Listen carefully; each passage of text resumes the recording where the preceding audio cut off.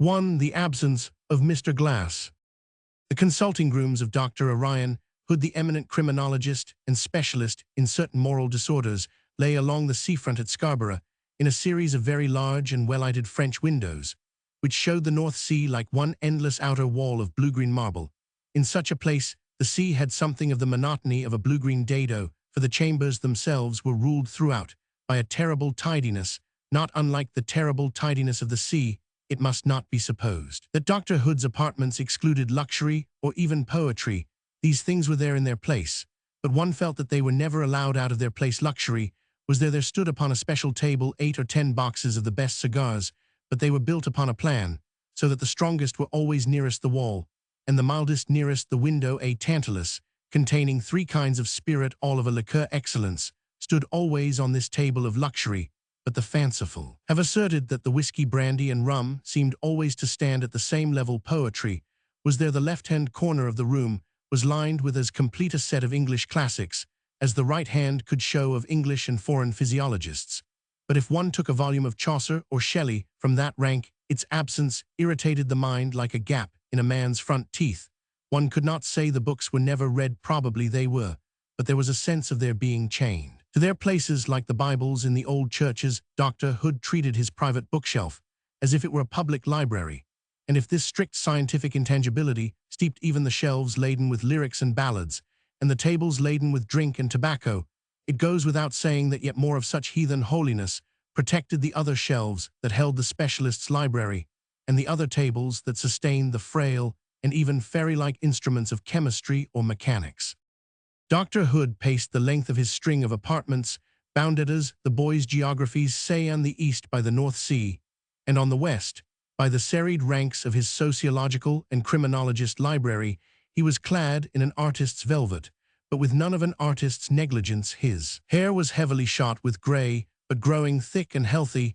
His face was lean, but sanguine and expectant. Everything about him and his room indicated something at once rigid and restless, like that great northern sea by which, on pure principles of hygiene, he had built his home.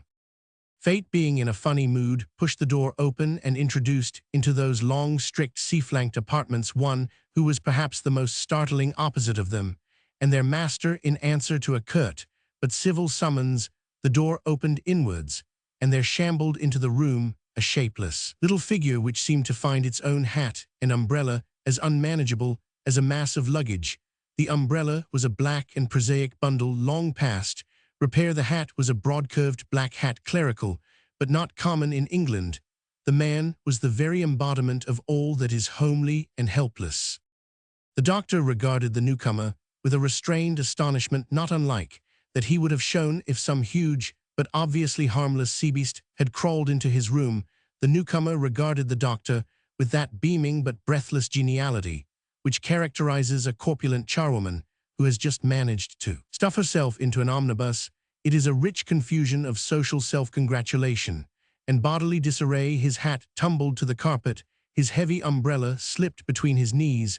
With a thud he reached after the one and ducked after the other, but with an unimpaired smile on his round face, spoke simultaneously as follows.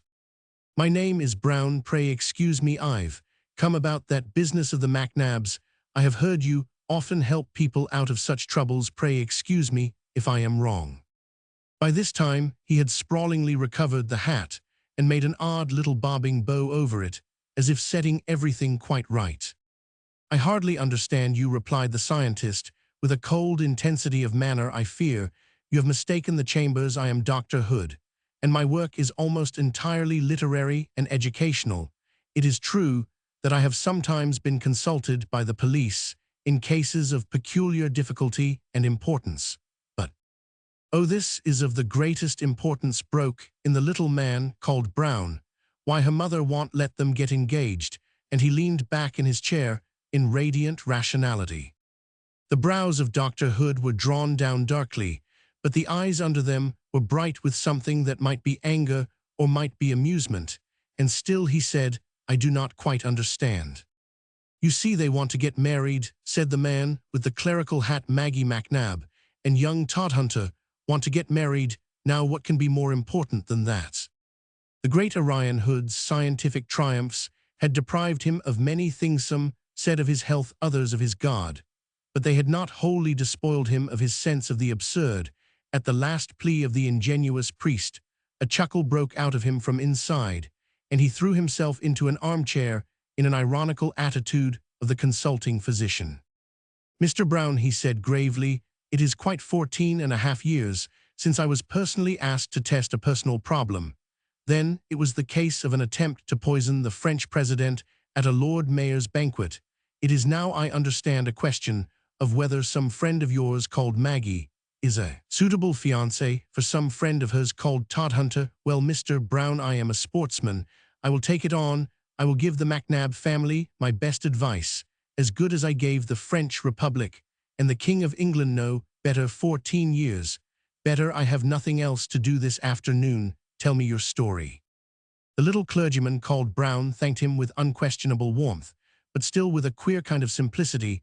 It was rather as if he were thanking a stranger in a smoking room for some trouble in passing the matches, than as if he was practically thanking the curator of Kew Gardens for coming with him into a field to find a four-leaved clover with scarcely a semicolon after his hearty thanks. The little man began his recital. "I told you my name was Brown. Well, that's the fact, and I am the priest of the little Catholic church I dare say you've seen beyond those straggly streets, where the town ends towards the north, in the last and straggliest of those streets, which runs along the sea like a seawall. There is a very honest, but rather sharp-tempered member of my flock, a widow, called MacNab. She has one daughter, and she lets lodgings, and between her and the daughter, and between her and the lodger, well, I dare say there is a great deal to be said on both sides at present. She has only one lodger, the young man called Todhunter, but he has given more trouble than all the rest, for he wants to marry the young woman of the house." And the young woman of the house, asked Dr. Hood, with huge and silent amusement, "What does she want?" "Why, she wants to marry him," cried Father Brown, sitting up eagerly. "That is just the awful complication." "It is indeed a hideous enigma," said Dr. Hood. "This young James Todhunter," continued the cleric, "is a very decent man so far as I know, but then nobody knows very much. He is a bright brownish little fellow, agile like a monkey, clean-shaven like an actor, and obliging like a born courtier. He seems to have quite a pocketful of money, but nobody knows what his trade is. Mrs. MacNab, therefore, being of a pessimistic turn, is quite sure it is something dreadful and probably connected with dynamite. The dynamite must be of a shy and noiseless sort, for the poor fellow only shuts himself up for several hours of the day and studies something behind a locked door. He declares his privacy is temporary and justified, and promises to explain before the wedding. That is all that anyone knows for certain. But Mrs. MacNab will tell you a great deal more than even she is certain of. You know how the tales grow like grass on such a patch of ignorance as that there are tales of two voices heard talking in the room, though when the door is opened, Todhunter is always found alone. There are tales of a mysterious tall man in a silk hat who once came out of the sea mists, and apparently out of the sea, stepping softly across the sandy fields and through the small back garden at twilight, till he was heard talking to the lodger at his open window. The colloquy seemed to end in a quarrel. Todhunter dashed down his window with violence, and the man in the high hat melted into the sea fog. Again, this story is told by the family with the fiercest mystification, but I really think Mrs. MacNab prefers her own original tale, that the other man, or whatever it is, crawls out every night from the big box in the corner, which is kept locked all day. You see, therefore, how this sealed door of Todhunter's is treated as the gate of all the fancies and monstrosities of the 1,001 Nights. And yet there is the little fellow in his respectable black jacket, as punctual and innocent as a parlor clock. He pays his rent to the tick. He is practically a teetotaler. He is tirelessly kind with the younger children, and can keep them amused for a day on end. And last, and most urgent of all, he has made himself equally popular with the eldest daughter, who is ready to go to church with him tomorrow. A man warmly concerned with any large theories has always a relish for applying them to any triviality. The great specialist, having condescended to the priest's simplicity, condescended expansively. He settled himself with comfort in his armchair, and began to talk in the tone of a somewhat absent-minded lecturer. Even in a minute instance, it is best to look first to the main tendencies of nature. A particular flower may not be dead in early winter, but the flowers are dying. A particular pebble may never be wetted with the tide, but the tide is coming in to the scientific eye. All human history is a series of collective movements, destructions, or migrations, like the massacre of flies in winter or the return of birds in spring. Now, the root fact in all history is race. Race produces religion. Race produces legal and ethical wars. There is no stronger case than that of the wild, unworldly, and perishing stock, which we commonly call the Celts, of whom your friends the MacNabs are specimens, small, swarthy, and of this dreamy and drifting blood. They accept easily the superstitious explanation of any incidents, just as they still accept, you will excuse me for saying, that superstitious explanation of all incidents, which you and your church represent. It is not remarkable that such people, with the sea moaning behind them and the church, excuse me again, droning in front of them, should put fantastic features into what are probably plain events. You, with your small parochial responsibilities, see only this particular. Mrs. MacNab, terrified with this particular tale of two voices and a tall man out of the sea, but the man with the scientific imagination sees as it were the whole clans of MacNab scattered over the whole world, in its ultimate average, as uniform as a tribe of birds. He sees thousands of Mrs. MacNabs in thousands of houses, dropping their little drop of morbidity in the teacups of their friends. He sees.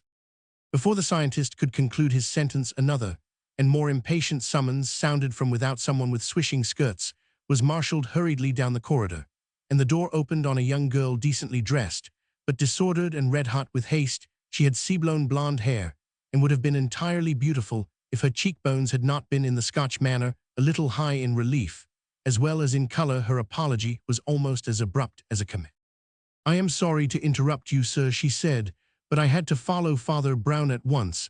It's nothing less than life or death." Father Brown began to get to his feet in some disorder. "Why, what has happened, Maggie?" he said. "James has been murdered, for all I can make out," answered the girl, still breathing hard from her rush.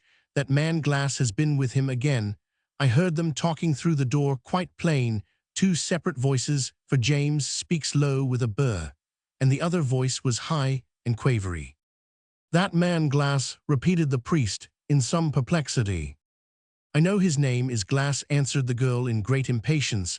"I heard it through the door. They were quarreling about money, I think, for I heard James say again and again, 'That's right, Mr. Glass,' or 'No, Mr. Glass,' and then 2 or 3 Mr. Glass.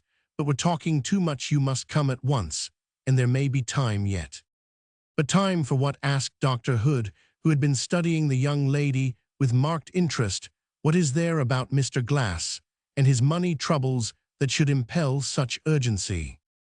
"I tried to break down the door and couldn't," answered the girl. "Shortly then, I ran to the backyard and managed to climb on to the windowsill that looks into the room. It was all dim and seemed to be empty, but I swear I saw James lying huddled up in a corner as if he were drugged or strangled." "This is very serious," said Father Brown, gathering his errant hat and umbrella, and standing up. "In point of fact, I was just putting your case before this gentleman, and his view has been largely altered," said the scientist gravely. "I do not think this young lady is so Celtic as I had supposed. As I have nothing else to do, I will put on my hat and stroll downtown with you." In a few minutes, all three were approaching the dreary tail of the MacNab Street, the girl with the stern and breathless stride of the mountaineer, the criminologist with a lounging grace, which was not without a certain leopard-like swiftness, and the priest at an energetic trot, entirely devoid of distinction.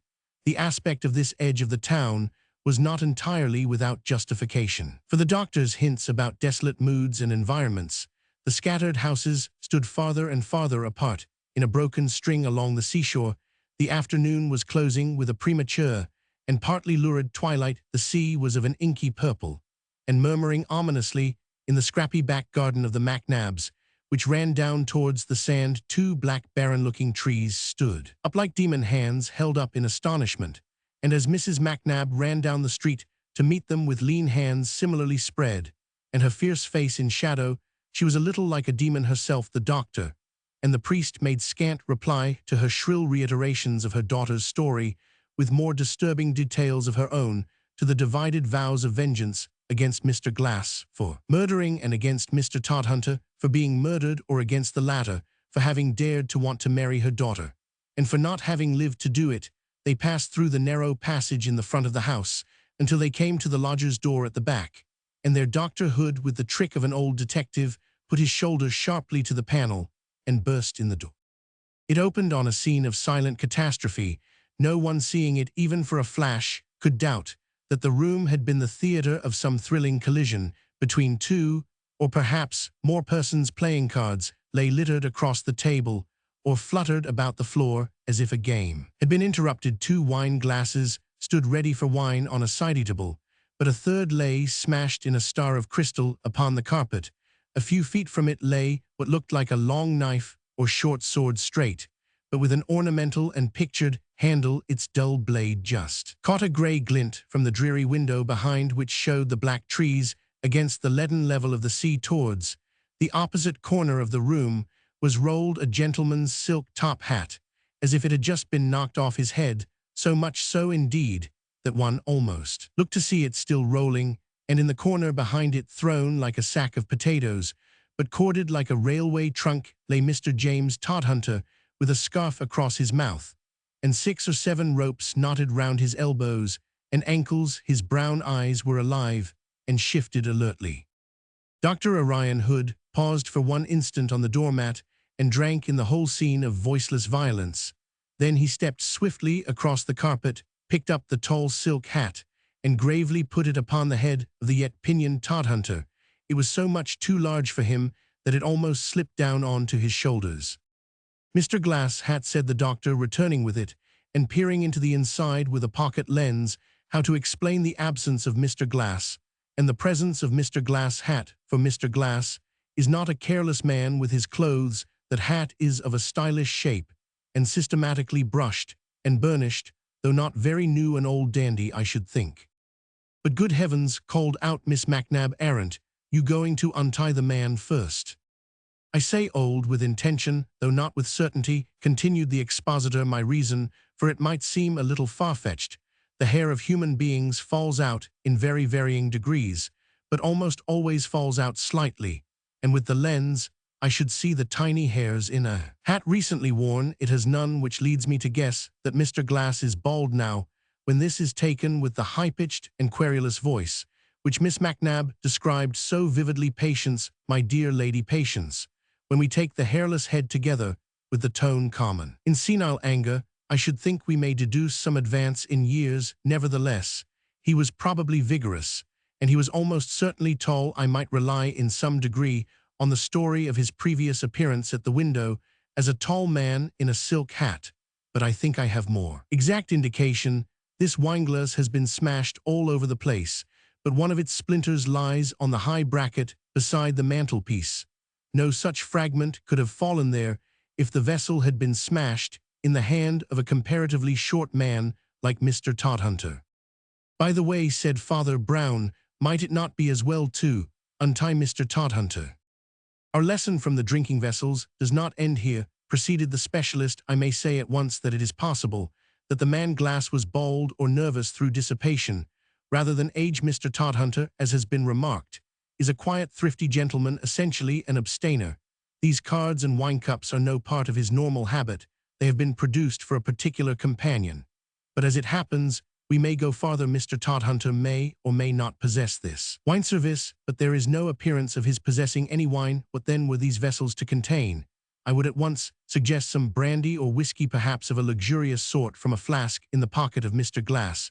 We have thus something like a picture of the man, or at least of the type: tall, elderly, fashionable, but somewhat frayed, certainly fond of play and strong waters, perhaps rather too fond of them. Mr. Glass is a gentleman not unknown on the fringes of society." "Look here," cried the young woman, "if you don't let me pass to untie him, I'll run outside and scream for the police." "I should not advise you, Miss Macnab," said Dr. Hood gravely, "to be in any hurry to fetch the police. Father Brown, I seriously ask you to compose your flock for their sakes, not for mine. Well, we have seen something of the figure and quality of Mr. Glass. What are the chief facts known of Mr. Todhunter? They are substantially three: that he is economical, that he is more or less wealthy, and that he has a secret. Now surely it is obvious that there are the three chief marks of the kind of man who is blackmailed, and surely it is equally obvious that the faded finery, the profligate habits, and the shrill irritation of Mr. Glass are the unmistakable marks of the kind of man who blackmails him. We have the two typical figures of a tragedy of hush money: on the one hand, the respectable man with a mystery; on the other, the West End vulture with a scent for a mystery. These two men have met here today and have quarreled using blows and a bare weapon. "Are you going to take those ropes off?" asked the girl stubbornly. Dr. Hood replaced the silk hat carefully on the side table and went across to the captive. He studied him intently, even moving him a little and half turning him round by the shoulders, but he only answered, "No, I think these ropes will do very well till your friends, the police, bring the handcuffs." Father Brown, who had been looking dully at the carpet, lifted his round face and said, "What do you mean?" The man of science had picked up the peculiar dagger sword from the carpet and was examining it intently as he answered, "Because you find Mr. Todhunter tied up," he said, "you all jumped to the conclusion that Mr. Glass had tied him up, and then I suppose escaped. There are four objections to this. First, why should a gentleman so dressy as our friend Glass leave his hat behind him if he left of his own free will? Second," he continued, moving towards the window, "this is the only exit, and it is locked on the inside. Third, this blade here has a tiny touch of blood at the point, but there is no wound on Mr. Todhunter. Mr. Glass took that wound away with him, dead or alive. Add to all this primary probability. It is much more likely that the blackmailed person would try to kill his incubus, rather than that the blackmailer would try to kill the goose that lays his golden egg there. I think we have a pretty complete story." "But the ropes?" inquired the priest, whose eyes had remained open with a rather vacant admiration. "Ah, the ropes," said the expert with a singular intonation. "Miss Macnab very much wanted to know why I did not set Mr. Todhunter free from his ropes. Well, I will tell her I did not do it, because Mr. Todhunter can set himself free from them at any minute he chooses." "What?" cried the audience on quite different notes of astonishment. "I have looked at all the knots on Mr. Todhunter," reiterated Hood quietly. "I happen to know something about knots. They are quite a branch of criminal science. Every one of those knots he has made himself, and could loosen himself. Not one of them would have been made by an enemy really trying to pinion him. The whole of this affair of the ropes is a clever fake to make us think him the victim of the struggle, instead of the wretched Glass, whose corpse may be hidden in the garden or stuffed up the chimney." There was a rather depressed silence. The room was darkening. The sea-blighted boughs of the garden trees looked leaner and blacker than ever, yet they seemed to have come nearer to the window. One could almost fancy they were sea monsters like crocodils or cuttlefish, writhing polypi, who had crawled up from the sea to see the end of this tragedy, even as he, the villain and victim of it, the terrible man in the tall hat, had once crawled up from the sea. For the whole air was dense with the morbidity of blackmail, which is the most morbid of human things, because it is a crime concealing a crime, a black plaster on a blacker wound. The face of the little Catholic priest, which was commonly complacent and even comic, had suddenly become knotted with a curious frown. It was not the blank curiosity of his first innocence. It was rather that creative curiosity which comes when a man has the beginnings of an idea. "Say it again, please," he said, in a simple, bothered manner. "Do you mean that Todhunter can tie himself up all alone, and untie himself all alone?" "That is what I mean," said the doctor. "Jerusalem," ejaculated Brown suddenly, "I wonder if it could possibly be that." He scuttled across the room, rather like a rabbit, and peered with quite a new impulsiveness into the partially covered face of the captive. Then he turned his own, rather fatuous face to the company. "Yes, that's it," he cried in a certain excitement. "Can't you see it in the man's face? Why, look at his eyes." Both the professor and the girl followed the direction of his glance, and though the broad black scarf completely masked the lower half of Todhunter's visage, they did grow conscious of something struggling and intense about the upper part of it. "His eyes do look queer," cried the young woman, strongly moved. "You brutes, I believe it's hurting him." "Not that I think," said Dr. Hood. "The eyes have certainly a singular expression, but I should interpret those transverse wrinkles as expressing rather such slight psychological abnormality. "Oh bosh," cried Father Brown, "can't you see he's laughing?" "Laughing," repeated the doctor with a start, "but what on earth can he be laughing at?" "Well," replied the Reverend Brown apologetically, "not to put too fine a point on it, I think he is laughing at you. And indeed I am a little inclined to laugh at myself now I know about it." "Now you know about what?" asked Hood, in some exasperation. "Now I know," replied the priest, "the profession of Mr. Todhunter." He shuffled about the room, looking at one object after another with what seemed to be a vacant stare, and then invariably bursting into an equally vacant laugh, a highly irritating process for those who had to watch it. He laughed very much over the hat, still more uproariously over the broken glass. But the blood on the sword point sent him into mortal convulsions of amusement. Then he turned to the fuming specialist. "Dr. Hood," he cried enthusiastically, "you are a great poet. You have called an uncreated being out of the void. How much more godlike that is than if you had only ferreted out the mere facts. Indeed, the mere facts are rather commonplace and comic by comparison." "I have no notion what you are talking about," said Dr. Hood, rather haughtily. "My facts are all inevitable, though necessarily incomplete. A place may be permitted to intuition perhaps, or poetry, if you prefer the term, but only because the corresponding details cannot as yet be ascertained in the absence of Mr. Glass." That's it," said the little priest, nodding quite eagerly. "That's the first idea to get fixed, the absence of Mr. Glass. He is so extremely absent, I suppose," he added reflectively, "that there was never anybody so absent as Mr. Glass." "Do you mean he is absent from the town?" demanded the doctor.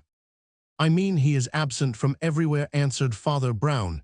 "He is absent from the nature of things, so to speak." "Do you seriously mean," said the specialist with a smile, "that there is no such person?" The priest made a sign of assent. "It does seem a pity," he said. Orion Hood broke into a contemptuous laugh. "Well," he said, "before we go on to the 101 other evidences, let us take the first proof. We found the first fact we fell over when we fell into this room. If there is no Mr. Glass, whose hat is this?" "It is Mr. Todhunter's," replied Father Brown. "But it doesn't fit him," cried Hood impatiently. "He couldn't possibly wear it." Father Brown shook his head with ineffable mildness. "I never said he could wear it," he answered. "I said it was his hat, or, if you insist on a shade of difference, a hat that is his." "And what is the shade of difference?" asked the criminologist with a slight sneer. "My good sir," cried the mild little man with his first movement akin to impatience, "if you will walk down the street to the nearest hatter's shop, you will see that there is in common speech a difference between a man's hat and the hats that are his." "But a hatter," protested Hood, "can get money out of his stock of new hats. What could Todhunter get out of this one old hat?" "Rabbits," replied Father Brown promptly. "What?" cried Dr. Hood. "Rabbits, ribbons, sweetmeats, goldfish, rolls of colored paper," said the reverend gentleman with rapidity. "Didn't you see it all when you found out the faked ropes? It's just the same with the sword. Mr. Todhunter hasn't got a scratch on him, as you say, but he's got a scratch in him, if you follow me." "Do you mean inside Mr. Todhunter's clothes?" inquired Mrs. McNabb sternly.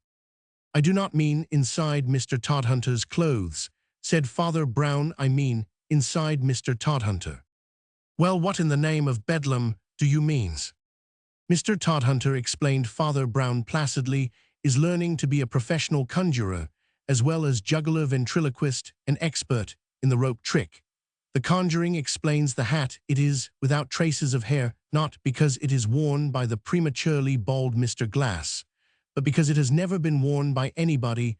The juggling explains the 3 glasses which Todhunter was teaching himself to throw up and catch in rotation, but being only at the stage of practice, he smashed 1 glass against the ceiling, and the juggling also explains the sword, which it was Mr. Todhunter's professional pride and duty to swallow, but again being at the stage of practice, he very slightly grazed the inside of his throat with the weapon, hence he has a wound inside him which I am sure from the expression on his face is not a serious one. He was also practicing the trick of a release from ropes like the Davenport brothers, and he was just about to free himself when we all burst into the room.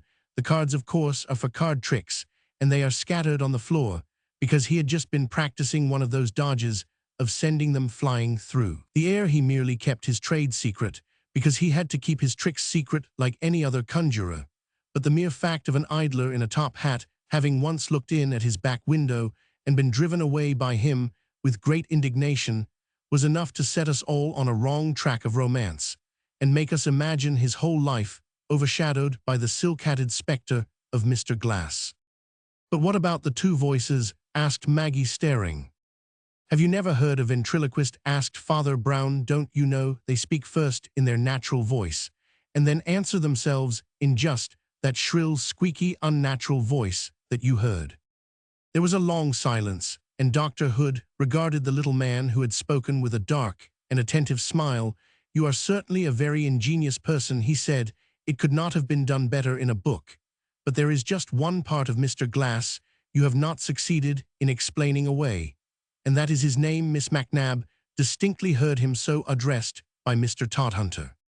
The Rev. Mr. Brown broke into a rather childish giggle. "Well, that he said that's the silliest part of the whole silly story." When our juggling friend here threw up the 3 glasses in turn, he counted them aloud as he caught them, and also commented aloud, when he failed to catch them, what he really said was 1, 2, and 3 Mr. Glass, 1, 2 Mr. Glass, and so on. There was a second of stillness in the room, and then everyone with one accord burst out laughing. As they did so, the figure in the corner complacently uncoiled all the ropes and let them fall with a flourish.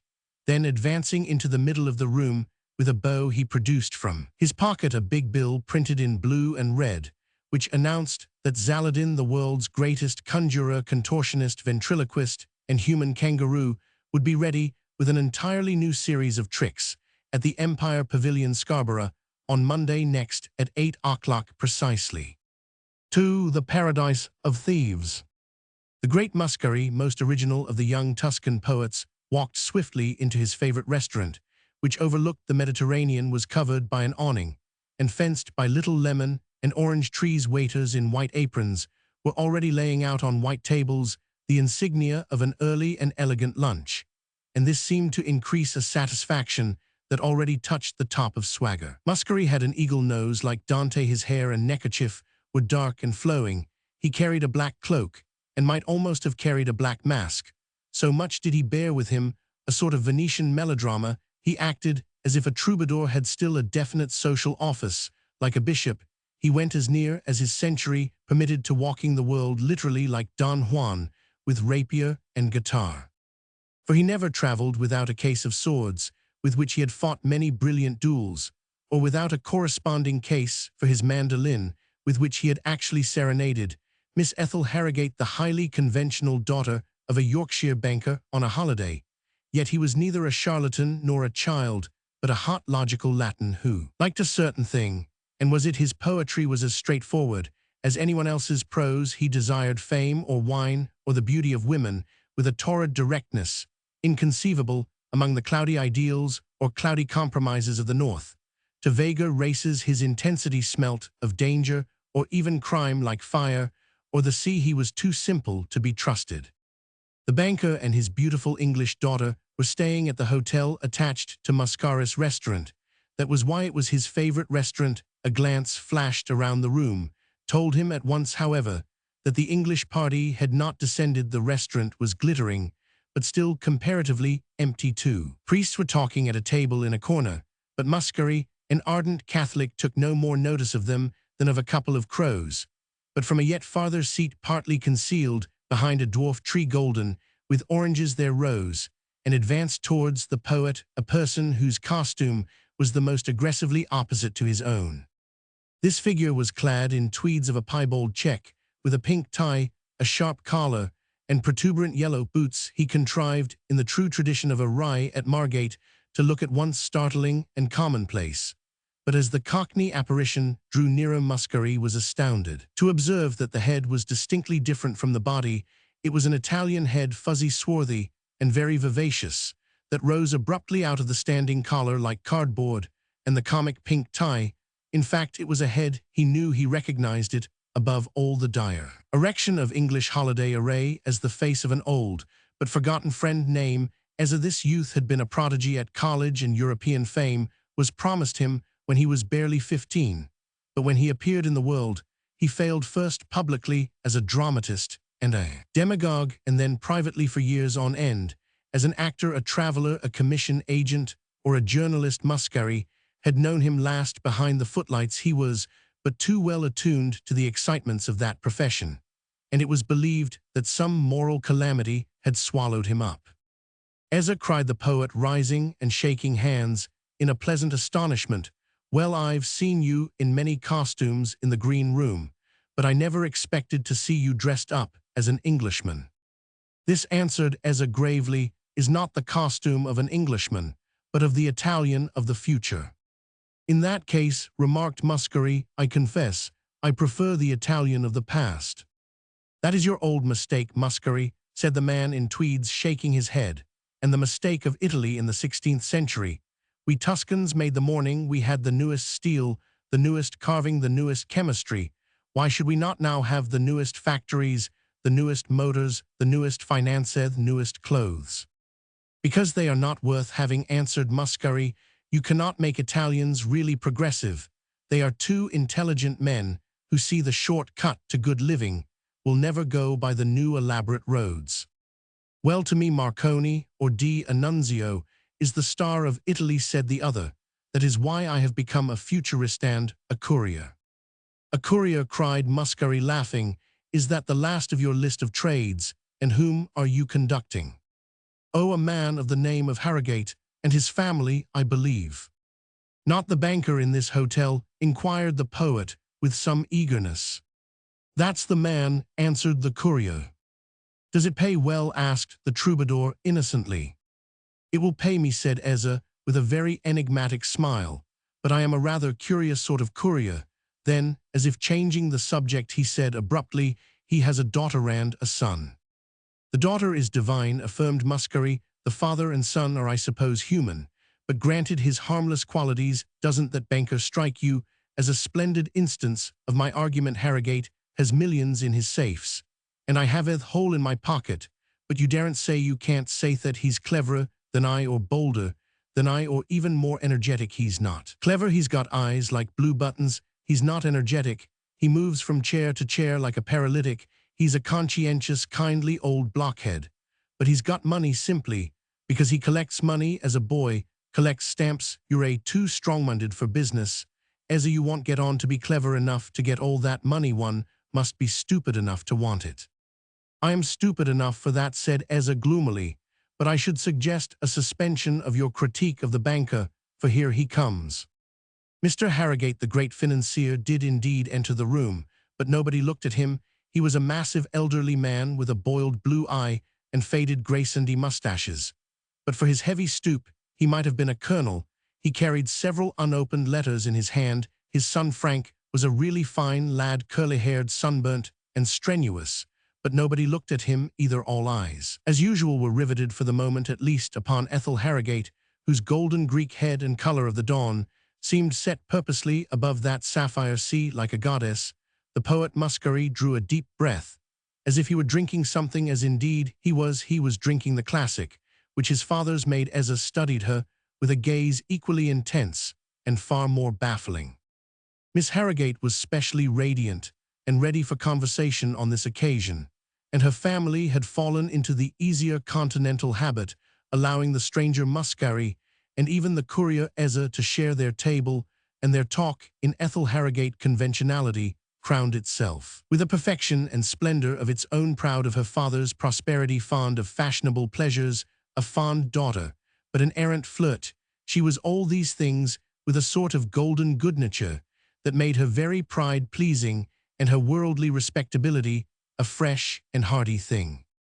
They were in an eddy of excitement about some alleged peril in the mountain path they were to attempt that week. The danger was not from rock and avalanche, but from something yet more romantic. Ethel had been earnestly assured that brigands, the true cutthroats of the modern legend, still haunted that ridge and held that pass of the Apennines. "They say," she cried with the awful relish of a schoolgirl, that all that country isn't ruled by the King of Italy, but by the King of Thieves, who is the King of Thieves.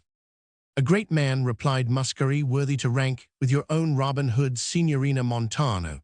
The King of Thieves was first heard of in the mountains some 10 years ago, when people said brigands were extinct, but his wild authority spread with the swiftness of a silent revolution. Men found his fierce proclamations nailed in every mountain village, his sentinel's gun in hand, in every mountain ravine 6 times. The Italian government tried to dislodge him, and was defeated in 6 pitched battles, as if by Napoleon. Now that sort of thing, observed the banker weightily, would never be allowed in England perhaps. After all, we had better choose another route. But the courier thought it perfectly safe. It is perfectly safe, said the courier contemptuously. I have been over it 20 times. There may have been some old jailbird called a king in the time of our grandmothers, but he belongs to history, if not to fable. Brigandage is utterly stamped out. It can never be utterly stamped out, Masquerading answered, because armed revolt is a recreation natural to Southerners. Our peasants are like their mountains, rich in grace and green gaiety, but with the fires beneath there is a point of human despair, where the northern poor take to drink and our own poor take to daggers. A poet is privileged, replied Ezra, with a sneer. If Signor Masquerading were English, he would still be looking for highwaymen in Wandsworth. Believe me, there is no more danger of being captured in Italy than of being scalped in Boston. Then you propose to attempt it? Asked Mr. Harrogate, frowning. Oh, it sounds rather dreadful, cried the girl, turning her glorious eyes on Masquerading. Do you really think the pass is dangerous? Masquerading threw back his black mane. I know it is dangerous, he said. I am crossing it tomorrow. The young Harrogate was left behind for a moment, emptying a glass of white wine and lighting a cigarette, as the beauty retired with the banker, the courier, and the poet distributing peals of silvery satire. At about the same instant, the 2 priests in the corner rose, the taller, a white-haired Italian, taking his leave. The shorter priest turned and walked towards the banker's son, and the latter was astonished to realize that though a Roman priest, the man was an Englishman. He vaguely remembered meeting him at the social crushes of some of his Catholic friends, but the man spoke before his memories could collect themselves. Mr. Frank Harrogate, I think he said. I have had an introduction, but I do not mean to presume on it. The odd thing I have to say will come far better from a stranger. Mr. Harrogate, I say one word, and go take care of your sister in her great sorrow. Even for Frank's truly fraternal indifference, the radiance and derision of his sister still seemed to sparkle and ring. He could hear her laughter still from the garden of the hotel, and he stared at his somber adviser in puzzledom. Do you mean the brigands? He asked, and then, remembering a vague fear of his own, or can you be thinking of Masquerading? One is never thinking of the real sorrow, said the strange priest. One can only be kind when it comes. And he passed promptly from the room, leaving the other, almost, with his mouth open. A day or two afterwards, a coach containing the company was really crawling and staggering up the spurs of the menacing mountain range. Between Ezra's cheery denial of the danger and Masquerading's boisterous defiance of it, the financial family were firm in their original purpose, and Masquerading made his mountain journey coincide with theirs. A more surprising feature was the appearance at the coasttown station of the little priest of the restaurant. He alleged merely that business led him also to cross the mountains of the Midland, but young Harrogate could not but connect his presence with the mystical fears and warnings of yesterday.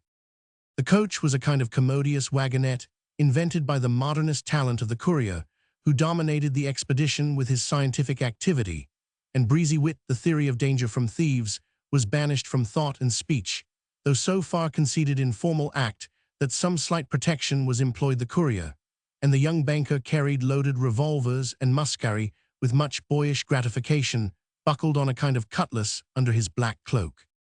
He had planted his person at a flying leap next to the lovely Englishwoman. On the other side of her sat the priest, whose name was Brown, and who was fortunately a silent individual. The courier and the father and son were on the bank behind. Masquerading was in towering spirits, seriously believing in the peril, and his talk to Ethel might well have made her think him a maniac, but there was something in the crazy and gorgeous ascent amid crags like peaks, loaded with woods like orchards, that dragged her spirit up alone, with his interpurple preposterous heavens, with wheeling suns. The white road climbed like a white cat. It spanned sunless chasms like a tightrope. It was flung round far-off headlands like a lass. And yet, however high they went, the desert still blossomed like the rose. The fields were burnished in sun and wind, with the color of kingfisher and parrot, and hummingbird the hues of 100 flowering flowers. There are no lovelier meadows and woodlands than the English, no nobler crests or chasms than those of Snowdon and Glencoe, but Ethel Harrogate had never before seen the southern parks tilted on the splintered northern peaks, the gorge of Glencoe laden with the fruits of Kent. There was nothing here of that chill and desolation that in Britain one associates with high and wild scenery. It was rather like a mosaic palace rent with earthquakes, or like a Dutch tulip garden blown to the stars with dynamite. "It's like Kew Gardens on Beachy Head," said Ethel. "It is our secret," answered he, "the secret of the volcano. That is also the secret of the revolution, that a thing can be violent and yet fruitful. You are rather violent yourself," and she smiled at him. "And yet rather fruitless," he admitted. "If I die tonight, I die unmarried and a fool." "It is not my fault if you have come," she said, after a difficult silence. "It is never your fault," answered Masquerading. "It was not your fault that Troy fell." As they spoke, they came under overwhelming cliffs that spread almost like wings above a corner of peculiar peril, shocked by the big shadow on the narrow ledge. The horses stirred doubtfully. The driver leapt to the earth to hold their heads, and they became ungovernable. One horse reared up to his full height. Titanic and terrifying height of a horse when he becomes a biped.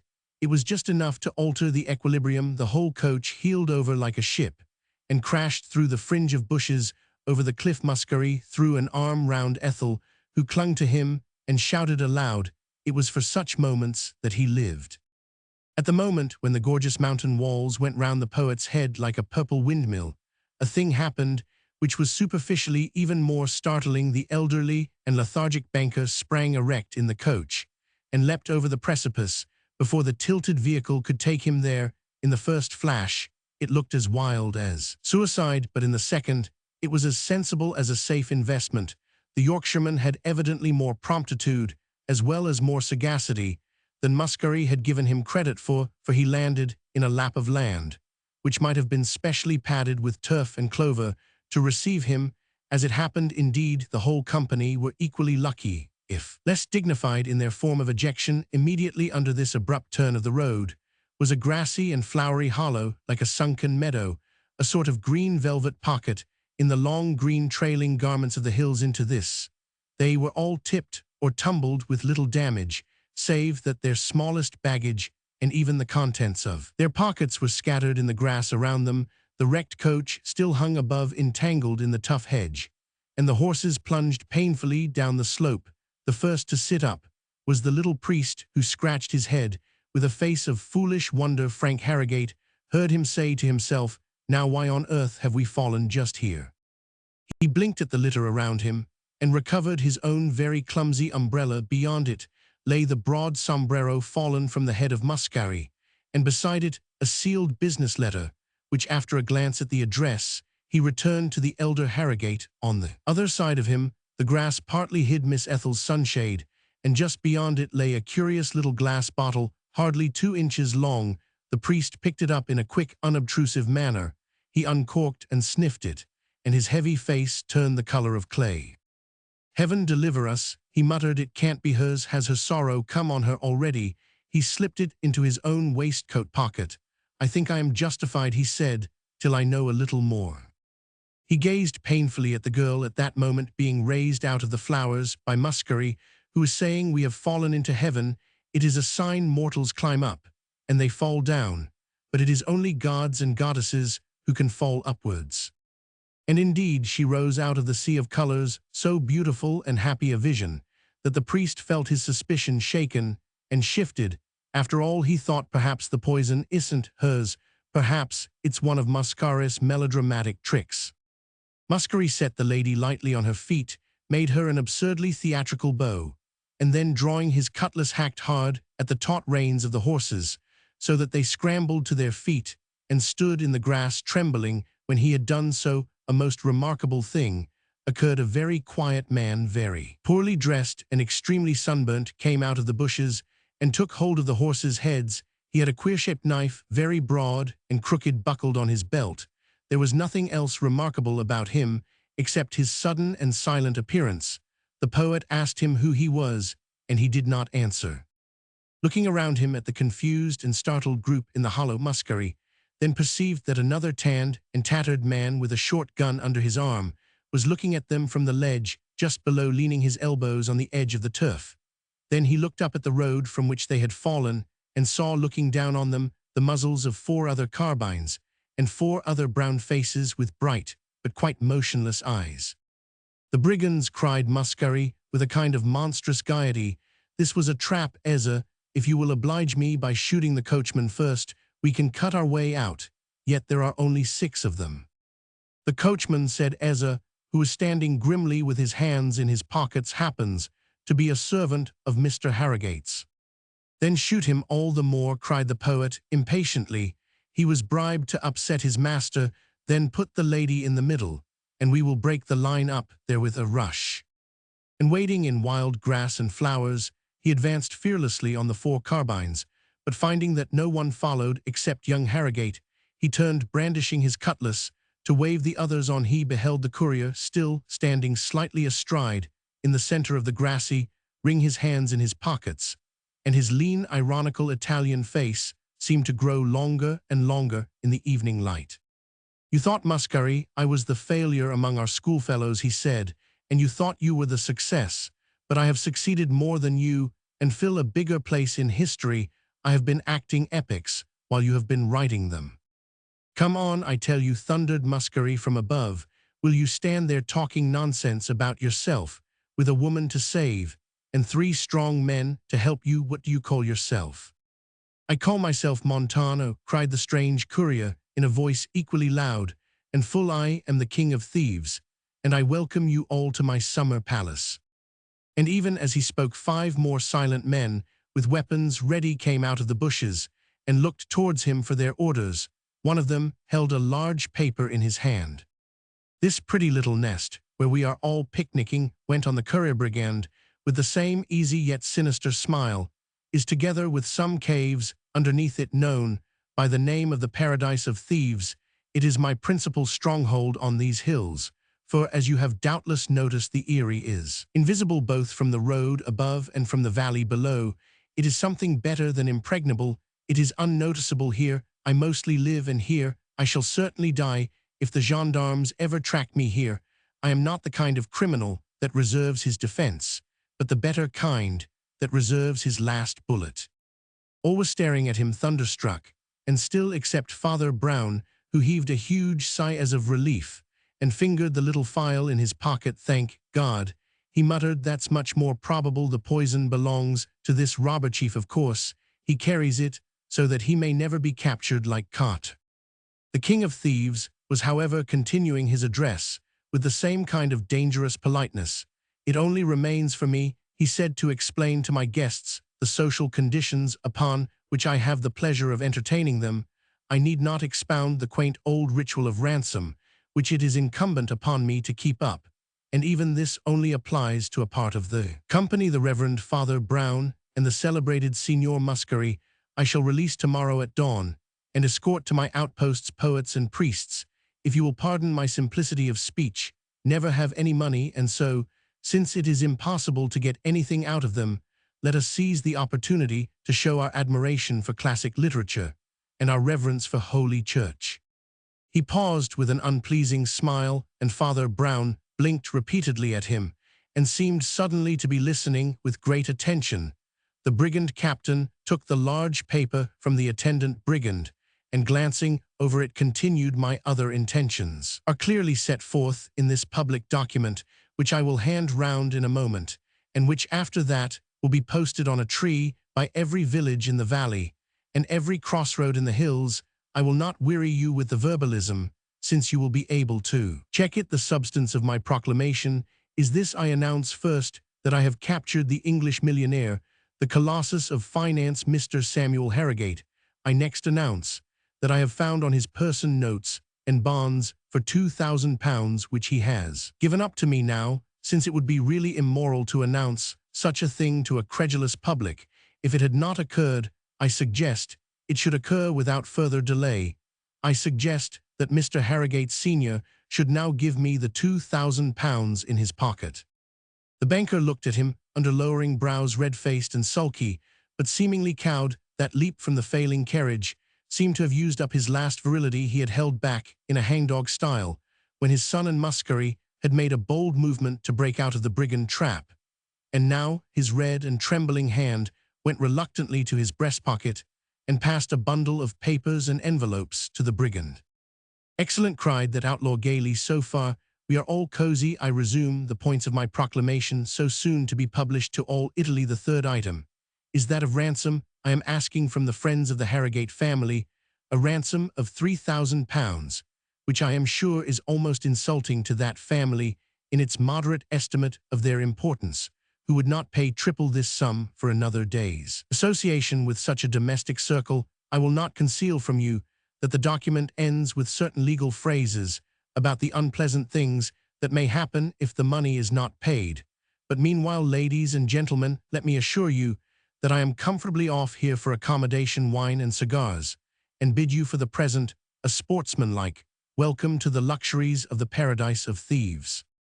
All the time that he had been speaking, the dubious-looking men with carbines and dirty slouch hats had been gathering silently in such preponderating numbers that even Masquerading was compelled to recognize his sally with the sword as hopeless. He glanced around him, but the girl had already gone over to soothe and comfort her father, for her natural affection for his person was as strong or stronger than her somewhat snobbish pride in his success.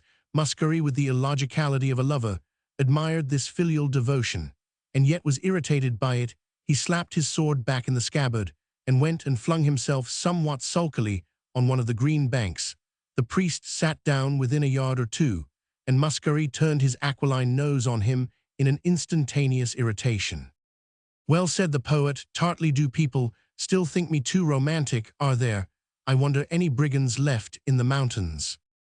"There may be," said Father Brown agnostically. "What do you mean?" asked the other sharply.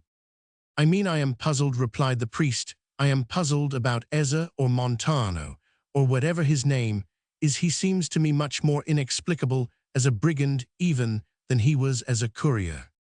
"But in what way?" persisted his companion. "Santa Maria, I should have thought the brigand was plain enough." "I find three curious difficulties," said the priest in a quiet voice. "I should like to have your opinion on them. First of all, I must tell you, I was lunching in that restaurant at the seaside. As four of you left the room, you and Miss Harrogate went ahead talking and laughing, the banker and the courier came behind speaking sparely and rather low. But I could not help hearing Ezza say these words, 'Well, let her have a little fun, you know the blow may smash her any minute.' Mr. Harrogate answered nothing, so the words must have had some meaning on the impulse of the moment. I warned her brother that she might be in peril. I said nothing of its nature, for I did not know. But if it meant this capture in the hills, the thing is nonsense. Why should the brigand courier warn his patron even by a hint, when it was his whole purpose to lure him into the mountain mouse trap? It could not have meant that. But if not, what is this disaster known both to courier and banker, which hangs over Miss Harrogate's head?" "Disaster to Miss Harrogate," ejaculated the poet, sitting up with some ferocity. "Explain yourself, go on." "All my riddles, however, revolve round our bandit chief," resumed the priest reflectively, "and here is the second of them. Why did he put so prominently in his demand for ransom the fact that he had taken £2,000 from his victim on the spot? It had no faintest tendency to evoke the ransom quite the other way. Fact, Harrogate's friends would be far likelier to fear for his fate if they thought the thieves were poor and desperate, yet the spoliation on the spot was emphasized and even put first in the demand. Why should Ezza Montano want so specially to tell all Europe that he had picked the pocket before he levied the blackmail?" "I cannot imagine," said Masquerading, rubbing up his black hair for once with an unaffected gesture. "You may think you enlighten me, but you are leading me deeper in the dark. What may be the third objection to the king of the thieves?" "The third objection," said Father Brown, still in meditation, is this bank we are sitting on? Why does our brigand courier call this his chief fortress and the paradise of thieves? It is certainly a soft spot to fall on, and a sweet spot to look at. It is also quite true, as he says that it is invisible from valley and peak, and is therefore a hiding place. But it is not a fortress, it never could be a fortress. I think it would be the worst fortress in the world, for it is actually commanded from above by the common highroad across the mountains. Very place where the police would most probably pass. Why 5 shabby short guns held us helpless here. About half an hour ago the quarter of a company of any kind of soldiers could have blown us over the precipice. Whatever is the meaning of this odd little nook of grass and flowers, it is not an entrenched position, it is something else. It has some other strange sort of importance, some value, that I do not understand. It is more like an accidental theatre or a natural greenroom. It is like the scene for some romantic comedy. It is like. As the little priest's words lengthened and lost themselves in a dull and dreamy sincerity, Masquerading, whose animal senses were alert and impatient, heard a new noise in the mountains. Even for him, the sound was as yet very small and faint, but he could have sworn the evening breeze bore with it something like the pulsation of horses' hoofs and a distant hallooing. At the same moment, and long before the vibration had touched the less experienced English ears, Montano, the brigand ran up the bank above them and stood in the broken hedge, steadying himself against a tree, and peering down the road. He was a strange figure as he stood there, for he had assumed a flapped fantastic hat and swinging baldric and cutlass in his capacity of bandit king, but the bright prosaic tweed of the courier showed through in patches all over him. The next moment he turned his olive sneering face and made a movement with his hand. The brigands scattered at the signal, not in confusion, but in what was evidently a kind of guerrilla discipline. Instead of occupying the road along the ridge, they sprinkled themselves along the side of it behind the trees and the hedge, as if watching unseen for an enemy. The noise beyond grew stronger, beginning to shake the mountain road, and a voice could be clearly heard calling out orders. The brigands swayed and huddled, cursing and whispering, and the evening air was full of little metallic noises as they cocked their pistols or loosened their knives or trailed their scabbards over the stones. Then the noises from both quarters seemed to meet on the road. Above, branches broke, horses neighed, men cried out. "A rescue!" cried Masquerading, springing to his feet and waving his hat. "The gendarmes are on them now for freedom, and a blow for it now to be rebels against robbers. Come, don't let us leave everything to the police that is so dreadfully modern. Fall on the rear of these ruffians. The gendarmes are rescuing us. Come, friends, let us rescue the gendarmes." And throwing his hat over the trees, he drew his cutlass once more and began to escalade the slope up to the road. Frank Harrogate jumped up and ran across to help him, revolver in hand, but was astounded to hear himself imperatively recalled by the raucous voice of his father, who seemed to be in great agitation. "I won't have it," said the banker in a choking voice. "I command you not to interfere." "But father," said Frank very warmly, "an Italian gentleman has led the way." "You wouldn't have it said that." The English hung back. "It is useless," said the older man, who was trembling violently. "It is useless. We must submit to our lot." Father Brown looked at the banker, then he put his hand instinctively, as if on his heart, but really on the little bottle of poison, and a great light came into his face, like the light of the revelation of death. Masquerading, meanwhile, without waiting for support, had crested the bank up to the road, and struck the brigand king heavily on the shoulder, causing him to stagger and swing round. Montano also had his cutlass unsheathed, and Masquerading, without further speech, sent a slash at his head, which he was compelled to catch and parry. But even as the two short blades crossed and clashed, the king of thieves deliberately dropped his point and laughed. "What's the good, old man?" he said, in spirited Italian slang. "This damned farce will soon be over." "What do you mean, you shuffler?" panted the infuriating poet. "Is your courage a sham as well as your honesty?" "Everything about me is a sham," responded the ex-courier in complete good humor. "I am an actor, and if I ever had a private character, I have forgotten it. I am no more a genuine brigand than I am a genuine courier. I am only a bundle of masks, and you can't fight a duel with that." And he laughed with boyish pleasure, and fell into his old straddling attitude with his back to the skirmish up the road. Darkness was deepening under the mountain walls, and it was not easy to discern much of the progress of the struggle save that tall men were pushing their horses' muzzles through a clinging crowd of brigands who seemed more inclined to harass and hustle the invaders than to kill them. It was more like a town crowd preventing the passage of the police than anything the poet had ever pictured as the last stand of doomed and outlawed men of blood. Just as he was rolling his eyes in bewilderment, he felt a touch on his elbow and found the odd little priest standing there like a small Noah with a large hat and requesting the favor of a word or two. "Signor Mascari," said the cleric in this queer crisis personalities, "may be pardoned, I may tell you without offense of a way in which you will do more good than by helping the gendarmes who are bound to break through in any case. You will permit me the impertinent intimacy. But do you care about that girl, care enough to marry her and make her a good husband, I mean?" "Yes," said the poet quite simply. "Does she care about you?" "I think so," was the equally grave reply. "Then go over there and offer yourself," said the priest. "Offer her everything you can offer her, heaven and earth. If you've got them, the time is short." "Why?" asked the astonished man of letters. "Because," said Father Brown, "her doom is coming up the road."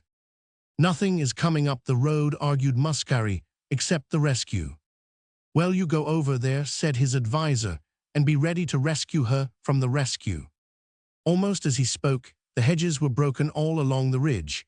By a rush of the escaping brigands, they dived into bushes and thick grass like defeated men pursued, and the great cocked hats of the mounted gendarmerie were seen passing along above the broken hedge.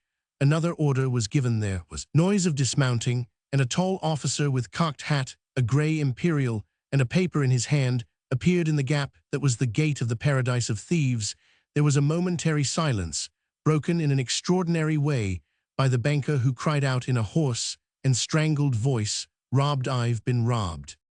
"Why, that was hours ago," cried his son in astonishment, "when you were robbed of £2,000. "Not of £2,000, said the financier with an abrupt and terrible composure, "only of a small bottle." The policeman with the grey imperial was striding across the green hollow, encountering the king of the thieves in his path. He clapped him on the shoulder with something between a caress and a buffet, and gave him a push that sent him staggering away. "You'll get into trouble too," he said, "if you play these tricks." Again, to Mascari's artistic eye, it seemed scarcely like the capture of a great outlaw at bay. Passing on, the policeman halted before the Harrogate group and said, "Samuel Harrogate, I arrest you in the name of the law for embezzlement of the funds of the Hull and Huddersfield Bank." The great banker nodded with an odd air of business assent, seemed to reflect a moment, and before they could interpose, took a half-turn and a step that brought him to the edge of the outer mountain wall. Then, flinging up his hands, he leapt exactly as he leapt out of the coach. But this time, he did not fall into a little meadow just beneath. He fell 1,000 feet below to become a wreck of bones in the valley. The anger of the Italian policeman, which he expressed volubly to Father Brown, was largely mixed with admiration. "It was like him to escape us at last. He said he was a great brigand. If you like, this last trick of his I believe to be absolutely unprecedented. He fled with the company's money to Italy and actually got himself captured by sham brigands in his own pay, so as to explain both the disappearance of the money and the disappearance of himself. That demand for ransom was really taken seriously by most of the police. But for years, he's been doing things as good as that, quite as good as that. He will be a serious loss to his family." Mascari was leading away the unhappy daughter who held hard to him as she did for many a year after. But even in that tragic wreck, he could not help having a smile and a hand of half-mocking friendship for the indefensible Ezza Montano. "And where are you going next?" he asked him over his shoulder. "Birmingham," answered the actor, puffing a cigarette. "Didn't I tell you I was a futurist? I really do believe in those things. If I believe in anything, change, bustle, and new things every morning. I am going to Manchester, Liverpool, Leeds, Hull, Huddersfield, Glasgow, Chicago, in short, to enlightened, energetic, civilized society. In short," said Mascari, "to the real paradise of thieves." 3. The Duel of Dr. Hirsch. Roman 1000 Maurice Brunn and Roman 1000 Armand Armagnac were crossing the sunlit Champs-Élysées. With a kind of vivacious respectability, they were both short, brisk, and bold. They both had black beards that did not seem to belong to their faces, after the strange French fashion which makes real hair look like artificial. Roman 1000 Brun had a dark wedge of beard apparently affixed under his lower lip. Roman 1000 Armagnac, by way of a change, had two beards, one sticking out from each corner of his emphatic chin. They were both young, they were both atheists, with a depressing fixity of outlook, but great mobility of exposition. They were both pupils of the great Dr. Hirsch, scientist, publicist, and moralist. Roman 1000 Brun had become prominent by his proposal that the common expression adieu should be obliterated from all the French classics, and a slight fine imposed for its use in private life.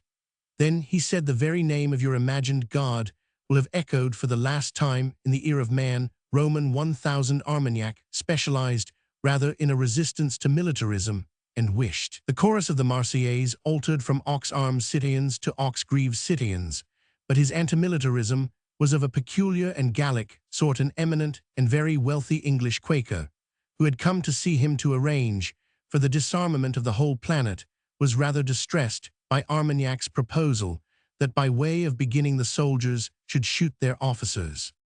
And indeed it was in this regard that the two men differed most from their leader and father.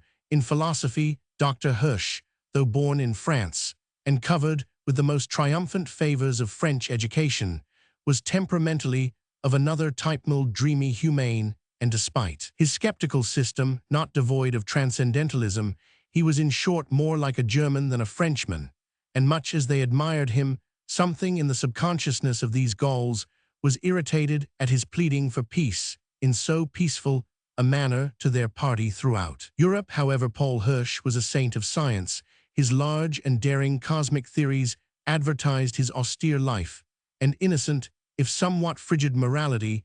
He held something of the position of Darwin doubled with the position of Tolstoy, but he was neither an anarchist nor an antipatriot. His views on disarmament were moderate, and evolutionary republican government put considerable confidence in him. As to various chemical improvements, he had lately even discovered a noiseless explosive, the secret of which the government was carefully guarding. His house stood in a handsome street near the Elysia Street, which in that strong summer seemed almost as full of foliage as the park itself. A row of chestnuts shattered the sunshine, interrupted only in one place, where a large café ran out into the street, almost opposite to this were the white and green blinds of the great scientist's house. An iron balcony, also painted green, running along in front of the first-floor windows. Beneath this was the entrance into a kind of court, gay with shrubs and tiles, into which the two Frenchmen passed in animated talk. The door was opened to them by the doctor's old servant Simon, who might very well have passed for a doctor himself, having a strict suit of black spectacles, grey hair, and a confidential manner. In fact, he was a far more presentable man of science than his master Dr. Hirsch, who was a forked radish of a fellow with just enough bulb of a head to make his body insignificant. With all the gravity of a great physician handling a prescription, Simon handed a letter to Roman 1000 Armagnac. That gentleman ripped it up with a racial impatience and rapidly read the following. I cannot come down to speak to you. There is a man in this house whom I refuse to meet. He is a chauvinist, Officer Dubosc. He is sitting on the stairs. He has been kicking the furniture about in all the other rooms. I have locked myself in my study opposite that café. If you love me, go over to the café and wait at one of the tables outside. I will try to send him over to you. I want you to answer him and deal with him. I cannot meet him myself. I cannot, I will not. There is going to be another Dreyfus case. P. Hirsch. Roman 1000 Armagnac looked at Roman 1000 Brun. Roman 1000 Brun borrowed the letter, read it, and looked at Roman 1000 Armagnac. Then both betook themselves briskly to one of the little tables under the chestnuts opposite, where they procured 2 tall glasses of horrible green absinthe, which they could drink apparently in any weather, and at any time. Otherwise the café seemed empty, except for one soldier drinking coffee at one table, and at another a large man drinking a small syrup and a priest drinking nothing. Maurice Brun cleared his throat and said, of course, we must help the master in every way, but... There was an abrupt silence, and Armagnac said he may have excellent reasons for not meeting the man himself, but... Before either could complete a sentence, it was evident that the invader had been expelled from the house opposite the shrubs under the archway swayed, and burst apart as that unwelcome guest was shot out of them like a cannonball.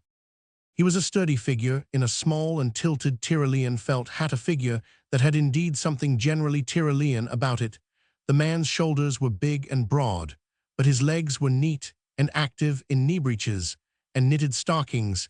His face was brown like a nut. He had very bright and restless brown eyes. His dark hair was brushed back stiffly in front and cropped close behind, outlining a square and powerful skull, and he had a huge black mustache like the horns of a bison. Such a substantial head is generally based on a bull neck, but this was hidden by a big colored scarf swathed round up the man's ears and falling in front inside his jacket like a sort of fancy waistcoat.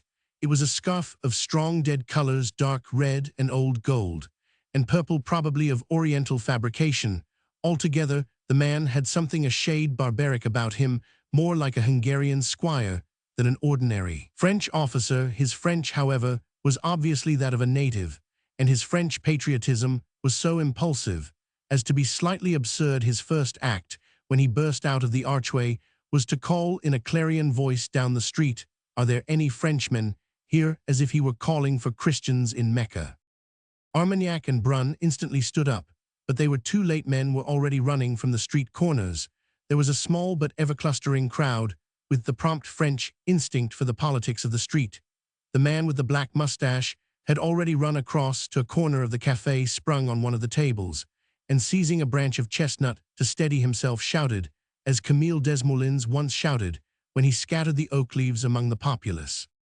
"Frenchmen," he volleyed, "I cannot speak, God help me. That is why I am speaking. The fellows in their filthy parliaments, who learn to speak, also learn to be silent, as that spy cowering in the house opposite, silent as he is when I beat on his bedroom door, silent as he is now, though he hears my voice across this street and shakes where he sits. Oh, they can be silent, eloquent, lithe politicians, but the time has come when we that cannot speak must speak. You are betrayed to the Prussians, betrayed at this moment, betrayed by that man. I am Jules Dubosc, colonel of artillery. Belfort, we caught a German spy in the Vosges yesterday, and a paper was found on him, a paper I hold in my hand. Oh, they tried to hush it up, but I took it direct to the man who wrote it, the man in that house. It is in his hand, it is signed with his initials. It is a direction for finding the secret of this new noiseless powder. Hirsch invented it. Hirsch wrote this note about it. This note is in German, and was found in a German's pocket.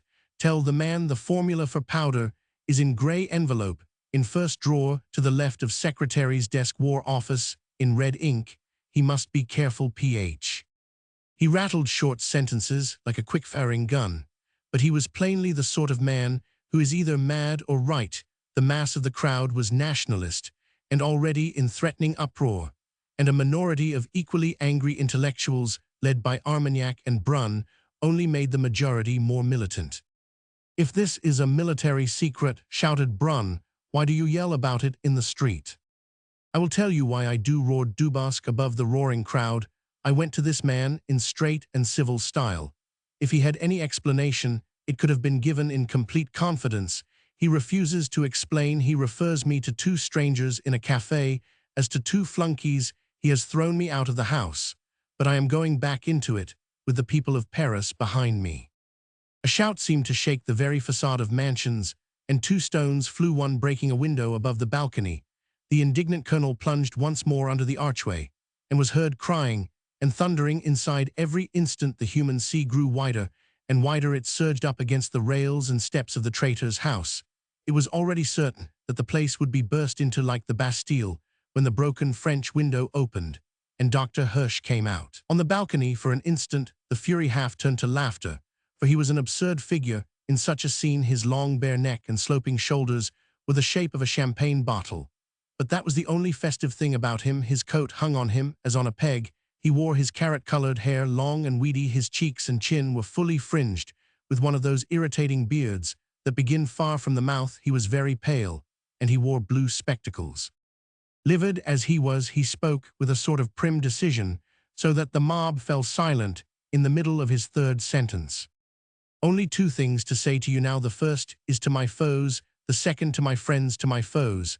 I say it is true, I will not meet Roman 1000 Dubosc, though he is storming outside this very room. It is true, I have asked 2 other men to confront him for me, and I will tell you why. Because I will not and must not see him, because it would be against all rules of dignity and honor to see him before I am triumphantly cleared before a court. There is another arbitration this gentleman owes me as a gentleman, and in referring him to my seconds, I am strictly. Armagnac and Brun were waving their hats wildly, and even the doctor's enemies roared applause at this unexpected defiance. Once more a few sentences were inaudible, but they could hear him say, to my friends, I myself should always prefer weapons purely intellectual, and to these an evolved humanity will certainly confine itself, but our own most precious truth is the fundamental force of matter and heredity. My books are successful, my theories are unrefuted, but I suffer in politics from a prejudice almost physical in the French. I cannot speak like Clemenceau and Déroulède, for their words are like echoes of their pistols. The French ask for a duelist, as the English ask for a sportsman. Well, I give my proofs, I will pay this barbaric bribe, and then go back to reason for the rest of my life. 2 men were instantly found in the crowd itself to offer their services to Colonel Dubosc, who came out presently satisfied. One was the common soldier with the coffee, who said simply, I will act for you, sir, I am the Duc de Valognes. The other was the big man, whom his friend the priest sought at first to dissuade, and then walked away alone. In the early evening, a light dinner was spread at the back of the Café Charlemagne, though unroofed by any glass or gilt plaster. The guests were nearly all under a delicate and irregular roof of leaves, for the ornamental trees stood so thick around and among the tables as to give something of the dimness and the dazzle of a small orchard. At one of the central tables, a very stumpy little priest sat in complete solitude and applied himself to a pile of whitebait with the gravest sort of enjoyment. His daily living being very plain, he had a peculiar taste for sudden and isolated luxuries. He was an abstemious epicure. He did not lift his eyes from his plate round, which red pepper, lemons, brown bread, and butter, etc., were rigidly ranked, until a tall shadow fell across the table, and his friend Flambeau sat down opposite. Flambeau was gloomy. I'm afraid I must chuck this business, said he heavily. I am all on the side of the French soldiers like Dubosc, and I am all against the French atheists like Hirsch. But it seems to me in this case we've made a mistake, the Duke, and I thought it as well to investigate the charge, and I must say I am glad we Roman 999. Is the paper a forgery, then? Asked the priest. That's just the odd thing, replied Flambeau. It's exactly like Hirsch's writing, and nobody can point out any mistake in it. But it wasn't written by Hirsch. If he's a French patriot, he didn't write it, because it gives information to Germany, and if he's a German spy, he didn't write it well because it doesn't give information to Germany. You mean the information is wrong? Asked Father Brown. Wrong, replied the other, and wrong exactly where Dr. Hirsch would have been right about the hiding place of his own secret formula in his own official department by favor of Hirsch, and the authorities, the Duke, and I have actually been allowed to inspect the secret drawer at the War Office where the Hirsch formula is kept. We are the only people who have ever known it, except the inventor himself and the Minister for War, but the Minister permitted it to save Hirsch from fighting. After that, we really can't support Dubosc if his revelation is a mare's nest. And it is, asked Father Brown. It is, said his friend gloomily, it is a clumsy forgery by somebody who knew nothing of the real hiding place. It says the paper is in the cupboard on the right of the secretary's desk. As a fact, the cupboard with the secret drawer is some way to the left of the desk. It says the gray envelope contains a long document. Written in red ink. It isn't written in red ink, but in ordinary black ink. It's manifestly absurd to say that Hirsch can have made a mistake about a paper that nobody knew of but himself, or can have tried to help a foreign thief by telling him to fumble in the wrong drawer. I think we must chuck it up and apologize to old Carrots. Father Brown seemed to cogitate. He lifted a little whitebait on his fork. You are sure the gray envelope was in the left cupboard? He asked. Positive, replied Flambeau, the grey envelopate was a white envelope really was. Father Brown put down the small silver fish and the fork and stared across at his companion, what he asked in an altered voice. Well, what, repeated Flambeau, eating heartily. It was not grey, said the priest. Flambeau, you frighten me. What the deuce are you frightened of?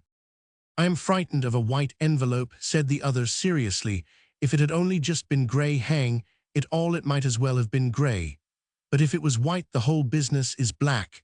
The doctor has been dabbling in some of the old brimstone after all. But I tell you he couldn't have written such a note, cried Flambeau. The note is utterly wrong about the facts. And innocent or guilty, Dr. Hirsch knew all about the facts. The man who wrote that note knew all about the facts, said his clerical companion soberly. He could never have got em so wrong without knowing about em. You have to know an awful lot to be wrong on every subject, like the devil. Do you mean? I mean a man telling lies on chance would have told some of the truth, said his friend firmly. Suppose someone sent you to find a house with a green door and a blue blind with a front garden, but no back garden, with a dog but no cat, and where they drank coffee but not tea. You would say, if you found no such house, that it was all made up. But I say no. I say, if you found a house where the door was blue and the blind green, where there was a back garden and no front garden, where cats were common and dogs instantly shot, where tea was drunk in quarts and coffee forbidden, then you would know you had found the house. The man must have known that particular house to be so accurately inaccurate. But what could it mean? Demanded the diner opposite. I can't conceive, said Brown. I don't understand this Hirsch affair at all. As long as it was only the left drawer instead of the right and red ink instead of black, I thought it must be the chance blunders of a forger, as you say. But 3 is a mystical number. It finishes things. It finishes this, that the direction about the drawer, the color of ink, the color of envelope, should none of them be right by accident. That can't be a coincidence. It wasn't. What was it, then? Treason, asked Flambeau, resuming his dinner. I don't know that either, answered Brown, with a face of blank bewilderment. The only thing I can think of, well, I never understood that Dreyfus case. I can always grasp moral evidence easier than the other sorts. I go by a man's eyes and voice, don't you know, and whether his family seems happy and by what subjects he chooses and avoids. Well, I was puzzled in the Dreyfus case, not by the horrible things imputed both ways, I know, though it's not modern to say so, that human nature in the highest places is still capable of being sensei or Borgia. No, what puzzled me was the sincerity of both parties. I don't mean the political parties. The rank and file are always roughly honest and often duped. I mean the persons of the play. I mean the conspirators, if they were conspirators. I mean the traitor, if he was a traitor. I mean the men who must have known the truth. Now Dreyfus went on like a man who knew he was a wronged man, and yet the French statesmen and soldiers went on as if they knew he wasn't a wronged man, but simply a wrong un. I don't mean they behaved, well, I mean they behaved as if they were sure. I can't describe these things. I know what I mean. I wish I did, said his friend. And what has it to do with old Hirsch? Suppose a person in a position of trust went on the priest, began to give the enemy information, because it was false information. Suppose he even thought he was saving his country by misleading the foreigner. Suppose this brought him into spy circles, and little loans were made to him, and little ties tied on to him. Suppose he kept up his contradictory position in a confused way by never telling the foreign spies the truth, but letting it more and more be guessed. The better part of him, what was left of it, would still say, I have not helped the enemy. I said it was the left drawer. The meaner part of him would already be saying, but they may have the sense to see that means the right. I think it is psychologically possible in an enlightened age, you know. It may be psychologically possible, answered Flambeau, and it certainly would explain Dreyfus being certain he was wronged, and his judges being sure he was guilty, but it won't wash historically, because Dreyfus' document, if it was his document, was literally correct. I wasn't thinking of Dreyfus, said Father Brown.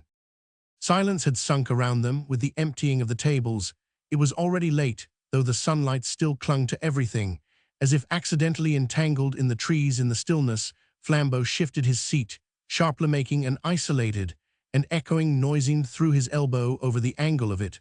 Well, he said rather harshly, if Hirsch is not better than a timid treasonmonger. You mustn't be too hard on them, said Father Brown gently. It's not entirely their fault, but they have no instincts, I mean those things that make a woman refuse to dance with a man or a man to touch an investment. They've been taught that it's all a matter of degree.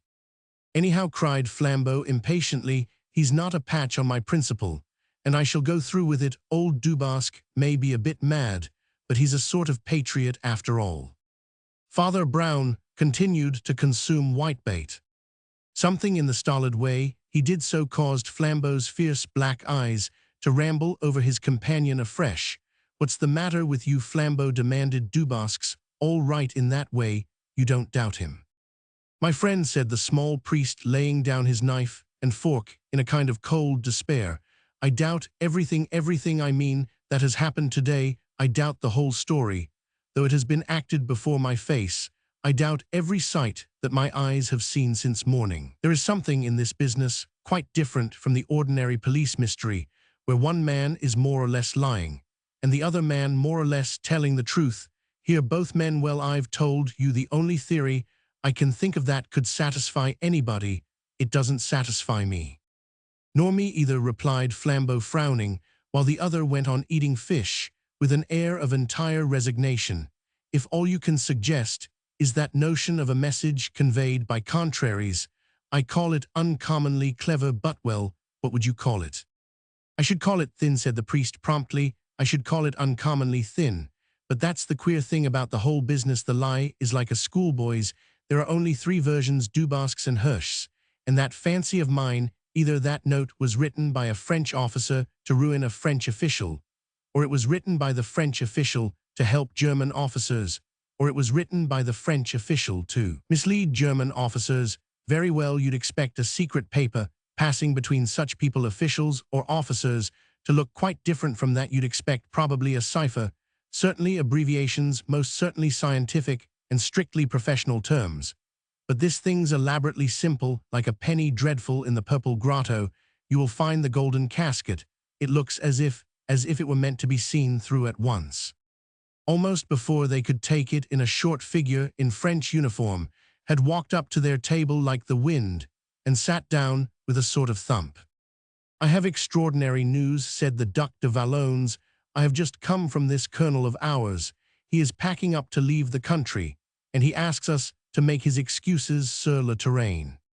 What? Cried Flambeau, with an incredulity quite frightful. Apologize.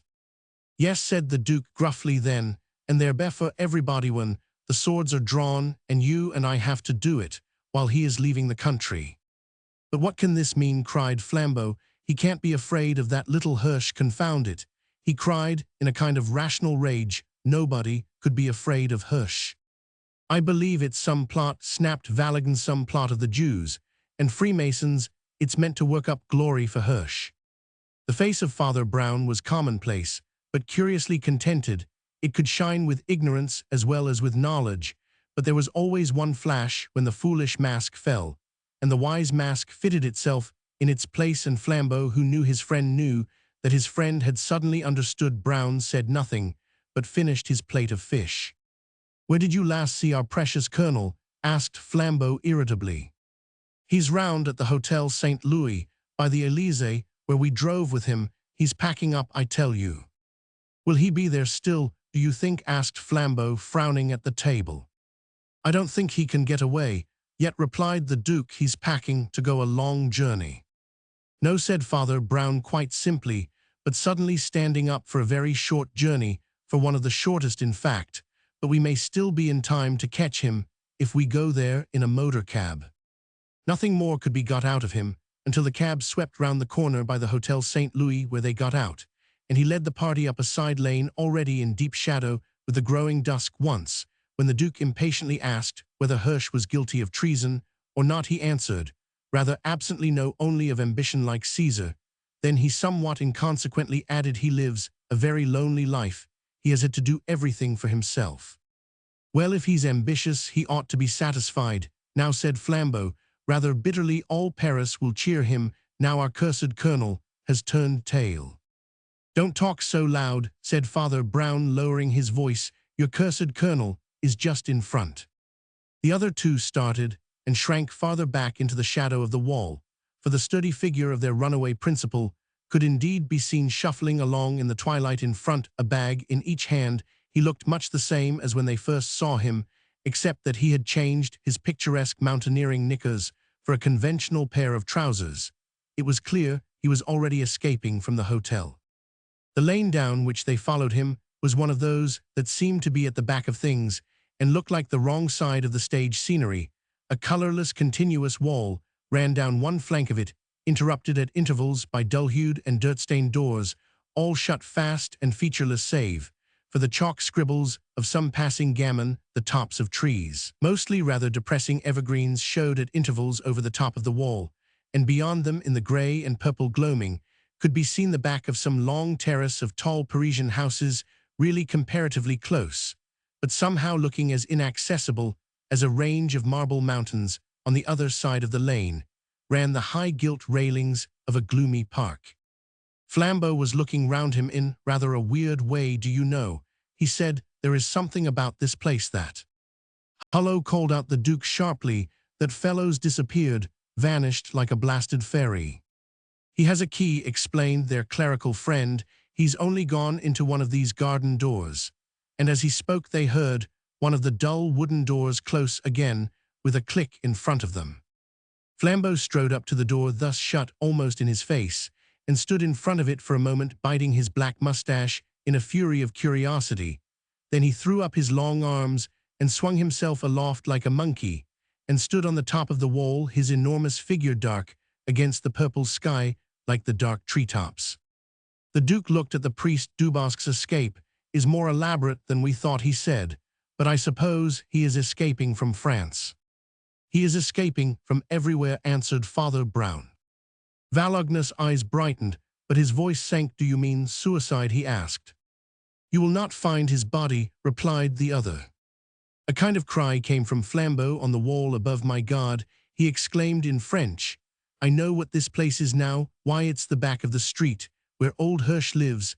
I thought I could recognize the back of a house as well as the back of a man." "And Dubosc's gone in there," cried the Duke, smiting his hip. "Why, they'll meet after all." And with sudden Gallic vivacity, he hopped up on the wall beside Flambeau, and sat there positively kicking his legs with excitement. The priest alone remained below, leaning against the wall with his back to the whole theatre of events, and looking wistfully across to the park palings and the twinkling twilight trees. The Duke, however stimulated, had the instincts of an aristocrat, and desired rather to stare at the house than to spy on it, but Flambeau, who had the instincts of a burglar and a detective, had already swung himself from the wall into the fork of a straggling tree, from which he could crawl quite close to the only illuminated window in the back of the high dark house. A red blind had been pulled down over the light, but pulled crookedly so that it gaped on one side, and by risking his neck along a branch that looked as treacherous as a twig, Flambeau could just see Colonel Dubosc walking about in a brilliantly lighted and luxurious bedroom. But close as Flambeau was to the house, he heard the words of his colleagues by the wall, and repeated them in a low voice. "Yes, they will meet, now after all." "They will never meet," said Father Brown. "Hirsch was right when he said that in such an affair the principals must not meet. Have you read a queer psychological story by Henry James of two persons who so perpetually missed meeting each other by accident that they began to feel quite frightened of each other, and to think it was fate? This is something of the kind, but more curious." "There are people in Paris who will cure them of such morbid fancies," said Valognes vindictively. "They will jolly well have to meet if we capture them and force them to fight." "They will not meet on the day of judgment," said the priest. "If God Almighty held the truncheon of the lists, if St. Michael blew the trumpet for the swords to cross heaven, then, if one of them stood ready, the other would not come." "Oh, what does all this mysticism mean?" cried the Duc de Valognes impatiently. "Why on earth shouldn't they meet like other people?" "They are the opposite of each other," said Father Brown, with a queer kind of smile. "They contradict each other, they cancel out, so to speak." He continued to gaze at the darkening trees opposite, but Valognes turned his head sharply at a suppressed exclamation from Flambeau. That investigator, peering into the lighted room, had just seen the colonel after a pace or two proceed to take his coat off. Flambeau's first thought was that this really looked like a fight, but he soon dropped the thought for another. The solidity and squareness of Dubosc's chest and shoulders was all a powerful piece of padding, and came off with his coat and his shirt. Trousers, he was a comparatively slim gentleman who walked across the bedroom to the bathroom with no more pugnacious purpose than that of washing himself. He bent over a basin, dried his dripping hands and face on a towel, and turned again so that the strong light fell on his face. His brown complexion had gone, his big black mustache had gone hue as clean-shaven, and very pate. Nothing remained of the colonel, but his bright hawk-like brown eyes under the wall. Father Brown was going on in heavy meditation, as if to himself. It is all just like what I was saying to Flambeau. These opposites won't do. They don't work, they don't fight if it's white instead of black and solid instead of liquid. And so on all along the line. Then there's something wrong, monsieur. There's something wrong. One of these men is fair, and the other dark, one stout, and the other slim, one strong, and the other weak. One has a mustache and no beard, so you can't see his mouth. The other has a beard and no mustache, so you can't see his chin. One has hair cropped to his skull, but a scarf to hide his neck. The other has low shirt collars, but long hair to bide his skull. It's all too neat and correct, monsieur. And there's something wrong. Things made so opposite are things that cannot quarrel. Wherever the one sticks out, the other sinks in like a face, and a mask like a lock and a key. Flambeau was peering into the house with a visage as white as a sheet. The occupant of the room was standing with his back to him, but in front of a looking-glass, and had already fitted round his face a sort of framework of rank red hair hanging disordered from the head and clinging round the jaws and chin, while leaving the mocking mouth uncovered. Seen thus in the glass, the white face looked like the face of Judas laughing horribly, and surrounded by capering flames of hell. For a spasm, Flambeau saw the fierce red-brown eyes dancing. Then they were covered with a pair of blue spectacles slipping on a loose black coat. The figure vanished towards the front of the house. A few moments later, a roar of popular applause from the street beyond announced that Dr. Hirsch had once more appeared upon the balcony. For the man in the passage. Two men appeared simultaneously at the two ends of a sort of passage, running along the side of the Apollo Theatre in the Adelphi. The evening daylight in the streets was large and luminous, opalescent, and empty. The passage was comparatively long and dark, so each man could see the other as a mere black silhouette at the other end. Nevertheless, each man knew the other even in that inky outline, for they were both men of striking appearance, and they hated each other. The covered passage opened at one end on one of the steep streets of the Adelphi, and at the other on a terrace overlooking the sunset-colored river. One side of the passage was a blank wall, for the building it supported was an old, unsuccessful theater-restaurant, now shut up. The other side of the passage contained two doors, one at each end. Neither was what was commonly called the stage door. They were a sort of special and private stage doors used by very special performers, and in this case, by the star actor and actress in the Shakespearean performance of the day. Persons of that eminence often liked to have such private exits and entrances for meeting friends or avoiding them. The two men in question were certainly two such friends, men who evidently knew the doors and counted on their opening, for each approached the door at the upper end with equal coolness and confidence, not however with equal speed. But the man who walked fast was the man from the other end of the tunnel, so they both arrived before the secret stage door almost at the same instant. They saluted each other with civility, and waited a moment before one of them, the sharper walker, who seemed to have the shorter patience, knocked at the door. In this and everything else each man was opposite, and neither could be called inferior as private persons. Both were handsome, capable, and popular as public persons. Both were in the first public rank, but everything about them, from their glory to their good looks, was of a diverse and incomparable kind. Sir Wilson Seymour was the kind of man whose importance is known to everybody, who knows the more you mixed with the innermost ring in every polity or profession, the more often you met Sir Wilson Seymour. He was the one intelligent man on 20 unintelligent committees on every sort of subject, from the reform of the Royal Academy to the project of bimetallism for Greater Britain. In the arts, especially, he was omnipotent. He was so unique that nobody could quite decide whether he was a great aristocrat who had taken up art, or a great artist whom the aristocrats had taken up. but you could not meet him for 5 minutes without realizing that you had really been ruled by him all your life. His appearance was distinguished in exactly the same sense. It was at once conventional and unique. Fashion could have found no fault with his high silk hat, yet it was unlike anyone else's, hot a little higher perhaps, and adding something to his natural height. His tall, slender figure had a slight stoop, yet it looked the reverse of feeble. His hair was silver-grey, but he did not look old. It was worn longer than the common, yet he did not look effeminate. It was curly, but it did not look curled. His carefully pointed beard made him look more manly and militant than otherwise, as it does in those old admirals of Velázquez, with whose dark portraits his house was hung. His grey gloves were a shade bluer, his silver-knobbed cane a shade longer than scores of such gloves and canes flapped and flourished about the theatres and the restaurants.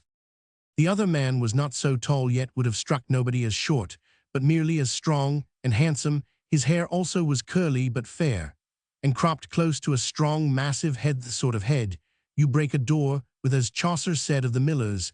His military moustache and the carriage of his shoulders showed him a soldier, but he had a pair of those peculiar frank and piercing blue eyes, which are more common in sailors. His face was somewhat square, his jaw was square, his shoulders were square, even his jacket was square. Indeed, in the wild school of caricature, then current, Mr. Max Beerbohm had represented him as a proposition in the 4th book of Euclid.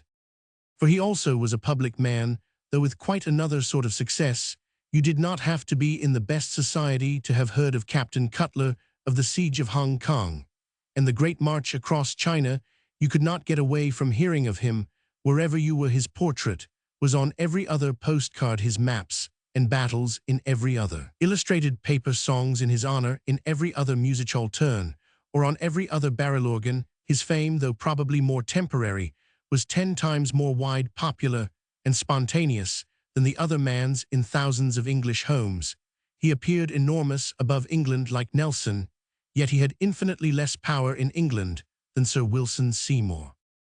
The door was opened to them by an aged servant or dresser, whose broken-down face and figure and black shabby coat and trousers contrasted queerly with the glittering interior of the great actress' dressing-room. It was fitted and filled with looking-glasses at every angle of refraction, so that they looked like the 100 facets of one huge diamond. If one could get inside a diamond, the other features of luxury, a few flowers, a few colored cushions, a few scraps of stage costume, were multiplied by all the mirrors into the madness of the Arabian Nights, and danced and changed places perpetually as the shuffling attendant shifted a mirror outwards or shot one back against the wall.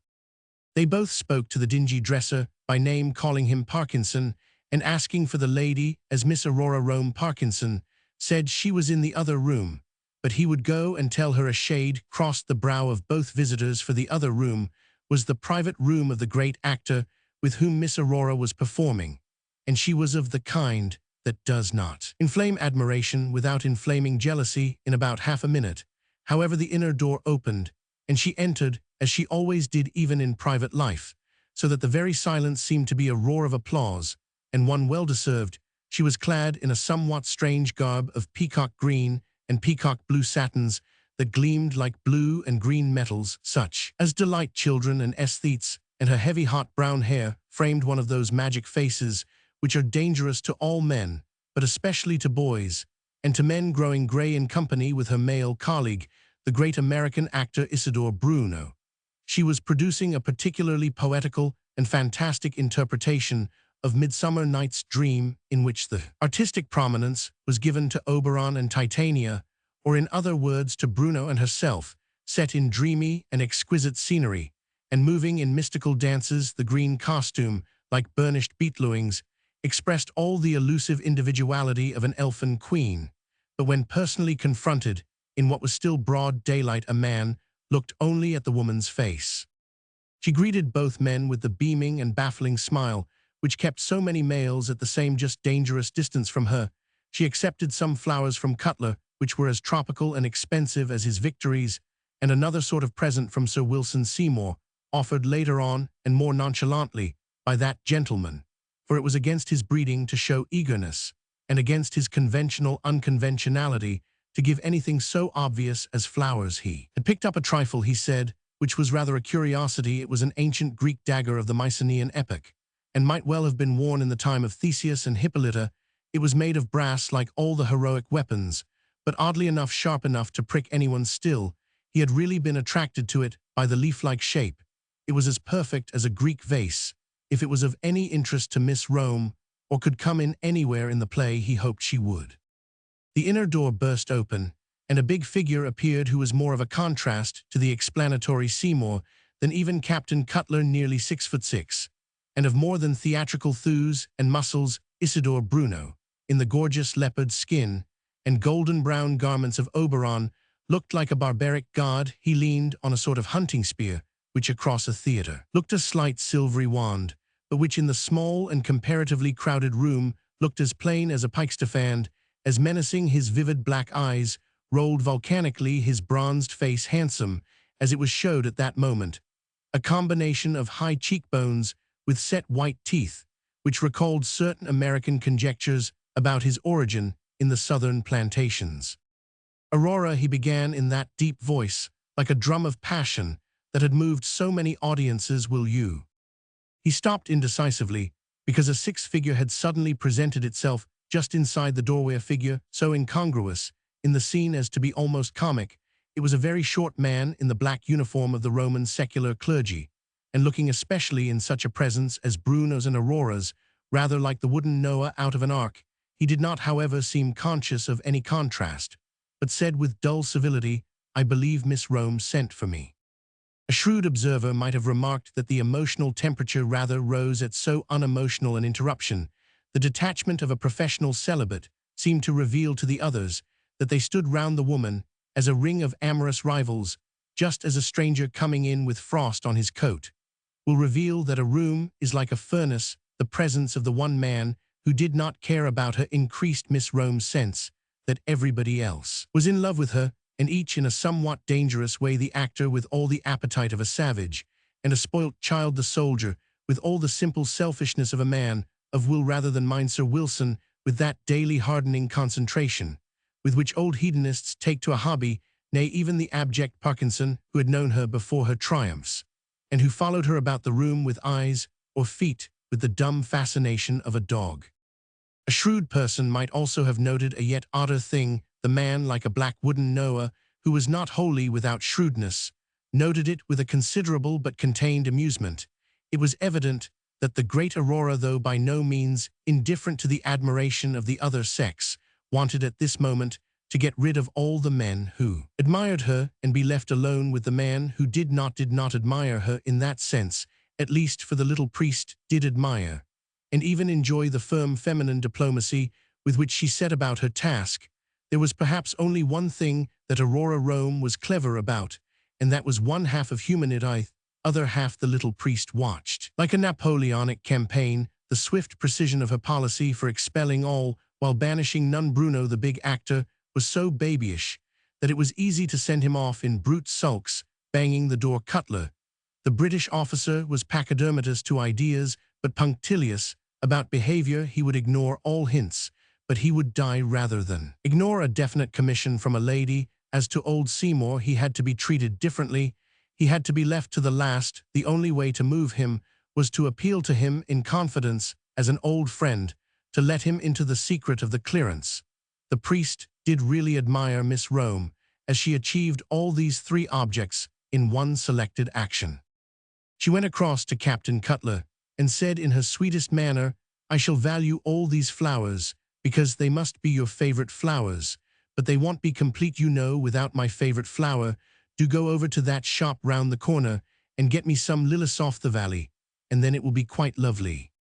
The first object of her diplomacy, the exit of the enraged Bruno, was at once achieved. He had already handed his spear in a lordly style, like a scepter, to the piteous Parkinson, and was about to assume one of the cushioned seats like a throne.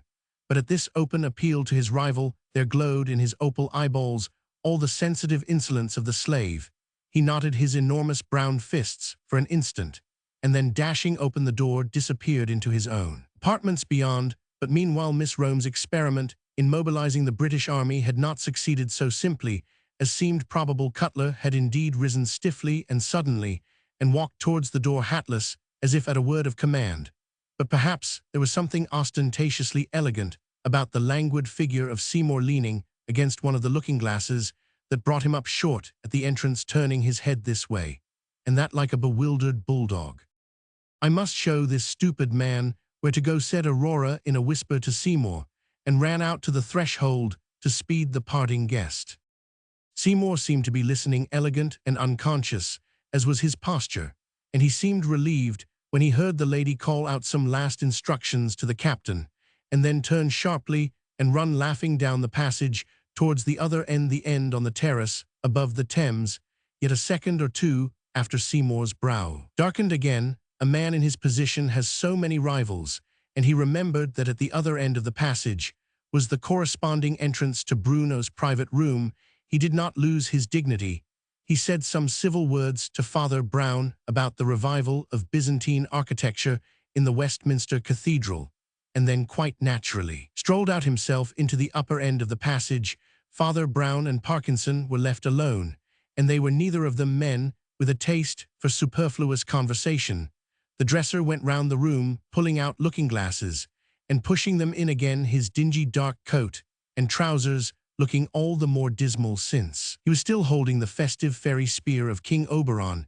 Every time he pulled out the frame of a new glass, a new black figure of Father Brown appeared. The absurd glass chamber was full of Father Browns upside down in the air, like angels turning somersaults, like acrobats turning their backs to everybody, like very rude persons.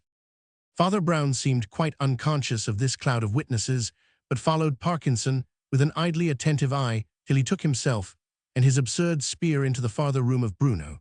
Then he abandoned himself to such abstract meditations as always amused him, calculating the angles of the mirrors, the angles of each refraction, the angle at which each must fit into the wall, when he heard a strong but strangled cry.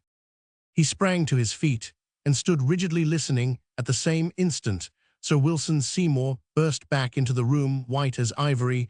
"Who's that man in the passage?" he cried. "Where's that dagger of mine?"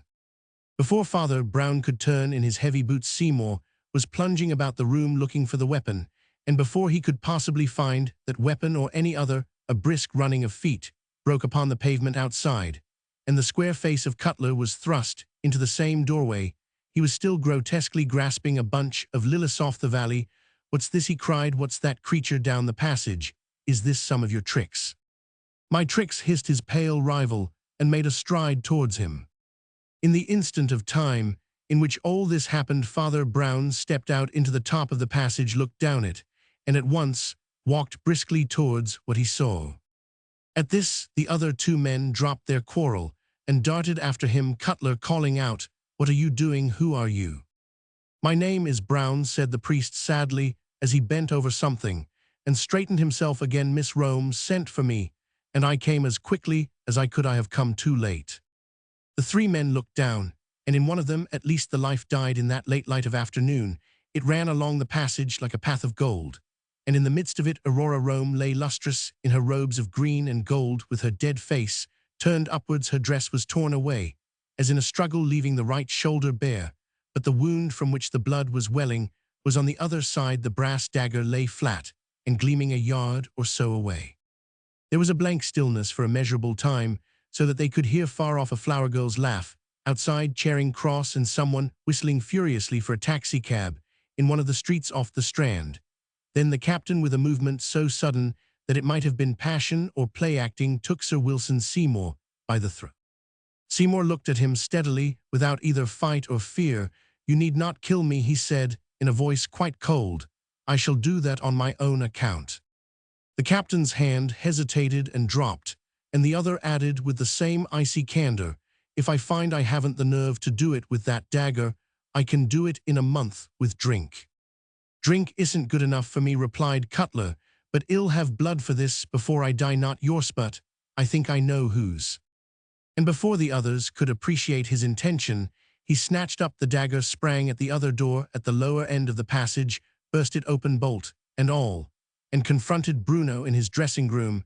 As he did so, old Parkinson tottered in his wavering way out of the door, and caught sight of the corpse lying in the passage, he moved shakily towards it, looked at it weakly with a working face, then moved shakily back into the dressing room again and sat down suddenly on one of the richly cushioned chairs. Father Brown instantly ran across to him, taking no notice of Cutler and the colossal actor, though the room already rang with their blows, and they began to struggle for the dagger. Seymour, who retained some practical sense, was whistling for the police at the end of the passage.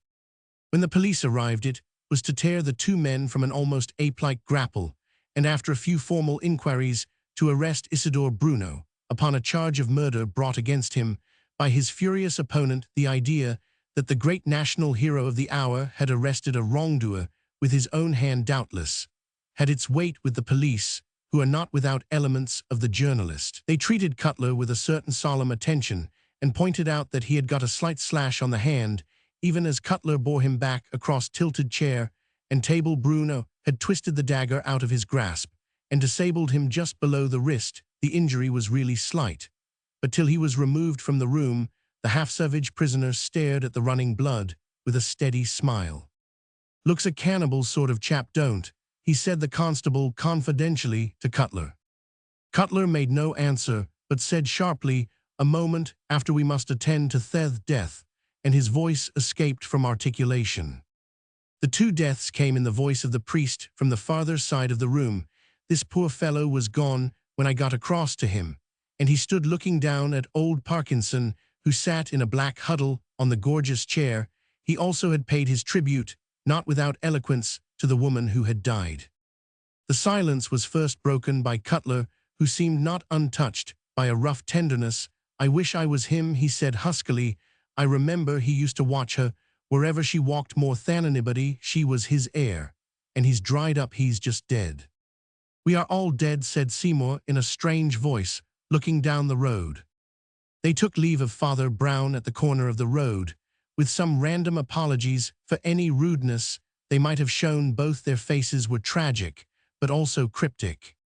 The mind of the little priest was always a rabbit warren of wild thoughts that jumped too quickly for him to catch them, like the white tail of a rabbit. He had the vanishing thought that he was certain of their grief, but not so certain of their innocence. "We had better all be going," said Seymour heavily. "We have done all we can to help." "Will you understand my motives?" asked Father Brown quietly, "if I say you have done all you can to hurt?" They both started, as if guiltily, and Cutler said sharply, "To hurt whom?" "To hurt yourselves," answered the priest. "I would not add to your troubles, if it weren't common justice, to warn you you've done nearly everything you could do to hang yourselves. If this actor should be acquitted, Thale, be sure to subpoena me. I shall be bound to say that." After the cry was heard, each of you rushed into the room in a wild state and began quarreling about a dagger. "As far as my words on oath can go, you might either of you have done it. You hurt yourselves with that. And then Captain Cutler must have hurt himself with the dagger." "Hurt myself," exclaimed the captain with contempt, "a silly little scratch." "Which drew blood," replied the priest, nodding. "We know there's blood on the brass now, and so we shall never know whether there was blood on it before." There was a silence, and then Seymour said, with an emphasis quite alien to his daily accent, "But I saw a man in the passage." "I know you did," answered the cleric Brown with a face of wood. "So did Captain Cutler. That's what seems so improbable." Before either could make sufficient sense of it, even to answer, Father Brown had politely excused himself and gone stumping up the road with his stumpy old umbrella. As modern newspapers are conducted, the most honest and most important news is the police news, if it be true that in the 20th century more space is given to murder than to politics. It is for the excellent reason that murder is a more serious subject.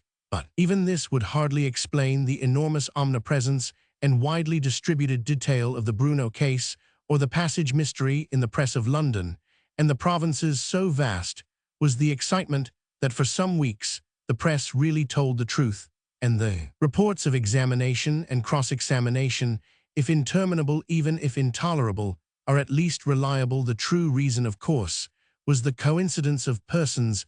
The victim was a popular actress. The accused was a popular actor. and the accused had been caught, red-handed as it were, by the most popular soldier of the patriotic season. In those extraordinary circumstances, the press was paralyzed into probity and accuracy, and the rest of this somewhat singular business can practically be recorded from reports of Bruno's trial.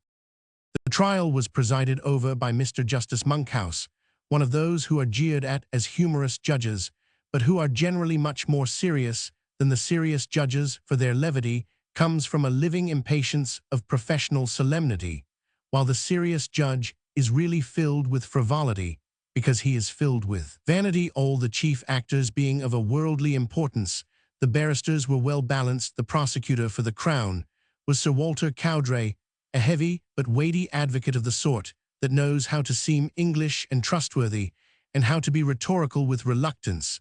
The prisoner was defended by Mr. Patrick Butler K. Roman 100, who was mistaken for a mere flaneur by those who misunderstood the Irish character and those who had not been examined by him. The medical evidence involved no contradictions. The doctor whom Seymour had summoned on the spot, agreeing with the eminent surgeon who had later examined the body, Aurora Rome, had been stabbed with some sharp instrument, such as a knife or dagger, some instrument at least of which the blade was short. The wound was just over the heart, and she had died instantly. When the doctor first saw her, she could hardly have been dead for 20 minutes. Therefore, when Father Brown found her, she could hardly have been dead for 3. Some official detective evidence followed, chiefly concerned with the presence or absence of any proof of a struggle. The only suggestion of this was the tearing of the dress at the shoulder, and this did not seem to fit in particularly well with the direction and finality of the blow. When these details had been supplied, though not explained, the first of the important witnesses was called. Sir Wilson Seymour gave evidence, as he did everything else that he did at all, not only well, but perfectly. Though himself much more of a public man than the judge, he conveyed exactly the fine shade of self-effacement before the King's justice, and though everyone looked at him as they would at the Prime Minister or the Archbishop of Canterbury, they could have said nothing of his part in it, but that it was that of a private gentleman, with an accent on the noun. He was also refreshingly lucid. As he was on the committees, he had been calling on Miss Rome at the theatre. He had met Captain Cutler there. They had been joined for a short time by the accused, who had then returned to his own dressing-room. They had then been joined by a Roman Catholic priest who asked for the deceased lady and said his name was Brown. Miss Rome had then gone just outside the theatre to the entrance of the passage, in order to point out to Captain Cutler a flower shop, at which he was to buy her some more flowers, and the witness had remained in the room, exchanging a few words with the priest. He had then distinctly heard the deceased, having sent the captain on his errand, turn round laughing and run down the passage towards its other end, where was the prisoner's dressing-room, in idle curiosity as to the rapid movement of his friends. He had strolled out to the head of the passage himself and looked down it towards the prisoner's door. Did he see anything in the passage? Yes, he saw something in the passage. Sir Walter Cowdray allowed an impressive interval, during which the witness looked down, and for all his usual composure, seemed to have more than his usual pallor. Then the barrister said, in a lower voice, which seemed at once sympathetic and creepy, "Did you see it distinctly?" Sir Wilson Seymour, however moved, had his excellent brains in full working order. "Very distinctly, as regards its outline, but quite indistinctly. Indeed, not at all as regards the details inside the outline. The passage is of such length that anyone in the middle of it appears quite black against the light at the other end." The witness lowered his steady eyes once more, and added, "I had noticed the fact before when Captain Cutler first entered it." There was another silence, and the judge leaned forward and made a note. "Well," said Sir Walter patiently, "what was the outline like? Was it, for instance, like the figure of the murdered woman?" "Not in the least," answered Seymour quietly. "What did it look like to you?" "It looked to me," replied the witness, "like a tall man." Everyone in court kept his eyes riveted on his pen, or his umbrella handle, or his book, or his boots, or whatever he happened to be looking at. They seemed to be holding their eyes away from the prisoner by main force, but they felt his figure in the dock, and they felt it as gigantic. Tall as Bruno was to the eye, he seemed to swell taller and taller when an eyes had been torn away from him. Cowdray was resuming his seat with his solemn face, smoothing his black silk robes and white silk whiskers. Sir Wilson was leaving the witness box after a few final particulars to which there were many other witnesses when the counsel for the defense sprang up and stopped him. "I shall only detain you a moment," said Mr. Butler, who was a rustic-looking person with red eyebrows and an expression of partial slumber. "Will you tell his lordship how you knew it was a man?" A faint, refined smile seemed to pass over Seymour's features. "I am afraid it is the vulgar test of trousers," he said. "When I saw daylight between the long legs, I was sure it was a man after all." Butler's sleepy eyes opened as suddenly as some silent explosion. "After all," he repeated slowly, "so you did think at first it was a woman?" Seymour looked troubled for the first time. "It is hardly a point of fact," he said, "but if his lordship would like me to answer for my impression, of course, I shall do so. There was something about the thing that was not exactly a woman, and yet was not quite a man. Somehow the curves were different, and it had something that looked like long hair." "Thank you," said Mr. Butler, K Roman 100, and sat down suddenly as if he had got what he wanted. Captain Cutler was a far less plausible and composed witness than Sir Wilson, but his account of the opening incidents was solidly the same. He described the return of Bruno to his dressing-room, the dispatching of himself to buy a bunch of lilies off the valley, his return to the upper end of the passage, the thing he saw in the passage, his suspicion of Seymour, and his struggle with Bruno, but he could give little artistic assistance about the black figure that he and Seymour had seen. Asked about its outline, he said he was no art critic, with a somewhat too obvious sneer at Seymour. Asked if it was a man or a woman, he said it looked more like a beast, with a too obvious snarl at the prisoner, but the man was plainly shaken with sorrow and sincere anger, and Cowdray quickly excused him from confirming facts that were already fairly clear. The defending counsel also was again brief in his cross-examination, although, as was his custom even in being brief, he seemed to take a long time about it. "You used a rather remarkable expression," he said, looking at Cutler sleepily. "What do you mean by saying that it looked more like a beast than a man or a woman?" Cutler seemed seriously agitated. "Perhaps I ought to have said that," he said, "but when the brute has huge humped shoulders like a chimpanzee and bristles sticking out of its head like a pig." Mr. Butler cut short his curious impatience in the middle. "Never mind whether its hair was like a pig's," he said. "Was it like a woman's?" "A woman's?" cried the soldier. "Great Scott, no. The last witness said it was," commented the counsel with unscrupulous swiftness. "And did the figure have any of those serpentine and semi-feminine curves to which eloquent allusion has been made?" "No, no feminine curves. The figure, if I understand you, was rather heavy and square than otherwise." "He may have been bending forward," said Cutler in a hoarse and rather faint voice. "Or again, he may not," said Mr. Butler, and sat down suddenly for the second time. The third witness called by Sir Walter Cowdray was the little Catholic clergyman, so little compared with the others that his head seemed hardly to come above the box, so that it was like cross-examining a child. But unfortunately, Sir Walter had somehow got it into his head, mostly by some ramifications of his family's religion, that Father Brown was on the side of the prisoner, because the prisoner was wicked and foreign, and even partly black. Therefore he took Father Brown up sharply whenever that proud pontiff tried to explain anything, and told him to answer yes or no, and tell the plain facts without any Jesuitry.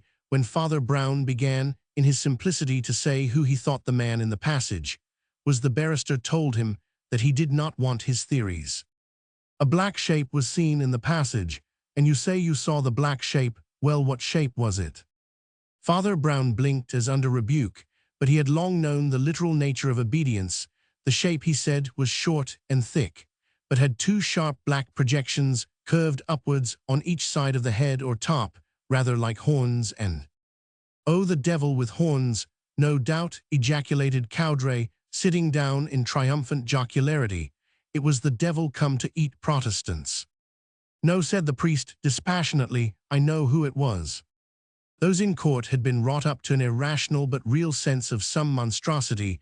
They had forgotten the figure in the dock, and thought only of the figure in the passage, and the figure in the passage described by three capable and respectable men who had all seen it was a shifting nightmare. One called it a woman, and the other a beast, and the other a devil. The judge was looking at Father Brown with level and piercing eyes. "You are a most extraordinary witness," he said, "but there is something about you that makes me think you are trying to tell the truth. Well, who was the man you saw in the passage?" "He was myself," said Father Brown. Butler Roman 100 sprang to his feet in an extraordinary stillness and said quite calmly, "Your lordship will allow me to cross-examine." And then, without stopping, he shot at Brown the apparently disconnected question, "You have heard about this dagger. You know the experts say the crime was committed with a short blade." "A short blade," assented Brown, nodding solemnly like an owl, "but a very long hilt." Before the audience could quite dismiss the idea that the priest had really seen himself doing murder with a short dagger with a long hilt, which seemed somehow to make it more horrible, he had himself hurried on to explain. "I mean, daggers aren't the only things with short blades. Spears have short blades, and spears catch at the end of the steel, just like daggers, if they're that sort of fancy spear they had in theaters, like the spear poor old Parkinson killed his wife with just when she'd sent for me to settle their family troubles. And I came just too late, God forgive me, but he died penitent, just died of being penitent. He couldn't bear what he'd done." The general impression in court was that the little priest who was gobbling away had literally gone mad in the box, but the judge still looked at him with bright and steady eyes of interest, and the counsel for the defense went on with his questions unperturbed. "If Parkinson did it with that pantomime spear," said Butler, "he must have thrust from 4 yards away. How do you account for signs of struggle, like the dress dragged off the shoulder?" He had slipped into treating his mere witness as an expert, but no one noticed it now. "The poor lady's dress was torn," said the witness, "because it was caught in a panel that slid to just behind her. She struggled to free herself, and as she did so, Parkinson came out of the prisoner's room and lunged with the spear." "A panel," repeated the barrister in a curious voice. "It was a looking-glass on the other side," explained Father Brown. "When I was in the dressing-room, I noticed that some of them could probably be slid out into the passage." There was another vast and unnatural silence, and this time it was the judge who spoke. "So you really mean that when you looked down that passage, the man you saw was yourself in a mirror?"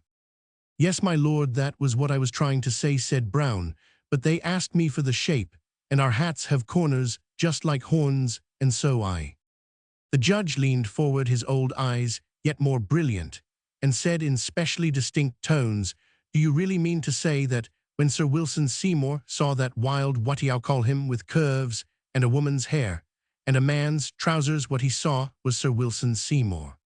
"Yes, my lord," said Father Brown. "And you mean to say that when Captain Cutler saw that chimpanzee with humped shoulders and hog's bristles, he simply saw himself?" "Yes, my lord." The judge leaned back in his chair with a luxuriance in which it was hard to separate the cynicism and the admiration. "And can you tell us why he asked you should know your own figure in a looking-glass when two such distinguished men don't?" Father Brown blinked even more painfully than before. Then he stammered, "Really, my lord, I don't know, unless it's because I don't look at it so often." 5. The mistake of the machine. Flambeau and his friend, the priest, were sitting in the temple gardens about sunset, and their neighborhood, or some such accidental influence, had turned their talk to matters of legal process. From the problem of the license in cross-examination, their talk strayed to Roman and medieval torture, to the examining magistrate in France, and the third degree in America. "I've been reading," said Flambeau, "of this new psychometric method. They talk about so much, especially in America. You know what I mean? They put a pulsometer on a man's wrist and judge, by how his heart goes, at the pronunciation of certain words. What do you think of it?" "I think it very interesting," replied Father Brown. "It reminds me of that interesting idea in the Dark Ages that blood would flow from a corpse if the murderer touched it." "Do you really mean," demanded his friend, "that you think the two methods equally valuable?" "I think them equally valueless," replied Brown. "Blood flows, fast or slow, in dead folk, or living for so many more million reasons than we can ever know. Blood will have to flow, very funnily blood will have to flow up the Matterhorn before I will take it as a sign that I am to shed it. The method, remarked the other, has been guaranteed by some of the greatest American men of science. What sentimentalists men of science are, exclaimed Father Brown, and how much more sentimental must American men of science be? Who but a Yankee would think of proving anything from heartthrobs? Why, they must be as sentimental as a man who thinks a woman is in love with him. If she blushes, that's a test from the circulation of the blood, discovered by the immortal Harvey, and a jolly rotten test, too. But surely, insisted Flambeau, it might point pretty straight at something or other. There's a disadvantage in a stick pointing straight, answered the other. What is it? Why, the other end of the stick always points the opposite way.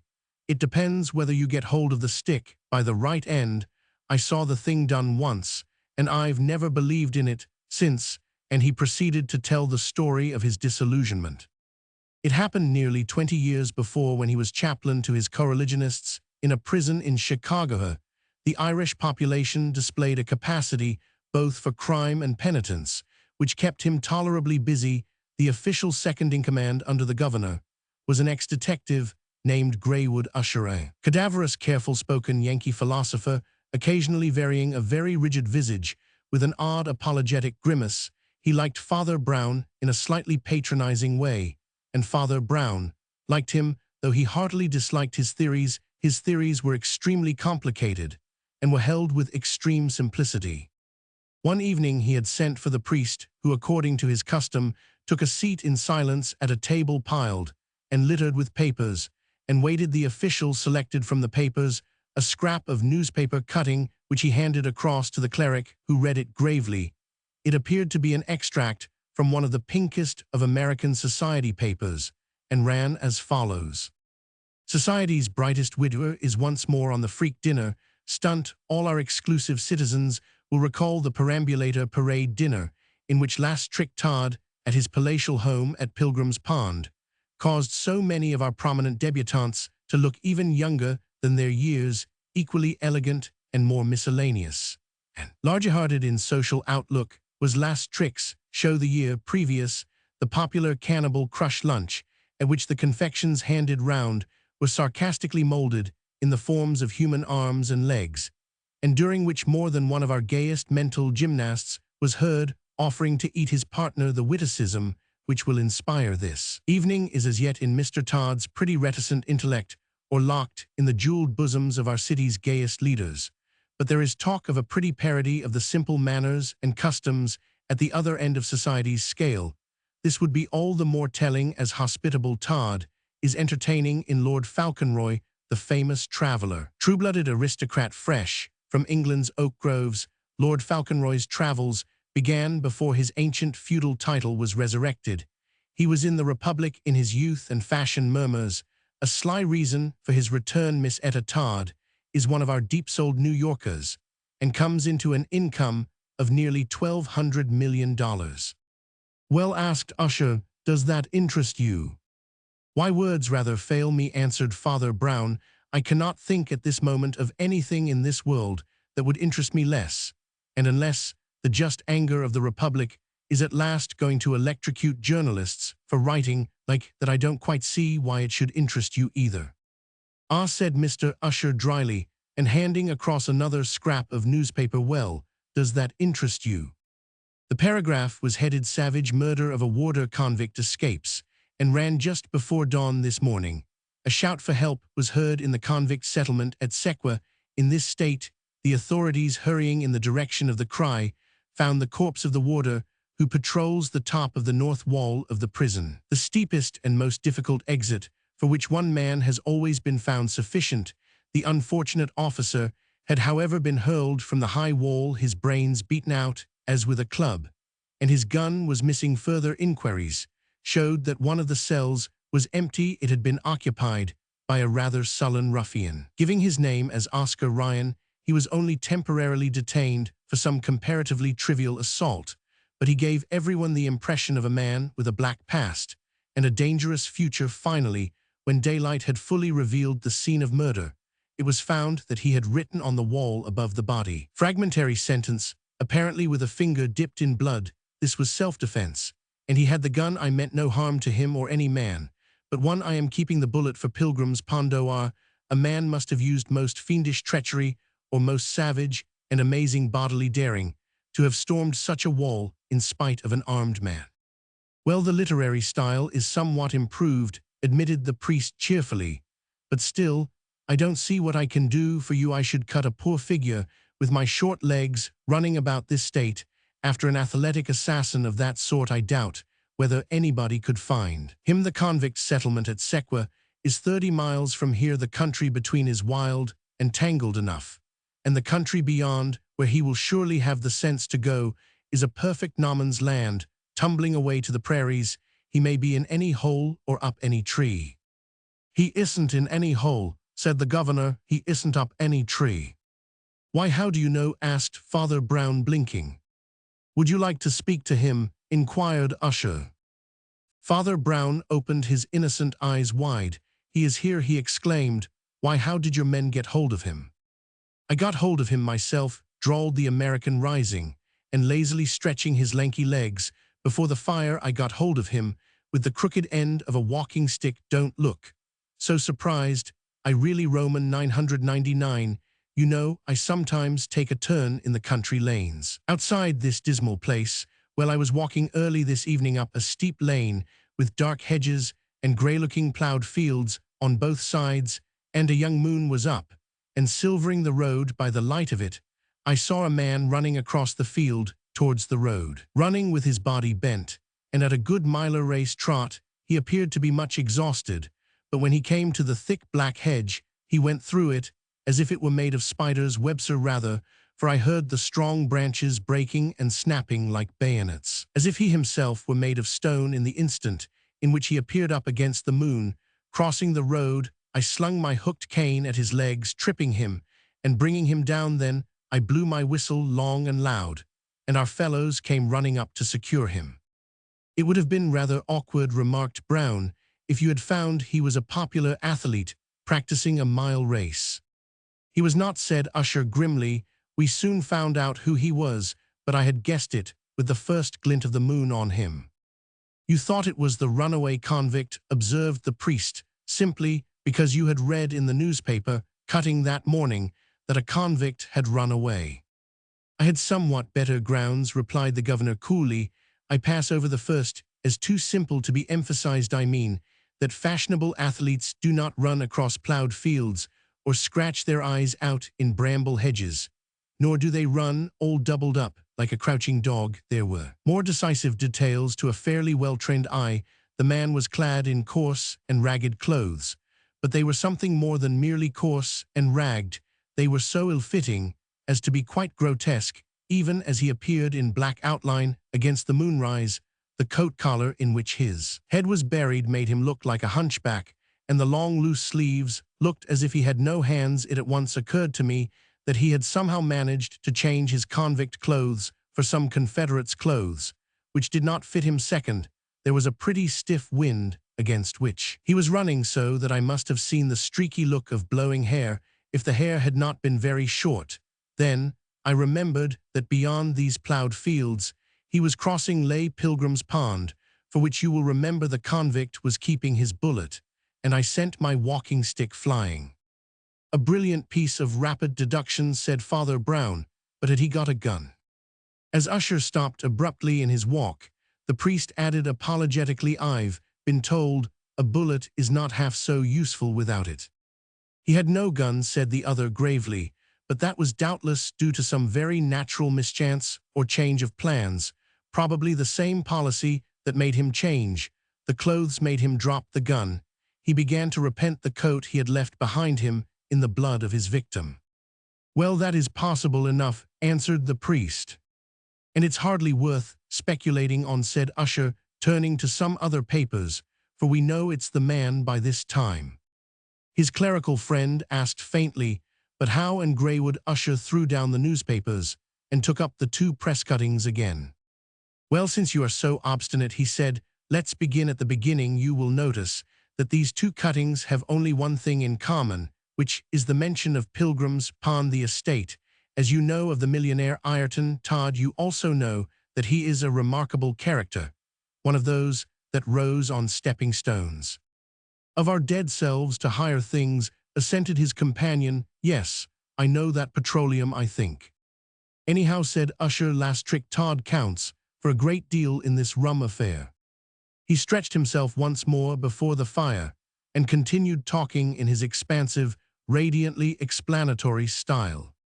To begin with, on the face of it, there is no mystery here at all. It is not mysterious. It is not even odd that a jailbird should take his gun to Pilgrim's Pond. Our people aren't like the English, who will forgive a man for being rich if he throws away money on hospitals or horses. Last trick Todd has made himself big by his own considerable abilities, and there's no doubt that many of those on whom he has shown his abilities would like to show theirs on him. With a shotgun, Todd might easily get dropped by some man he'd never even heard of, some laborer he'd locked out, or some clerk in a business he'd busted. Last trick is a man of mental endowments and a high public character, but in this country the relations of employers and employed are considerably strained. That's how the whole thing looks. Supposing this Ryan made for Pilgrim's Pond to kill Todd, so it looked to me, till another little discovery woke up what I have of the detective in me. When I had my prisoner safe, I picked up my cane again and strolled down the 2 or 3 turns of country road that brought me to one of the side entrances of Todd's grounds, the one nearest to the pool or lake after which the place is named. It was some 2 hours ago, about 7. By this time, the moonlight was more luminous, and I could see the long white streaks of it lying on the mysterious mere, with its grey, greasy, half-liquid shores, in which they say our fathers used to make witches walk until they sank. I'd forgotten the exact tale, but you know the place I mean. It lies north of Todd's house towards the wilderness, and has 2 queer wrinkled trees so dismal that they look more like huge fungoids than decent foliage. As I stood peering at this misty pool, I fancied I saw the faint figure of a man moving from the house towards it, but it was all too dim and distant for one to be certain of the fact, and still less of the details. Besides, my attention was very sharply arrested by something much closer. I crouched behind the fence, which ran not more than 200 yards from one wing of the great mansion, and which was fortunately split in places, as if specially for the application of a cautious eye. A door had opened in the dark bulk of the left wing, and a figure appeared, black against the illuminated interior, a muffled figure bending forward, evidently peering out into the night. It closed the door behind it, and I saw it was carrying a lantern, which threw a patch of imperfect light on the dress and figure of the wearer. It seemed to be the figure of a woman wrapped up in a ragged cloak, and evidently disguised to avoid notice. There was something very strange both about the rags and the furtiveness in a person coming out of those rooms lined with gold. She took cautiously the curved garden path, which brought her within 100 yards of me. Then she stood up for an instant on the terrace of turf that looks towards the slimy lake, and holding her flaming lantern above her head, she deliberately swung it 3 times to and fro as for a signal. As she swung it the second time, a flicker of its light fell for a moment on her own face, a face that I knew. She was unnaturally pale, and her head was bundled in her borrowed plebeian shawl, but I am certain it was Etta Todd, the millionaire's daughter. She retraced her steps in equal secrecy, and the door closed behind her again. I was about to climb the fence and follow, when I realized that the detective fever that had lured me into the adventure was rather undignified, and that in a more authoritative capacity I already held all the cards in my hand. I was just turning away when a new noise broke on the night. A window was thrown up in one of the upper floors, but just round the corner of the house, so that I could not see it, and a voice of terrible distinctness was heard shouting across the dark garden to know where Lord Fauconroy was, for he was missing from every room in the house. There was no mistaking that voice. I have heard it on many a political platform or meeting of directors. It was Ayrton Todd himself.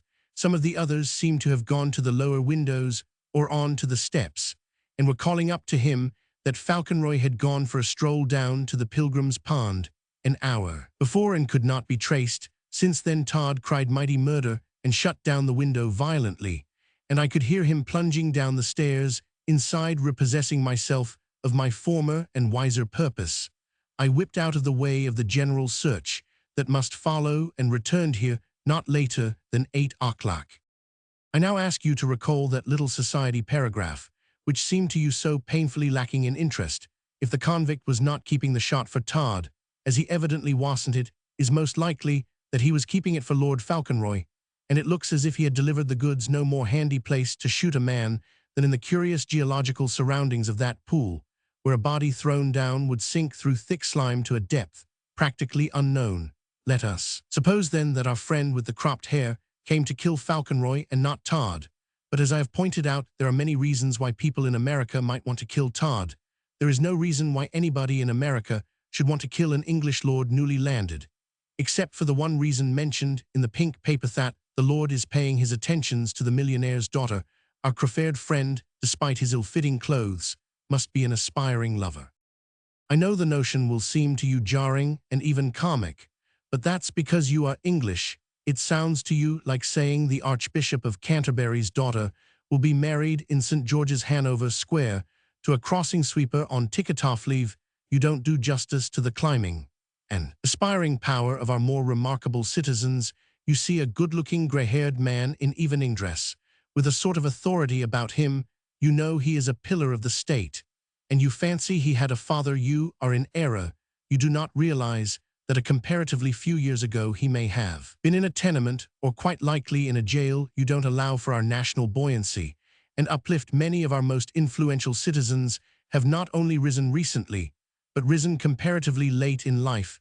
Todd's daughter was fully 18 when her father first made his pile, so there isn't really anything impossible in her having a hanger-on in low life, or even in her hanging on to him, as I think she must be doing, to judge by the lantern business. If so, the hand that held the lantern may not be unconnected with the hand that held the gun. This case, sir, will make a noise. Well, said the priest patiently, and what did you do next? I reckon y'all be shocked, replied Greywood Usher, as I know you don't cotton to the march of science in these matters. I am given a good deal of discretion here, and perhaps take a little more than I am given. And I thought it was an excellent opportunity to test that psychometric machine I told you about. Now, in my opinion, that machine can't lie. No machine can lie, said Father Brown, nor can it tell the truth. It did in this case, as ill show you, went on Usher positively.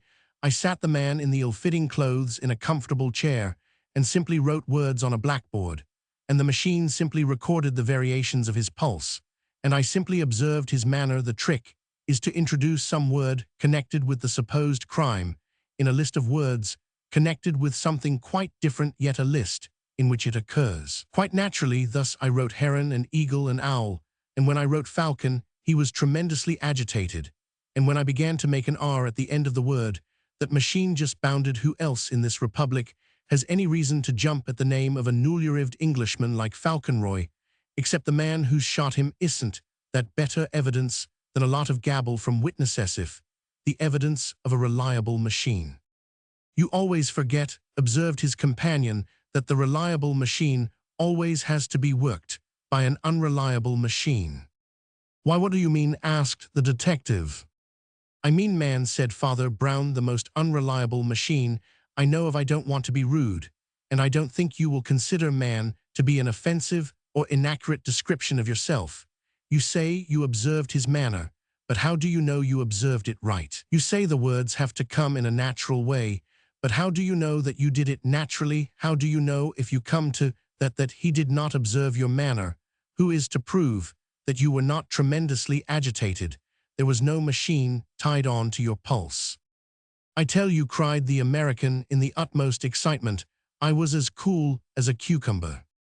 Criminals also can be as cool as cucumbers, said Brown with a smile, and almost as cool as you. Well, this one wasn't, said Usher, throwing the papers about. Oh, you make me tired. I am sorry, said the other. I only point out what seems a reasonable possibility. If you could tell by his manner when the word that might hang him had come, why shouldn't he tell from your manner that the word that might hang him was coming? I should ask for more than words myself before I hanged anybody. Usher smote the table and rose in a sort of angry triumph. And that he cried is just what I am going to give you. I tried the machine first, just in order to test the thing in other ways afterwards. And the machine, sir, is right. He paused a moment and resumed with less excitement. I rather want to insist, if it comes to that so far I had very little to go on, except the scientific experiment. There was really nothing against the man at all. His clothes were ill-fitting, as I've said, but they were rather better, if anything, than those of the submerged class to which he evidently belonged. Moreover, under all the stains of his plunging through ploughed fields or bursting through dusty hedges, the man was comparatively clean. This might mean, of course, that he had only just broken prison, but it reminded me more of the desperate decency of the comparatively respectable poor. His demeanor was, I am bound to confess, quite in accordance with theirs. He was silent and dignified, as they are. He seemed to have a big but buried grievance. As they do, he professed total ignorance of the crime and the whole question, and showed nothing but a sullen impatience for something sensible that might come to take him out of his meaningless scrape. He asked me more than once if he could telephone for a lawyer who had helped him a long time ago in a trade dispute, and in every sense acted as you would expect an innocent man to act. There was nothing against him in the world, except that little finger on the dial that pointed to the change of his pulse. Then, sir, the machine was on its trial, and the machine was right by the time I came with him out of the private room into the vestibule, where all sorts of other people were awaiting examination. I think he had already more or less made up his mind to clear things up by something like a confession. He turned to me and began to say in a low voice, "Oh, I can't stick this any more if you must know all about me." At the same instant, one of the poor women sitting on the long bench stood up, screaming aloud and pointing at him with her finger. I have never in my life heard anything more demoniacally distinct. Her lean finger seemed to pick him out, as if it were a pea-shooter, though the word was a mere howl. Every syllable was as clear as a separate stroke on the clock. "Drugger Davis," she shouted. "They've got Drugger Davis." Among the wretched women, mostly thieves and streetwalkers, 20 faces were turned gaping with glee and hate. If I had never heard the words, I should have known by the very shock upon his features that the so-called Oscar Ryan had heard his real name. But I'm not quite so ignorant. You may be surprised to hear Drugger Davis was one of the most terrible and depraved criminals that ever baffled our police. It is certain he had done murder more than once long before his last exploit with the warder, but he was never entirely fixed for it, curiously enough, because he did it in the same manner as those milder, meaner crimes for which he was fixed pretty often. He was a handsome, well-bred-looking brute, as he still is to some extent, and he used mostly to go about with barmaids or shop girls and do them out of their money very often. Though he went a good deal farther, and they were found drugged with cigarettes or chocolates, and their whole property missing. Then came one case where the girl was found dead, but deliberation could not quite be proved, and what was more practical still, the criminal could not be found. I heard a rumor of his having reappeared somewhere in the opposite character, this time lending money instead of borrowing it, but still to such poor widows as he might personally fascinate, but still with the same bad result for them. Well, there is your innocent man, and there is his innocent record. Even since then, 4 criminals and 3 warders have identified him and confirmed the story. Now, what have you got to say to my poor little machine? After that, hasn't the machine done for him? Or do you prefer to say that the woman and I have done for him? "As to what you've done for him," replied Father Brown, rising and shaking himself in a floppy way, "you've saved him from the electrical chair. I don't think they can kill Drugger Davis on that old vague story of the poison. And as for the convict who killed the warder, I suppose it's obvious that you haven't got him. Mr. Davis is innocent of that crime at any rate." "What do you mean?" demanded the other. "Why should he be innocent of that crime?" "Why, bless us all," cried the small man in one of his rare moments of animation, "why, because he's guilty of the other crimes. I don't know what you people are made of. You seem to think that all sins are kept together in a bag. You talk as if a miser on Monday were always a spendthrift on Tuesday. You tell me this man you have here spent weeks and months wheedling needy women out of small sums of money, that he used a drug at the best, and a poison at the worst, that he turned up afterwards as the lowest kind of moneylender and cheated most poor people in the same patient and pacific style. let it be granted, let us admit for the sake of argument that he did all this. If that is so, I will tell you what he didn't do. He didn't storm a spiked wall against a man with a loaded gun. He didn't write on the wall with his own hand to say he had done it. He didn't stop to state that his justification was self-defense. He didn't explain that he had no quarrel with the poor warder. He didn't name the house of the rich man to which he was going with the gun. He didn't write his own initials in a man's blood. Saints alive, can't you see the whole character is different in good and evil? Why, you don't seem to be like I am a bit. One would think you'd never had any vices of your own. The amazed American had already parted his lips in protest when the door of his private and official room was hammered and rattled in an unceremonious way to which he was totally unaccustomed. The door flew open the moment before Greywood Usher had been coming to the conclusion that Father Brown might possibly be mad. The moment after he began to think he was mad himself, there burst and fell into his private room a man in the filthiest rags, with a greasy squash hat still askew on his head, and a shabby green shade shoved up from one of his eyes, both of which were glaring like a tiger's. The rest of his face was almost undiscoverable, being masked with a matted beard and whiskers through which the nose could barely thrust itself, and further buried in a squalid red scarf or handkerchief. Mr. Usher prided himself on having seen most of the roughest specimens in the state, but he thought he had never seen such a baboon dressed as a scarecrow as this. But above all, he had never in all his placid scientific existence heard a man like that speak to him first. "See here, old man," Usher shouted the being in the red handkerchief, "I am getting tired. Don't you try any of your hide-and-seek on me. I don't get fooled any. Leave go of my guests. And ill, let up on the fancy clockwork. Keep him here for a split instant, and y'all feel pretty mean. I reckon I'm not a man with no pull." The eminent Usher was regarding the bellowing monster with an amazement which had dried up all other sentiments. The mere shock to his eyes had rendered his ears almost useless. At last, he rang a bell with a hand of violence. While the bell was still strong and pealing, the voice of Father Brown fell soft but distinct. "I have a suggestion to make," he said, "but it seems a little confusing. I don't know this gentleman, but I think I know him now." "You know him quite well, but you don't know him naturally. Sounds paradoxical, I know." "I reckon the cosmos is cracked," said Usher, and fell asprawl in his round office chair. "Now see here," vociferated the stranger, striking the table, but speaking in a voice that was all the more mysterious, because it was comparatively mild and rational, though still resounding. "I want let you in, I want." "Who in hell are you?" yelled Usher, suddenly sitting up straight. "I think the gentleman's name is Todd," said the priest. Then he picked up the pink slip of newspaper. "I fear you don't read the society papers properly," he said, and began to read out in a monotonous voice, "or locked in the jeweled bosoms of our city's gayest leaders. But there is talk of a pretty parody of the manners and customs of the other end of society's scale.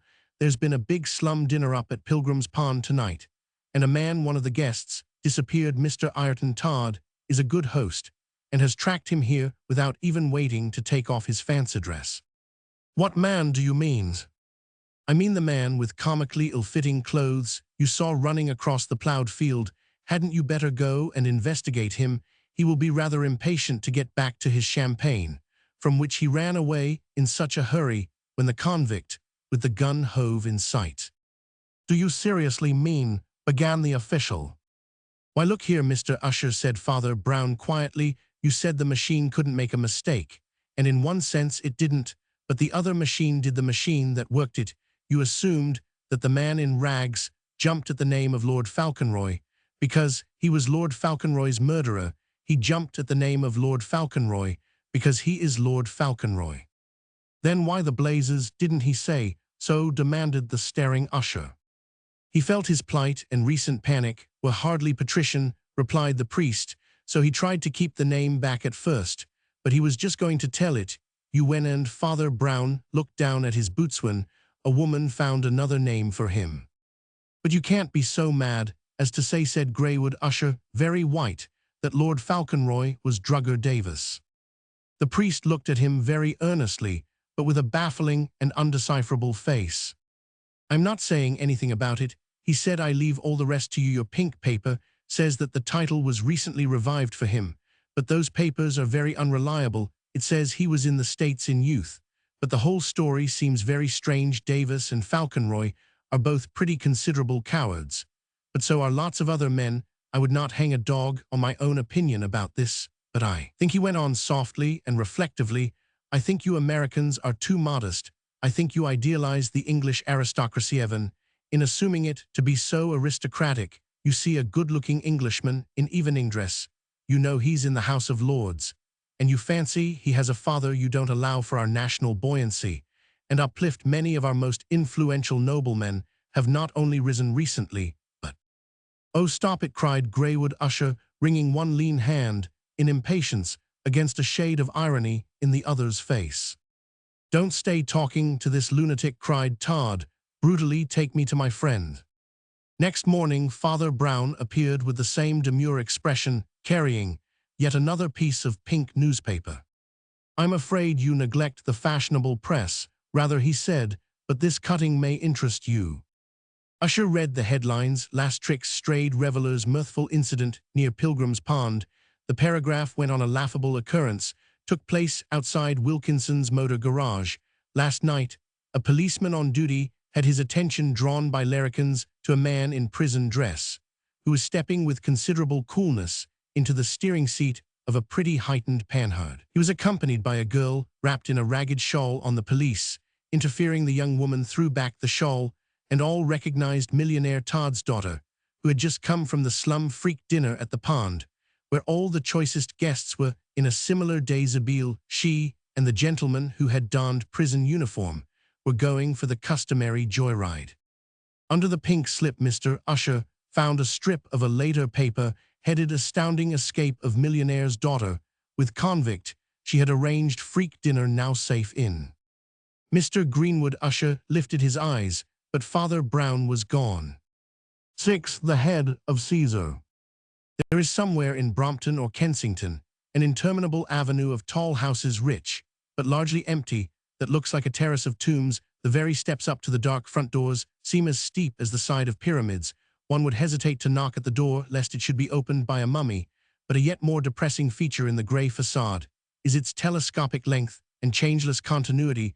The pilgrim walking down it begins to think he will never come to a break or a corner, but there is one exception, a very small one, but hailed by the pilgrim almost with a shout.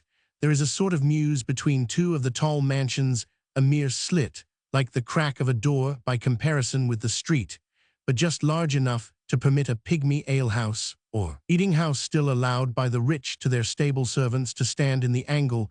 There is something cheery in its very dinginess, and something free and elfin in its very insignificance. At the feet of those grey stone giants, it looks like a lighted house of dwarfs. Anyone passing the place during a certain autumn evening, itself almost fairy-like, might have seen a hand pull aside the red half-blind, which, along with some large white lettering, half hid the interior from the street, and a face peer out, not unlike a rather innocent goblin's. It was in fact the face of one with the harmless human name of Brown, formerly priest of Cobhole in Essex, and now working in London. His friend Flambeau, a semi-official investigator, was sitting opposite him, making his last notes of a case he had cleared. Up in the neighborhood, they were sitting at a small table close up to the window. When the priest pulled the curtain back and looked out, he waited till a stranger in the street had passed the window to let the curtain fall into its place again. Then his round eyes rolled to the large white lettering on the window above his head, and then strayed to the next table, at which sat only a navvy with beer and cheese, and a young girl with red hair and a glass of milk. Then, seeing his friend put away the pocketbook, he said softly, "If you've got 10 minutes, I wish you'd follow that man with the false nose." Flambeau looked up in surprise, but the girl with the red hair also looked up, and with something that was stronger than astonishment. She was simply and even loosely dressed in light brown sacking stuff, but she was a lady, and even on a second glance, a rather needlessly haughty one. "The man with the false nose," repeated Flambeau. "Who's he?" "I haven't a notion," answered Father Brown. "I want you to find out. I ask it as a favor." He went down there and he jerked his thumb over his shoulder in one of his undistinguished gestures, "and can't have passed 3 lampposts, yet I only want to know the direction." Flambeau gazed at his friend for some time with an expression between perplexity and amusement, and then rising from the table squeezed his huge form out of the little door of the dwarf tavern and melted into the twilight. Father Brown took a small book out of his pocket and began to read steadily. He betrayed no consciousness of the fact that the red-haired lady had left her own table and sat down opposite him. At last, she leaned over and said in a low, strong voice, "Why do you say that? How do you know it's false?" He lifted his rather heavy eyelids, which fluttered in considerable embarrassment. Then his dubious eye roamed again to the white lettering on the glass front of the public house. The young woman's eyes followed his and rested there also, but in pure puzzledom. "No," said Father Brown, answering her thoughts. "It doesn't say cellar like the thing in the Psalms. I read it like that myself when I was wool-gathering. Just now it says ales." "Well," inquired the staring young lady, "what does it matter what it says?" His ruminating eye roved to the girl's light canvas sleeve, round the wrist of which ran a very slight thread of artistic pattern, just enough to distinguish it from a working dress of a common woman, and make it more like the working dress of a lady art student. He seemed to find much food for thought in this, but his reply was very slow and hesitant. "You see, madam," he said from outside, "the place looks well. It is a perfectly decent place, but ladies like you don't generally think. So they never go into such places from choice except—" "Well," she repeated, "except an unfortunate few who don't go in to drink milk." "You are a most singular person," said the young lady. "What is your object in all this?" "Not to trouble you about it," he replied very gently, "only to arm myself with knowledge enough to help you if ever you freely ask my help." "But why should I need help?" He continued his dreamy monologue. "You couldn't have come in to see Proche's humble friends, that sort of thing, or you'd have gone through into the parlor. And you couldn't have come in because you were ill, or you'd have spoken to the woman of the place, who's obviously respectable. Besides, you don't look ill in that way, but only unhappy. This street is the only original long lane that has no turning, and the houses on both sides are shut up. I could only suppose that you'd seen somebody coming whom you didn't want to meet, and found the public house was the only shelter in this wilderness of stone. I don't think I went beyond the license of a stranger in glancing at the only man who passed immediately after, and as I thought he looked like the wrong sort, and you looked like the right sort, I held myself ready to help. If he annoyed you, that is all. As for my friend, he'll be back soon, and he certainly can't find out anything by stumping down a road like this. I didn't think he could." "Then why did you send him out?" she cried, leaning forward with yet warmer curiosity. She had the proud, impetuous face that goes with reddish coloring and a Roman nose, as it did in Marie Antoinette. He looked at her steadily for the first time and said, "Because I hoped you would speak to me." She looked back at him for some time with a heated face in which there hung a red shadow of anger. Then, despite her anxieties, humor broke out of her eyes and the corners of her mouth, and she answered almost grimly, "Well, if you're so keen on my conversation, perhaps you'll answer my question." After a pause, she added, "I had the honor to ask you why you thought the man's nose was false." "The wax always spots like that just a little in this weather," answered Father Brown with entire simplicity. "But it's such a crooked nose," remonstrated the red-haired girl. The priest smiled in his turn. "I don't say it's the sort of nose one would wear out of mere foppery," he admitted. "This man, I think, wears it because his real nose is so much nicer." "But why?" she insisted. "What is the nursery?" observed Brown absent-mindedly. "There was a crooked man, and he went a crooked mile. That man, I fancy, has gone a very crooked road be following his nose." "Why, what's he done?" she demanded, rather shakily. "I don't want to force your confidence by a hair," said Father Brown very quietly, "but I think you could tell me more about that than I can tell you." The girl sprang to her feet and stood quite quietly, but with clenched hands like one about to stride away. Then her hands loosened slowly, and she sat down again. "You are more of a mystery than all the others," she said desperately, "but I feel there might be a heart in your mystery." "What we all dread most," said the priest in a low voice, "is a maze with no center. That is why atheism is only a nightmare." "I will tell you everything," said the red-haired girl doggedly, "except why I am telling you and that I don't know." She picked at the darned tablecloth and went on. "You look as if you knew what isn't snobbery as well as what is. And when I say that ours is a good old family, you'll understand it is a necessary part of the story. Indeed, my chief danger is in my brother's high-andry notions, noblesse oblige, and all that. Well, my name is Christable Carstairs, and my father was that Colonel Carstairs you've probably heard of, who made the famous Carstairs collection of Roman coins. I could never describe my father to you. The nearest I can say is that he was very like a Roman coin himself. He was as handsome and as genuine and as valuable and as metallic and as out of date. He was prouder of his collection than of his coat of arms. Nobody could say more than that his extraordinary character came out most in his. Well, he had 2 sons and 1 daughter. He quarrelled with one son, my brother Giles, and sent him to Australia on a small allowance. He then made a will leaving the Carstairs collection, actually with yet smaller allowance, to my brother Arthur. He meant it as a reward, as the highest honour he could offer in acknowledgement of Arthur's loyalty and rectitude, and the distinctions he had already gained in mathematics and economics at Cambridge. He left me practically all his pretty large fortune, and I am sure he meant it in contempt. Arthur, you may say, might well complain of this, but Arthur is my father over again, though he had some differences with my father in early youth. No sooner had he taken over the collection than he became like a pagan priest, dedicated to a temple. He mixed up these Roman halfpence with the honor of the Carstairs family in the same stiff idolatrous way as his father before him. He acted as if Roman money must be guarded by all the Roman virtues. He took no pleasures. He spent nothing on himself. He lived for the collection. Often he would not trouble to dress for his simple meals, but pattered about among the corded brown paper parcels, which no one else was allowed to touch, in an old brown dressing gown with its rope and tassel, and his pale, thin, refined face, it made him look like an old ascetic monk every now and then, though he would appear dressed like a decidedly fashionable gentleman. But that was only when he went up to the London sales or shops to make an addition to the Carstairs collection. Now, if you've known any young people, you won't be shocked if I say that I got into rather a low frame of mind with all this, the frame of mind in which one begins to say that the ancient Romans were all very well in their way.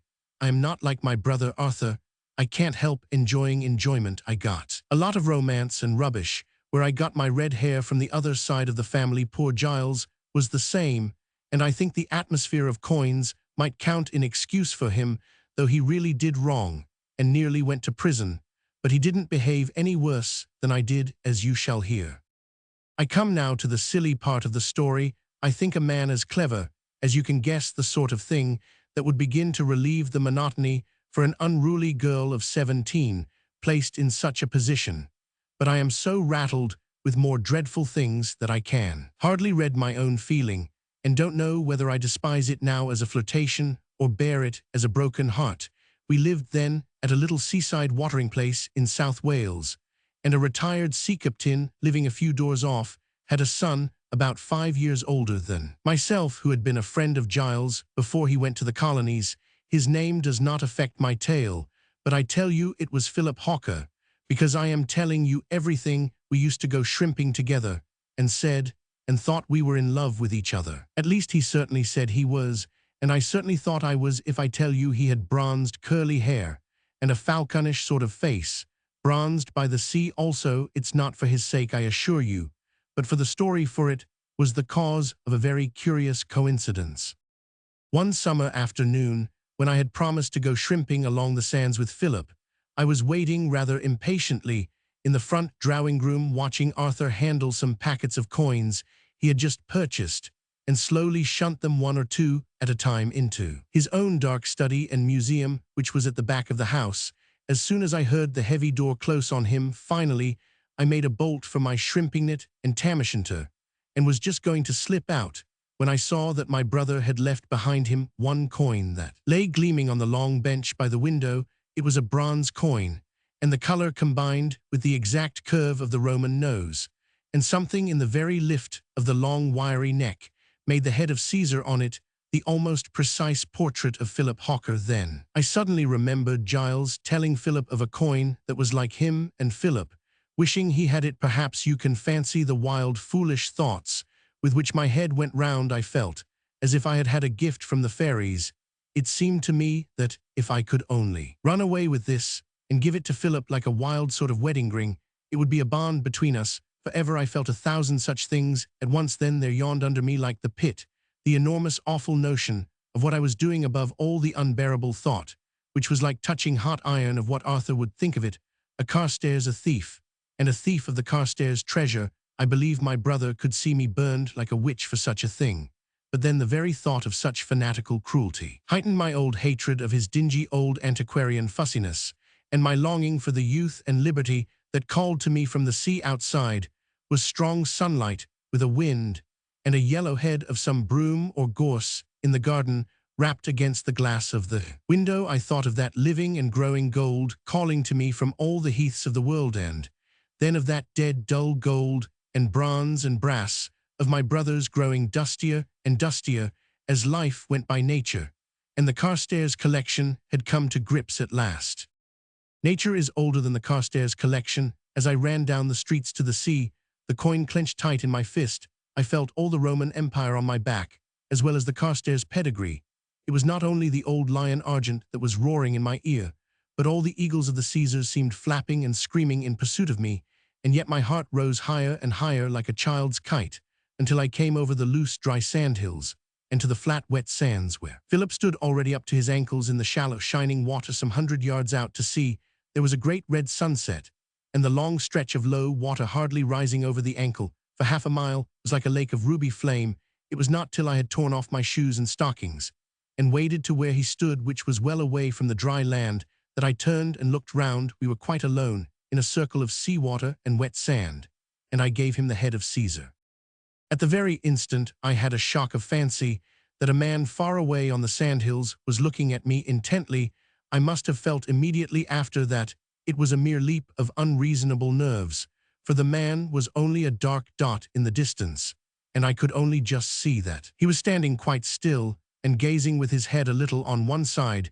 There was no earthly logical evidence that he was looking at me. He might have been looking at a ship, or the sunset, or the seagulls, or at any of the people who still strayed here and there on the shore between us. Nevertheless, whatever my start sprang from was prophetic, for as I gazed, he started walking briskly in a beeline towards us across the wide, wet sands. As he drew nearer and nearer, I saw that he was dark and bearded, and that his eyes were marked with dark spectacles. He was dressed poorly, but respectably in black, from the old black top hat on his head to the solid black boots on his feet. In spite of these, he walked straight into the sea without a flash of hesitation, and came on at me with the steadiness of a traveling bullet. I can't tell you the sense of monstrosity and miracle I had when he thus silently burst the barrier between land and water. It was as if he had walked straight off a cliff, and still marched steadily in midair. It was as if a house had flown up into the sky, or a man's head had fallen off. He was only wetting his boots, but he seemed to be a demon, disregarding a law of nature. If he had hesitated an instant at the water's edge, it would have been nothing. As it was, he seemed to look so much at me alone as not to notice the ocean. Philip was some yards away with his back to me, bending over his net. The stranger came on till he stood within 2 yards of me, the water washing halfway up to his knees. Then he said, with a clearly modulated and rather mincing articulation, "Would it discommode you to contribute elsewhere a coin with a somewhat different superscription?" With one exception, there was nothing definably abnormal about him. His tinted glasses were not really opaque, but of a blue kind common enough, nor were the eyes behind them shifty, but regarded me steadily. His dark beard was not really long or wild, but he looked rather hairy because the beard began very high up in his face, just under the cheekbones. His complexion was neither sallow nor livid, but on the contrary rather clear and youthful, yet this gave a pink and white wax look, which somehow, I don't know why, rather increased the horror. The only oddity one could fix was that his nose, which was otherwise of a good shape, was just slightly turned sideways at the tip, as if when it was soft it had been tapped on one side with a toy hammer. The thing was hardly a deformity, yet I cannot tell you what a living nightmare it was to me as he stood there in the sunset-stained water. He affected me as some hellish sea monster just risen roaring out of a sea like blood. I don't know why a touch on the nose should affect my imagination so much. I think it seemed as if he could move his nose like a finger, and as if he had just that moment moved it. Any little assistance he continued, with the same queer priggish accent that may obviate the necessity of my communicating with the family. Then it rushed over me that I was being blackmailed for the theft of the bronze piece, and all my merely superstitious fears and doubts were swallowed up in one overpowering practical question. How could he have found out I had stolen the thing suddenly? And on impulse, I was certainly alone, for I always made sure of being unobserved. When I slipped out to see Philip in this way, I had not to all appearance been followed in the street. And if I had, they could not X-ray the coin in my closed hand. The man standing on the sandhills could no more have seen what I gave Philip than shoot a fly in one eye like the man in the fairy tale. "Philip," I cried, helplessly, "ask this man what he wants." When Philip lifted his head at last from mending his net, he looked rather red, as if sulky or ashamed, but it may have been only the exertion of stooping, and the red evening light. I may have only had another of the morbid fancies that seemed to be dancing about me. He merely said gruffly to the man, "You clear out of this," and motioning me to follow, set off wading shoreward. Without paying further attention to him, he stepped on to a stone breakwater that ran out from among the roots of the sandhills, and so struck homeward, perhaps thinking our incubus would find it less easy to walk on such rough stones, green and slippery with seaweed, than we who were young and used to it. But my persecutor walked as daintily as he talked, and he still followed me, picking his way and picking his phrases. I heard his delicate, detestable voice appealing to me over my shoulder, until at last, when we had crested the sandhills, Philip's patience, which was by no means so conspicuous on most occasions, seemed to snap. He turned, suddenly saying, "Go back, I can't talk to you now." And as the man hovered and opened his mouth, Philip struck him a buffet on it that sent him flying from the top of the tallest sandhill to the bottom. I saw him crawling out below, covered with sand. This stroke comforted me somehow, though it might well increase my peril. But Philip showed none of his usual elation at his own prowess, though as affectionate as ever he still seemed cast down, and before I could ask him anything fully, he parted with me at his own gate with two remarks that struck me as strange. He said that all things considered I ought to put the coin back in the collection, but that he himself would keep it for the present. And then he added quite suddenly and irrelevantly, "You know Giles is back from Australia." The door of the tavern opened, and the gigantic shadow of the investigator Flambeau fell across the table. Father Brown presented him to the lady in his own slight persuasive style of speech, mentioning his knowledge and sympathy in such cases, and almost without knowing. The girl was soon reiterating her story to two listeners, but Flambeau, as he bowed and sat down, handed the priest a small slip of paper. Brown accepted it with some surprise and read on it, "Cab to Wagga Wagga 379 Mafeking Avenue, Putney." The girl was going on with her story. I went up the steep street to my own house with my head in a whirl. It had not begun to clear when I came to the doorstep, on which I found a milk can and the man with the twisted nose. The milk can told me the servants were all out, for of course Arthur, browsing about in his brown dressing gown in a brown study, would not hear or answer a bell.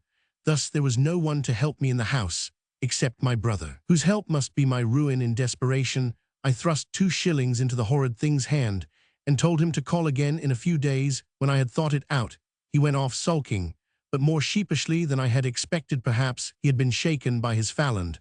I watched the star of sand splashed on his back, receding down the road, with a horrid vindictive pleasure. He turned a corner some 6 houses down.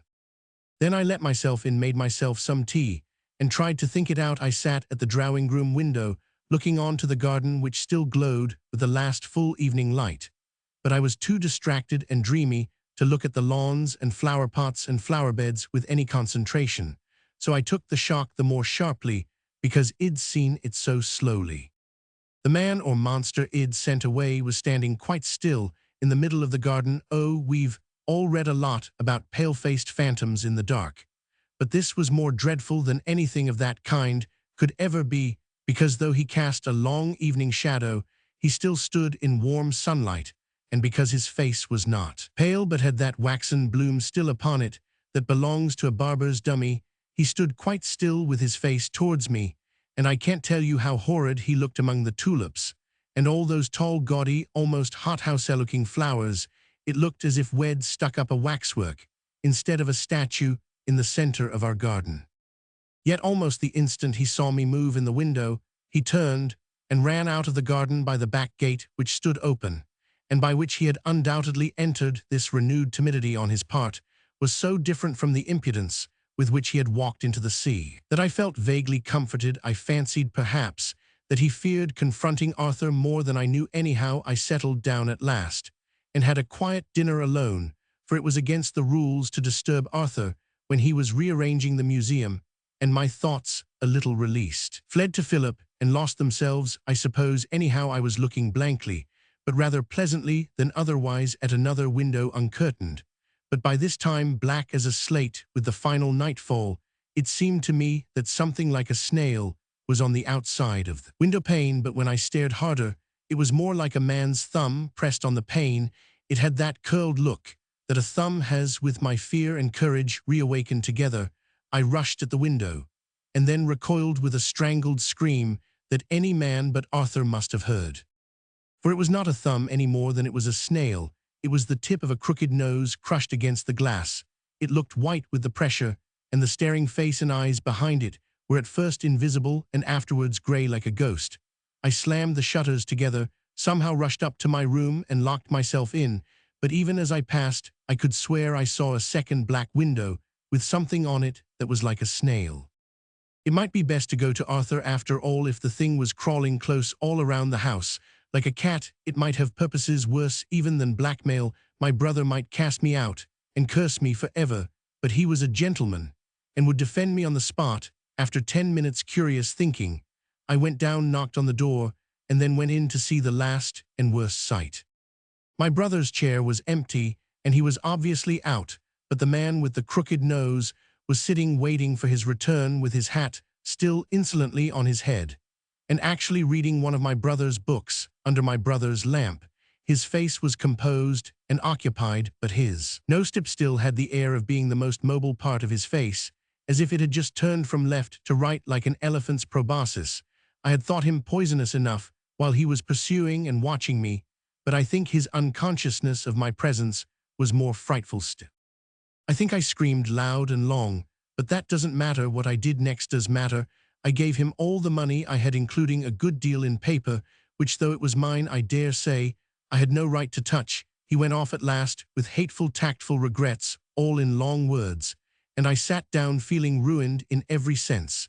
And yet I was saved that very night by a pure accident. Arthur had gone off suddenly to London, as he so often did for bargains, and returned late, but radiant, having nearly secured a treasure that was an added splendor even to the family collection.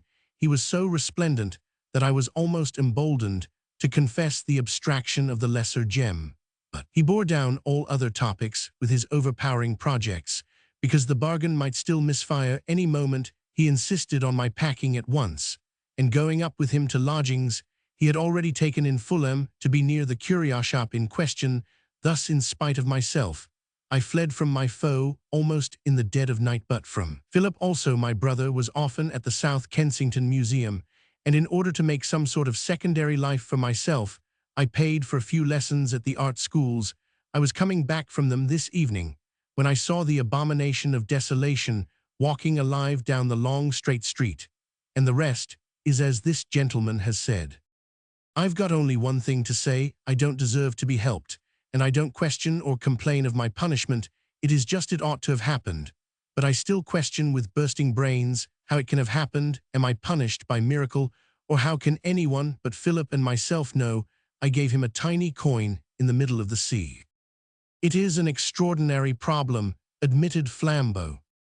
Not so extraordinary as the answer, remarked Father Brown, rather gloomily. Miss Carstairs, will you be at home if we call at your Fulham place in an hour and a half hence?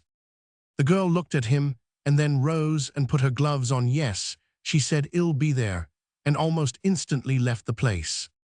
That night the detective and the priest were still talking of the matter as they drew near the Fulham house, a tenement strangely mean even for a temporary residence of the Carstairs family. Of course, the superficial, on reflection, said Flambeau, would think first of this Australian brother who's been in trouble before, who's come back so suddenly, and who's just the man to have shabby confederates. but I can't see how he can come into the thing by any process of thought unless. Well, asked his companion patiently. Flambeau lowered his voice. Unless the girl's lover comes in too, and he would be the blacker villain. The Australian chap did know that Hawker wanted the coin, but I can't see how on earth he could know that Hawker had got it unless Hawker signaled to him or his representative across the shore. That is true, assented the priest with respect. Have you noted another thing, went on Flambeau eagerly. This Hawker hears his love insulted, but doesn't strike till he's got to the soft sandhills, where he can be victor in a mere sham fight if he struck amid rocks, and see he might have hurt his ally. That is true again, said Father Brown, nodding. And now take it from the start, it lies between few people, but at least three. You want one person for suicide, two people for murder, but at least three people for blackmail. Why? asked the priest softly. Well, obviously, cried his friend, there must be one to be exposed, one to threaten exposure, and one at least whom exposure would horrify. After a long ruminant pause, the priest said, you miss a logical step. 3 persons are needed. As ideas, only 2 are needed as agents. What can you mean? asked the other. Why shouldn't a blackmailer, asked Brown in a low voice, threaten his victim with himself? Suppose a wife became a rigid teetotaler in order to frighten her husband into concealing his pub frequenting, and then wrote him blackmailing letters in another hand threatening to tell his wife. Why shouldn't it work? Suppose a father forbade a son to gamble, and then following him in a good disguise, threatened the boy with his own sham paternal strictness. Suppose, but here we are, my friend. My God, cried Flambeau, you don't mean. An active figure ran down the steps of the house, and showed under the golden lamplight the unmistakable head that resembled the Roman coin. Miss Carstairs, said Hawker, without ceremony, wouldn't go in till you came. Well, observed Brown confidently, don't you think it's the best thing she can do to stop outside with you, to look after her? You see, I rather guess you have guessed it all yourself. Yes, said the young man in an undertone, I guessed on the sands, and now I know that was why I let him fall soft. Taking a latchkey from the girl and the coin from Hawker, Flambeau let himself and his friend into the empty house, and passed into the outer parlor. It was empty of all occupants, but one, the man whom Father Brown had seen pass. The tavern was standing against the wall, as if at bay, unchanged, save that he had taken off his black coat and was wearing a brown dressing gown. We have come, said Father Brown politely, to give back this coin to its owner, and he handed it to the man with the nose. Flambeau's eyes rolled. Is this man a coin collector? he asked. This man is Mr. Arthur Carstairs, said the priest positively, and he is a coin collector of a somewhat singular kind. The man changed color so horribly that the crooked nose stood out on his face like a separate and comic thing. He spoke nevertheless, with a sort of despairing dignity. You shall see then, he said, that I have not lost all the family qualities, and he turned suddenly and strode into an inner room, slamming the door.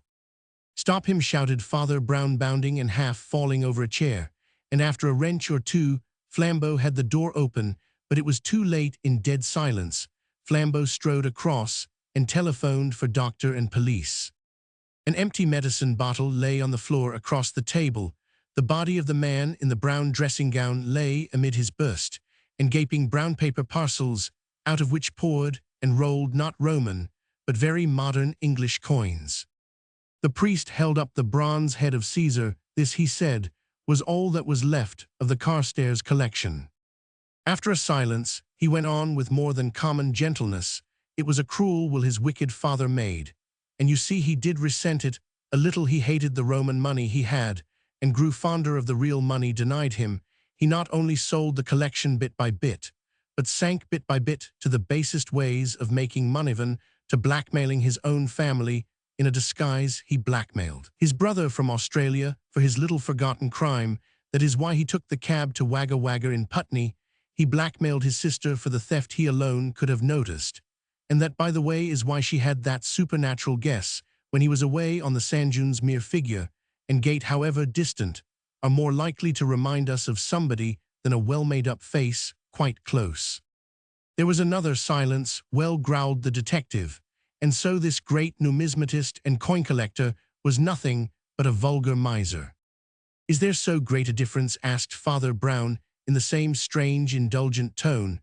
"What is there wrong about a miser that is not often as wrong about a collector? What is wrong? Except thou shalt not make to thyself any graven image, thou shalt not bow down to them, nor serve them for Roman one.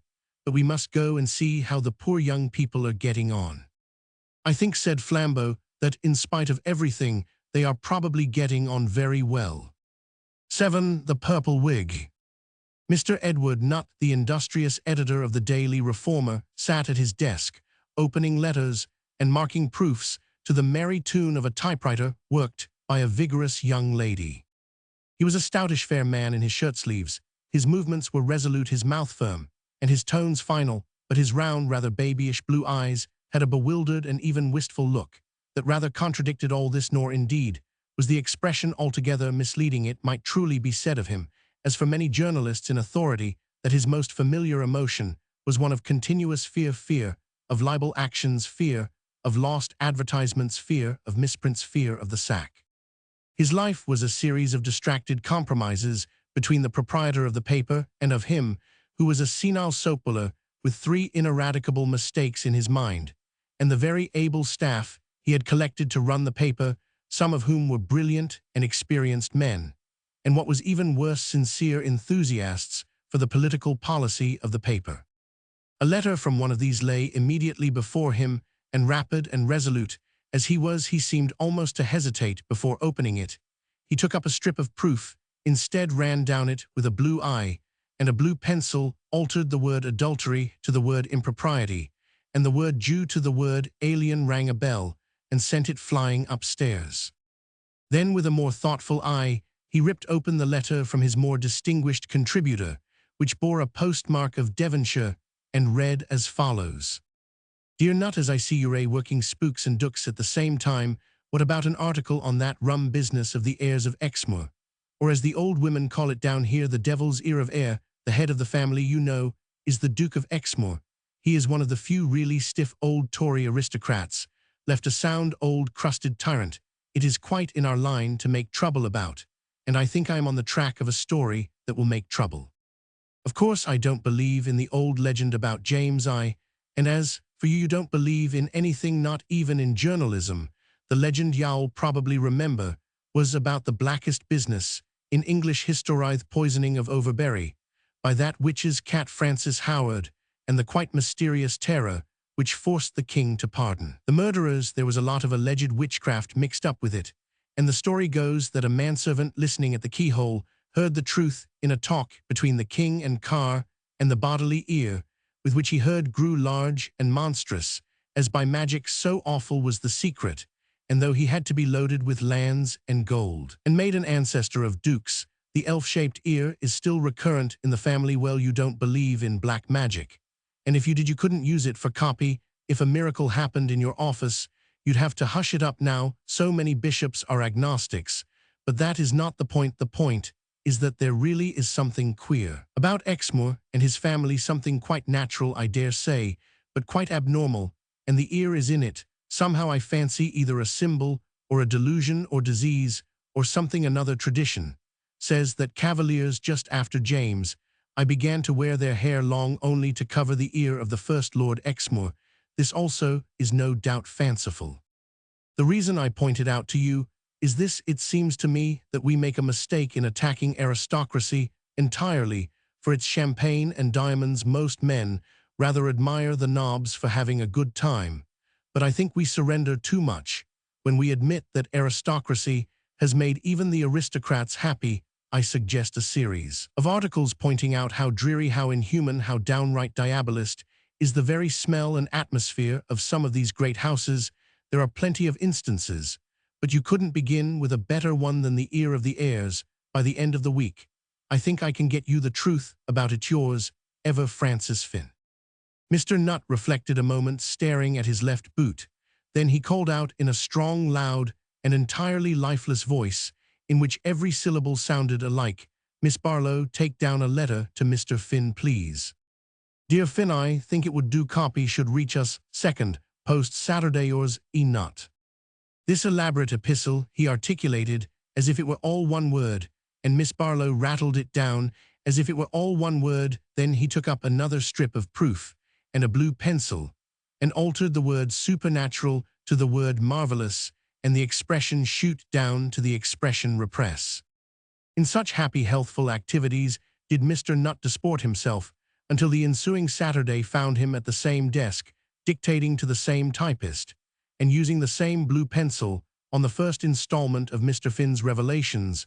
The opening was a sound piece of slashing invective about the evil secrets of princes and despair in the high places of the earth, though written violently. It was in excellent English, but the editor, as usual, had given to somebody else the task of breaking it up into subheadings, which were of a spicier sort as Pyrrhus and poisons, and the eerie ear the airs in their eerie, and so on through 100 happy changes. Then followed the legend of the ear, amplified from Finn's first letter, and then the substance of his later discoveries as follows. I know it is the practice of journalists to put the end of the story at the beginning and call it a headline. I know that journalism largely consists in saying Lord Jones dead to people who never knew that Lord Jones was alive. Your present correspondent thinks that this, like many other journalistic customs, is bad journalism, and that the Daily Reformer has to set a better example in such things. He proposes to tell his story as it occurred step by step. He will use the real names of the parties, who in most cases are ready to confirm his testimony. As for the headlines, the sensational proclamations will come at the end. I was walking along a public path that threads through a private Devonshire orchard and seems to point towards Devonshire cider when I came suddenly upon just such a place. As the path suggested, it was a long low inn consisting really of a cottage and 2 barns thatched all over with the thatch that looks like brown and grey hair. Grown before history, but outside the door was a sign which called it the Blue Dragon, and under the sign was one of those long rustic tables that used to stand outside most of the free English inns before teetotalers and brewers between them destroyed freedom. And at this table sat 3 gentlemen who might have lived 100 years ago. Now that I know them all better, there is no difficulty about disentangling the impressions, but just then they looked like 3 very solid ghosts, the dominant figure both, because he was bigger in all 3 dimensions, and because he sat centrally in the length of the table facing me was a tall, fat man, dressed completely in black, with a rubicund, even apoplectic visage, but a rather bald and rather bothered brow. Looking at him again more strictly, I could not exactly say what it was that gave me the sense of antiquity, except the antique cut of his white clerical necktie and the barred wrinkles across his brow. It was even less easy to fix the impression in the case of the man at the right end of the table, who, to say truth, was as commonplace a person as could be seen anywhere, with a round brown-haired head and a round snub nose, but also clad in clerical black of a stricter cut. It was only when I saw his broad curved hat lying on the table beside him that I realized why I connected him with anything ancient. He was a Roman Catholic priest. Perhaps the third man at the other end of the table had really more to do with it than the rest, though he was both slighter in physical presence and more inconsiderate in his dress. His lank limbs were clad, I might also say clutched, in very tight grey sleeves and pantaloons. He had a long, sallow, aquiline face, which seemed somehow all the more saturnine, because his lantern jaws were imprisoned in his collar and neckcloth more in the style of the old stock, and his hair, which ought to have been dark brown, was of an odd, dim russet color, which in conjunction with his yellow face looked rather purple than red. The unobtrusive yet unusual color was all the more notable because his hair was almost unnaturally healthy and curling, and he wore it full. But after all analysis, I inclined to think that what gave me my first old-fashioned impression was simply a set of tall, old-fashioned wineglasses, 1 or 2 lemons, and 2 churchwarden pipes, and also perhaps the old-world errand on which I had come. Being a hardened reporter, and it being apparently a public inn, I did not need to summon much of my impudence to sit down at the long table and order some cider. The big man in black seemed very learned, especially about local antiquities. The small man in black, though he talked much less, surprised me with a yet wider culture, so we got on very well together.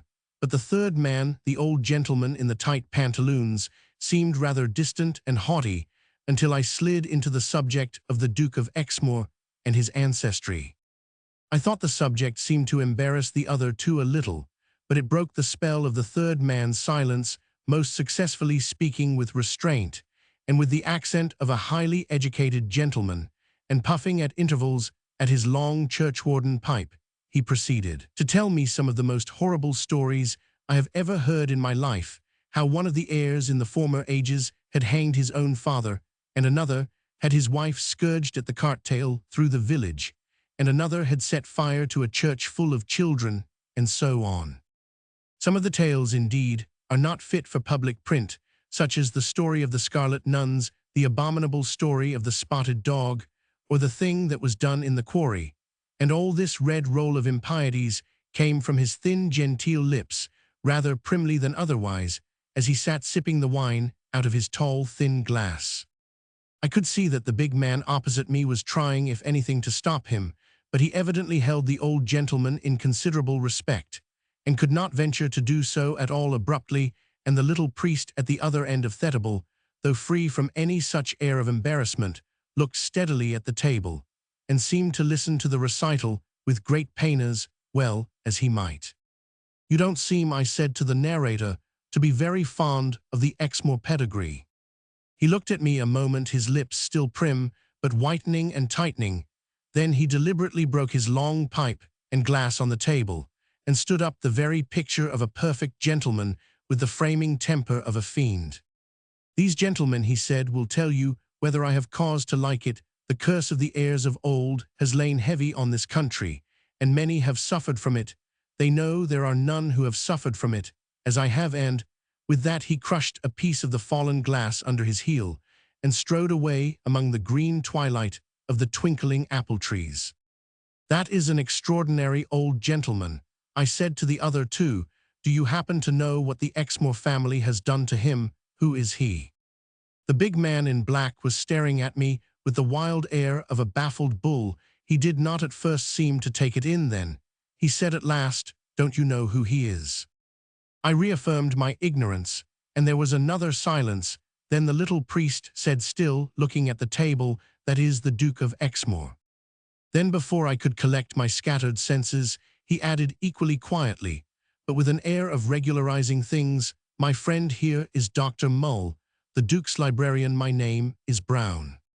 But I stammered, "If that is the Duke, why does he damn all the old dukes like that?" "He seems really to believe," answered the priest called Brown, "that they have left a curse on him." Then he added with some irrelevance, "That's why he wears a wig." It was a few moments before his meaning dawned on me. "You don't mean that fable about the fantastic ear?" I demanded. "I've heard of it, of course. But surely it must be a superstitious yarn spun out of something much simpler. I've sometimes thought it was a wild version of one of those mutilation stories they used to crop criminals' ears in the 16th century. "I hardly think it was that," answered the little man thoughtfully, "but it is not outside ordinary science or natural law for a family to have some deformity frequently reappearing, such as one ear bigger than the other." The big librarian had buried his big bald brow in his big red hands, like a man trying to think out his duty. "No," he groaned, "you do the man a wrong after all. Understand, I've no reason to defend him, or even keep faith with him. He has been a tyrant to me, as to everybody else. Don't fancy, because you see him sitting here, that he isn't a great lord in the worst sense of the word. He would fetch a man a mile to ring a bell a yard off if it would summon another man 3 miles to fetch a matchbox 3 yards off. He must have a footman to carry his walking stick, a body servant to hold up his opera-glasses, but not a valet to brush his clothes," cut in the priest, with a curious dryness, "for the valet would want to brush his wig too." The librarian turned to him and seemed to forget my presence. He was strongly moved, and I think a little heated with wine. "I don't know how you know it, Father Brown," he said, "but you are right. He lets the whole world do everything for him except dress him, and that he insists on doing in a literal solitude, like a desert. Anybody is kicked out of the house without a character who is so much as found near his dressing-room door." "He seems a pleasant old party," I remarked. "No," replied Dr. Mull quite simply, "and yet that is just what I mean by saying you are unjust to him. after all, gentlemen, the Duke does really feel the bitterness about the curse that he uttered just now. He does, with sincere shame and terror, hide under that purple wig something he thinks it would blast the sons of man to see. I know it is so, and I know it is not a mere natural disfigurement like a criminal mutilation or a hereditary disproportion in the features. I know it is worse than that, because a man told me, who was present at a scene that no man could invent, where a stronger man than any of us tried to defy the secret and was scared away from it. I opened my mouth to speak, but Mull went on in oblivion of me, speaking out of the cavern of his hands. I don't mind telling you, father, because it's really more defending the poor Duke than giving him away. Didn't you ever hear of the time when he very nearly lost all the estates? The priest shook his head, and the librarian proceeded to tell the tale as he had heard it from his predecessor in the same post, who had been his patron and instructor, and whom he seemed to trust implicitly up to a certain point. It was a common enough tale of the decline of a great family's fortunes. Tale of a family lawyer. His lawyer, however, had the sense to cheat honestly, if the expression explains itself. Instead of using funds he held in trust, he took advantage of the Duke's carelessness to put the family in a financial hole in which it might be necessary for the Duke to let him hold them in reality. The lawyer's name was Isaac Green, but the Duke always called him Elisha, presumably in reference to the fact that he was quite bald. Though certainly not more than 30, he had risen very rapidly, but from very dirty beginnings, being first a narc or informer, and then a moneylender, but as solicitor to the heirs. He had the sense, as I say, to keep technically straight, until he was ready to deal the final blow. The blow fell at dinner, and the old librarian said he should never forget the very look of the lampshades and the decanters, as the little lawyer, with a steady smile, proposed to the great landlord that they should have the estates between them. The sequel certainly could not be overlooked, for the Duke, in dead silence, smashed a decanter on the man's bald head as suddenly as I had seen him smash the glass that day in the orchard. It left a red triangular scar on the scalp, and the lawyer's eyes altered, but not his smile. He rose tottering to his feet, and struck back, as such men do strike. I am glad of that, he said, for now I can take the whole estate. The law will give it to me. Exmoor, it seems, was white as ashes, but his eyes still blazed. The law will give it you, he said, but you will not take it. Why not? Why, because it would mean the crack of doom for me. And if you take it, I shall take off my wig. Why, you pitiful plucked fowl, anyone can see your bare head, but no man shall see mine and live. Well, you may say what you like, and make it mean what you like, but Mull swears it is the solemn fact that the lawyer, after shaking his knotted fists in the air for an instant, simply ran from the room and never reappeared in the countryside. And since then, Exmoor has been feared more for a warlock than even for a landlord and a magistrate. Now Dr. Mull told his story with rather wild theatrical gestures, and with a passion, I think, at least partisan. I was quite conscious of the possibility that the whole was the extravagance of an old braggart and gossip. But before I end this half of my discoveries, I think it due to Dr. Mull to record that my two first inquiries have confirmed his story. I learned from an old apothecary in the village that there was a bald man in evening dress, giving the name of Green, who came to him one night to have a three-cornered cut on his forehead plastered. And I learnt from the legal records and old newspapers that there was a lawsuit threatened, and at least begun, by one Green against the Duke of Exmoor. Mr. Nutt of the Daily Reformer wrote some highly incongruous words across the top of the copy, made some highly mysterious marks down the side of it, and called to Miss Barlow in the same loud, monotonous voice, "Take down a letter to Mr. Finn. Dear Finn, your copy will do, but I have had to headline it a bit, and our public would never stand a Romanist priest in the story. You must keep your eye on the suburbs. I've altered him to Mr. Brown, a spiritualist. Yours, a nut." A day or two afterward found the active and judicious editor examining with blue eyes that seemed to grow rounder and rounder the second installment of Mr. Finn's tale of mysteries in high life. It began with the words, "I have made an astounding discovery, I freely confess. It is quite different from anything I expected to discover, and will give a much more practical shock to the public. I venture to say, without any vanity, that the words I now write will be read all over Europe, and certainly all over America and the colonies. And yet I heard all I have to tell before I left this same little wooden table in this same little wood of apple trees. I owe it all to the small priest Brown. He is an extraordinary man. The big librarian had left the table, perhaps ashamed of his long tongue, perhaps anxious about the storm in which his mysterious master had vanished anyway. He betook himself heavily in the Duke's tracks through the trees. Father Brown had picked up one of the lemons and was eyeing it with an odd pleasure. "What a lovely color a lemon is," he said. "There's one thing I don't like about the Duke's wig color." "I don't think I understand," I answered. "I dare say he's got good reason to cover his ears like King Midas," went on the priest, with a cheerful simplicity which somehow seemed rather flippant under the circumstances. "I can quite understand that it's nicer to cover them with hair than with brass plates or leather flaps. But if he wants to use hair, why doesn't he make it look like hair? There never was hair of that color in this world. It looks more like a sunset cloud coming through the wood. Why doesn't he conceal the family curse better?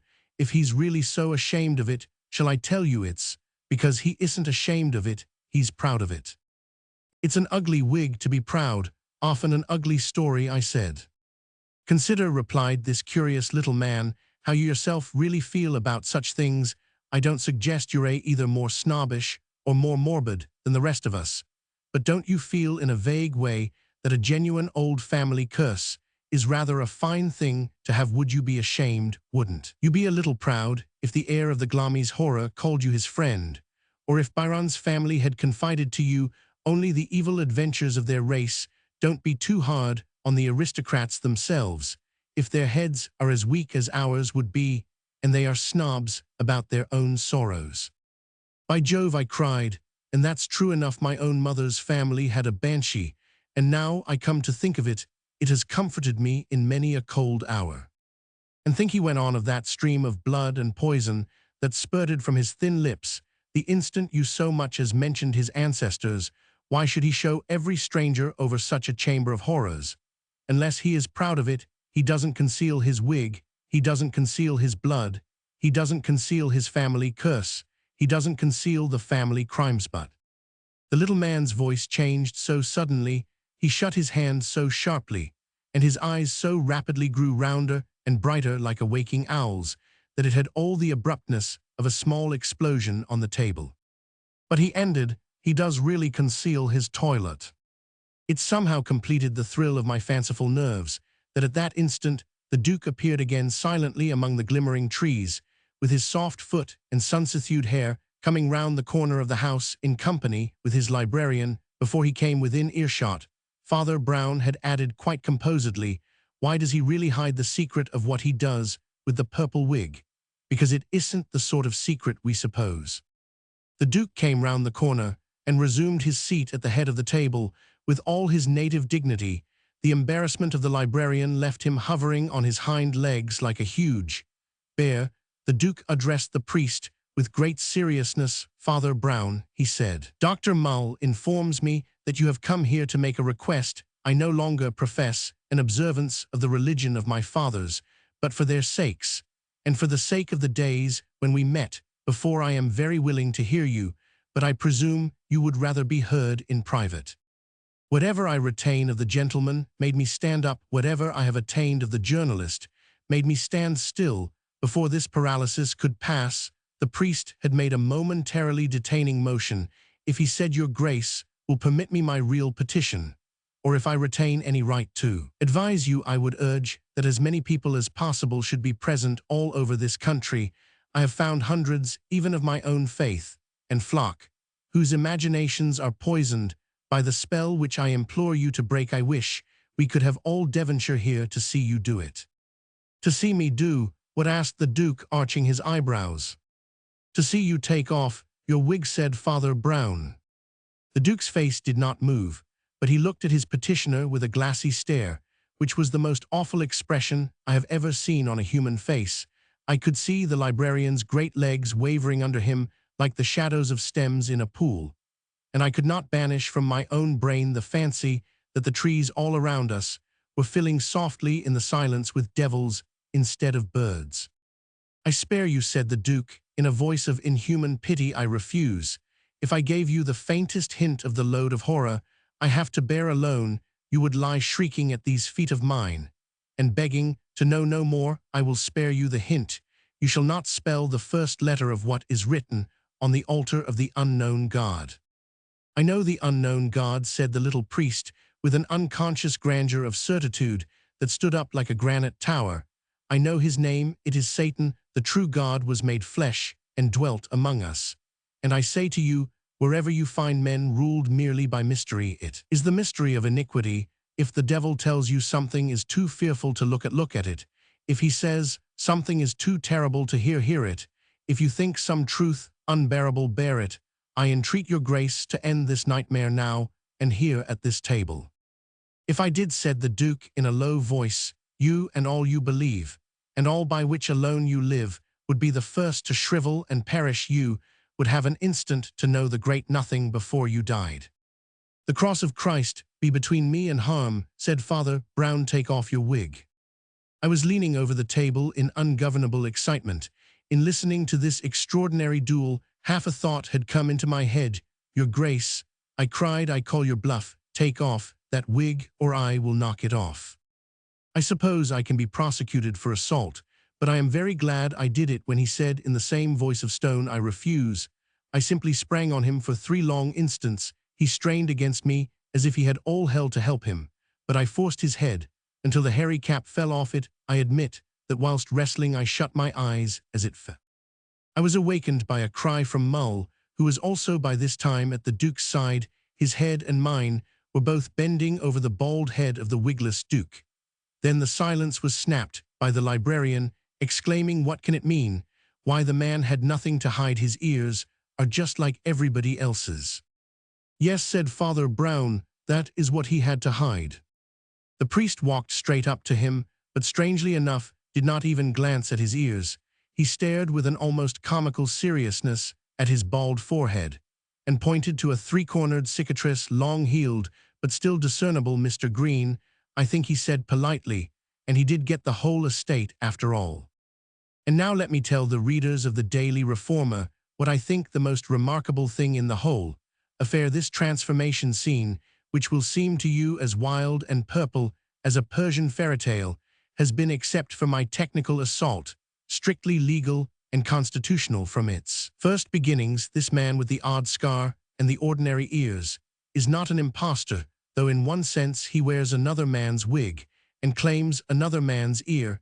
He has not stolen another man's coronet. He really is the one and only Duke of Exmoor. What happened was this: the old Duke really had a slight malformation of the ear, which really was more or less hereditary. He really was morbid about it, and it is likely enough that he did invoke it as a kind of curse in the violent scene which undoubtedly happened, in which he struck Green with the decanter, but the contest ended very differently. Green pressed his claim and got the estates. The dispossessed nobleman shot himself and died without issue. After a decent interval, the beautiful English government revived the extinct peerage of Exmoor and bestowed it, as is usual, on the most important person, the person who had got the property. This man used the old feudal fables properly. In his snobbish soul really envied and admired them, so that thousands of poor English people trembled before a mysterious chieftain with an ancient destiny and a diadem of evil starswin. They are really trembling before a guttersnipe who was a pettifogger and a pawnbroker not 12 years ago. I think it very typical of the real case against our aristocracy, as it is, and as it will be till God sends us braver men. Mr. Nutt put down the manuscript and called out with unusual sharpness, Miss Barlow, please take down a letter to Mr. Finn. Dear Finn, you must be mad. We can't touch this. I wanted vampires and the bad old days and aristocracy hand in hand with superstition. They like that. But you must know the Exmoors would never forgive this. And what would our people say then? I should like to know why Sir Simon is one of Exmoor's greatest pals, and it would ruin that cousin of the heirs. That standing for us at Bradford, besides old Soap Suds, was sick enough at not getting his peerage last year. He'd sack me by wire if I lost him it with such lunacy as this. And what about Duffy? He's doing us some rattling articles on the heel of the Norman. And how can he write about Normans if the man's only a solicitor do be reasonable yours, nut. As Miss Barlow rattled away cheerfully, he crumpled up the copy and tossed it into the waste-paper basket, but not before he had automatically, and by force of habit, altered the word God to the word circumstances. 8. The perishing of the Pendragons. Father Brown was in no mood for adventures. He had lately fallen ill with overwork, and when he began to recover, his friend Flambeau had taken him on a cruise in a small yacht with Sir Cecil Fanshawe, a young Cornish squire, and an enthusiast for Cornish coast scenery. But Brown was still rather weak. He was no very happy sailor, and though he was never of the sort that either grumbles or breaks down his spirits, did not rise above patience and civility when the other two men praised the ragged violet sunset or the ragged volcanic crags. He agreed with them. When Flambeau pointed out a rock shaped like a dragon, he looked at it and thought it very like a dragon. When Fanshawe more excitedly indicated a rock that was like Merlin, he looked at it and signified assent. When Flambeau asked whether this rocky gate of the twisted river was not the gate of fairyland, he said yes. He heard the most important things, and the most trivial with the same tasteless absorption. He heard that the coast was death to all but careful seamen. He also heard that the ship's cat was asleep. He heard that Fanshawe couldn't find his cigar holder anywhere. He also heard the pilot deliver the oracle, both eyes bright. She's all right, one eye winks down. She sinks. He heard Flambeau say to Fanshawe that no doubt this meant the pilot must keep both eyes open and be spry, and he heard Fanshawe say to Flambeau that oddly enough it didn't mean this. It meant that while they saw two of the coast lights, one near and the other distant exactly side by side, they were in the right river channel, but that if one light was hidden behind the other, they were going on the rocks. He heard Fanshawe add that his country was full of such quaint fables and idioms. It was the very home of romance. He even pitted this part of Cornwall against Devonshire as a claimant to the laurels of Elizabethan seamanship. According to him, there had been captains among these coves and islets compared with whom Drake was practically a landsman.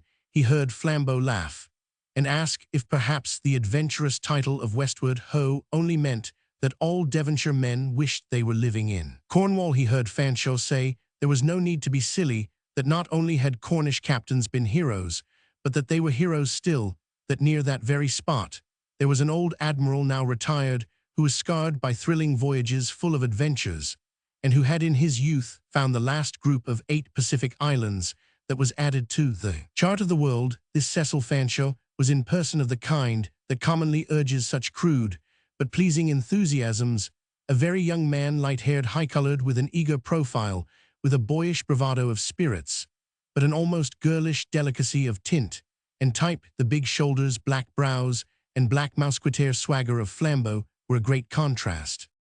All these trivialities Brown heard and saw, but heard them as a tired man hears a tune in the railway wheels, or saw them as a sick man sees the pattern of his wallpaper. No one can calculate the turns of mood in convalescence, but Father Brown's depression must have had a great deal to do with his mere unfamiliarity with the sea, for as the river mouth narrowed like the neck of a bottle, and the water grew calmer, and the air warmer and more earthly, he seemed to wake up and take notice like a baby. They had reached that phase just after sunset when air and water both look bright, but earth and all its growing things look almost black by comparison. About this particular evening, however, there was something exceptional. It was one of those rare atmospheres in which a smokeless slide seems to have been slid away from between us and nature, so that even dark colors on that day look more gorgeous than bright colors on cloudier days. The trampled earth of the riverbanks and the peaty stain in the pools did not look drab, but glowing umber, and the dark woods astir in the breeze did not look as usual dim blue with mere depth of distance, but more like wind-tumbled masses of some vivid violet blossom. This magic clearness and intensity in the colors was further forced on Brown's slowly reviving senses by something romantic and even secret in the very form of the landscape. The river was still well wide and deep enough for a pleasure boat so small as theirs, but the curves of the countryside suggested that it was closing in on either hand. The woods seemed to be making broken and flying attempts at bridge-building, as if the boat were passing from the romance of a valley to the romance of a hollow, and so to the supreme romance of a tunnel. Beyond this mere look of things, there was little for Brown's freshening fancy to feed on. He saw no human beings, except some gypsies trailing along the river bank, with faggots and osiers cut in the forest, and one sight no longer unconventional, but in such remote parts still uncommon, a dark-haired lady bareheaded and paddling her own canoe.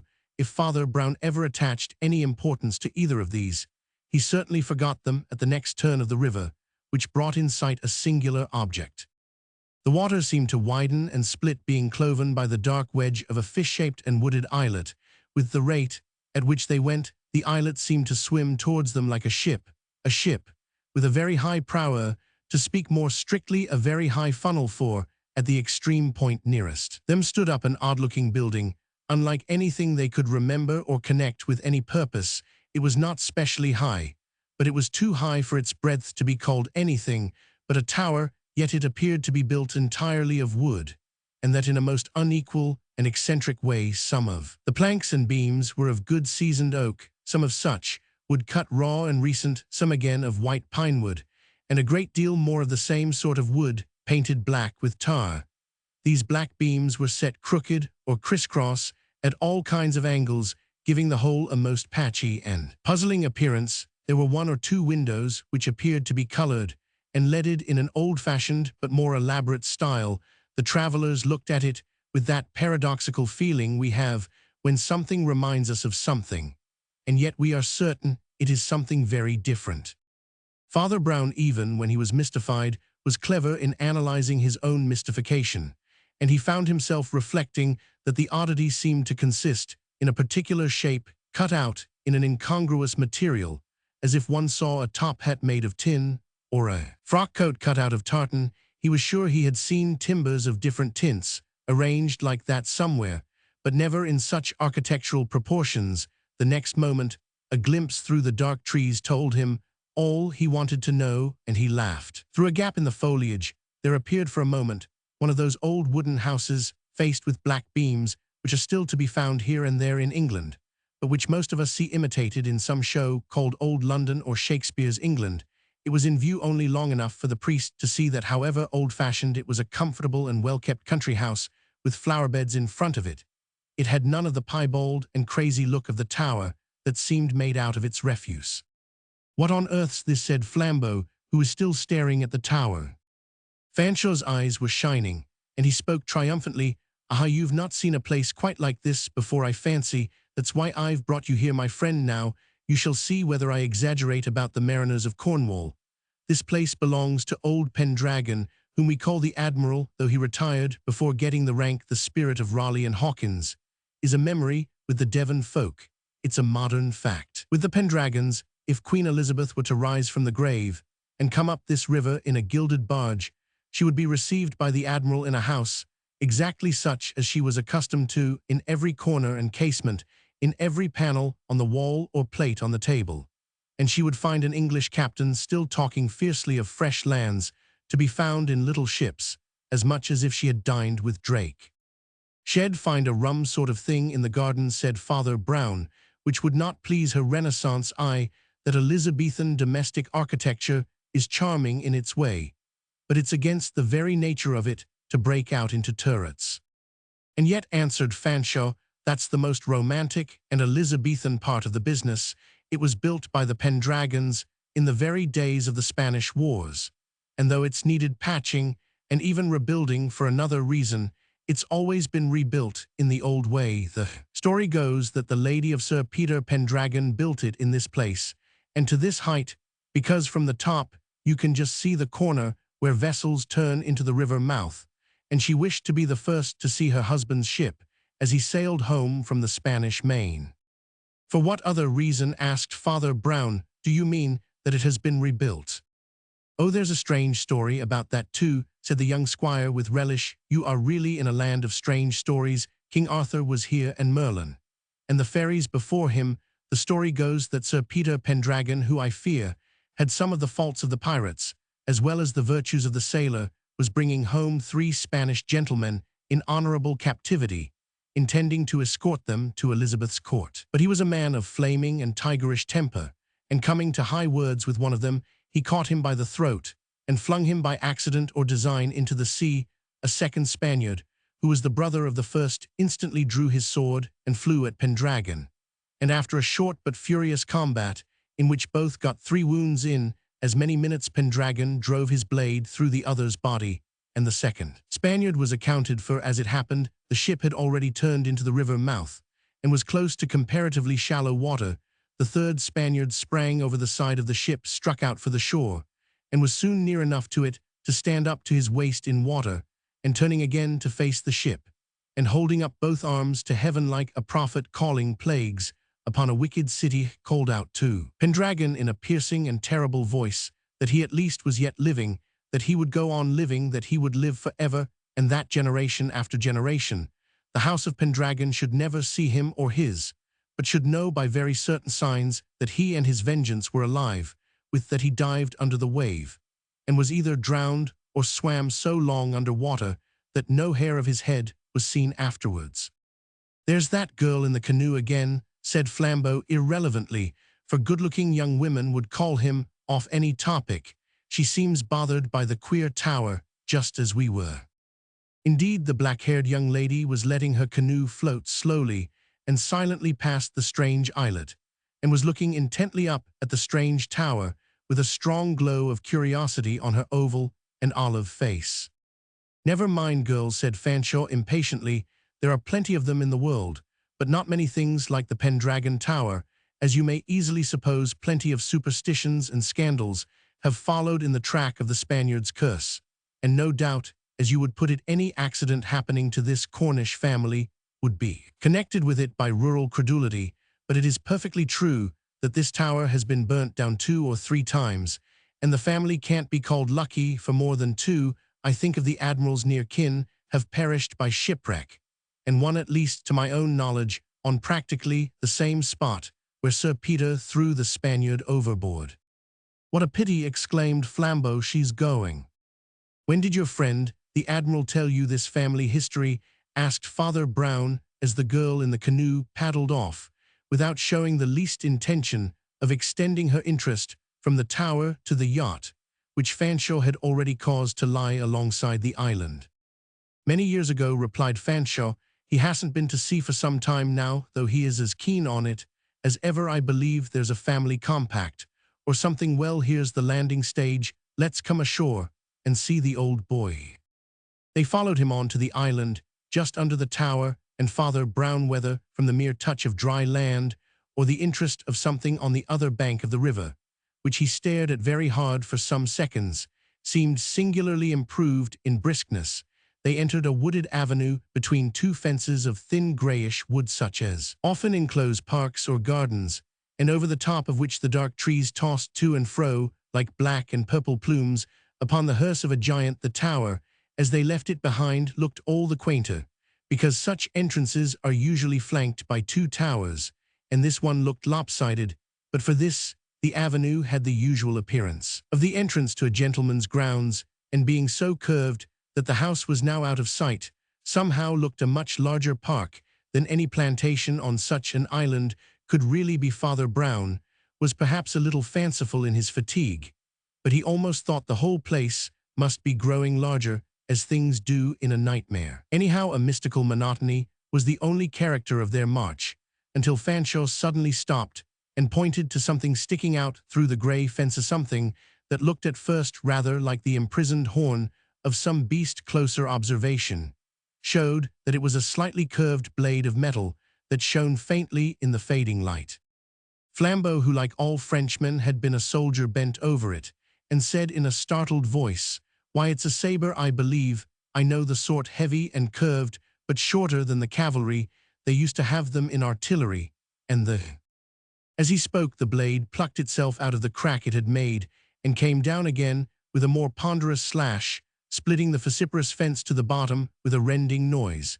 Then it was pulled out again, flashed above the fence some feet further along, and again split it halfway down with the first stroke, and after waggling a little to extricate itself, accompanied with curses in the darkness, split it down to the ground with a second. Then a kick of devilish energy sent the whole loosened square of thin wood flying into the pathway, and a great gap of dark coppice gaped in the paling. Fanshawe peered into the dark opening and uttered an exclamation of astonishment. "My dear Admiral," he exclaimed, "do Yawardo, you generally cut out a new front door whenever you want to go for a walk." The voice in the gloom swore again, and then broke into a jolly laugh. "No," it said, "I've really got to cut down this fence. Somehow it's spoiling all the plants, and no one else here can do it. But I'll only carve another bit off the front door, and then come out and welcome you." And sure enough, he heaved up his weapon once more, and hacking twice brought down another and similar strip of fence, making the opening about 14 feet wide. In all then, through this larger forest gateway, he came out into the evening light, with a chip of grey wood sticking to his sword blade. He momentarily fulfilled all Fanshaw's fable of an old piratical admiral, though the details seemed afterwards to decompose into accidents. For instance, he wore a broad-brimmed hat as protection against the sun, but the front flap of it was turned up straight to the sky, and the two corners pulled down lower than the ears, so that it stood across his forehead in a crescent, like the old cocked hat worn by Nelson. He wore an ordinary dark blue jacket, with nothing special about the buttons, but the combination of it with white linen trousers somehow had a sailorish look. He was tall and loose, and walked with a sort of swagger, which was not a sailor's role, and yet somehow suggested it, and he held in his hand short saber which was like a navy cutlass, but about twice as big under the bridge of the hat. His eagle face looked eager all the more, because it was not only clean-shaven, but without eyebrows. It seemed almost as if all the hair had come off his face from his thrusting it through a throng of elements. His eyes were prominent and piercing. His color was curiously attractive, while partly tropical. It reminded one vaguely of a blood orange. That is, that while it was ruddy and sanguine, there was a yellow in it that was in no way sickly, but seemed rather to glow like gold apples of the Hesperides. Father Brown thought he had never seen a figure so expressive of all the romances about the countries of the sun.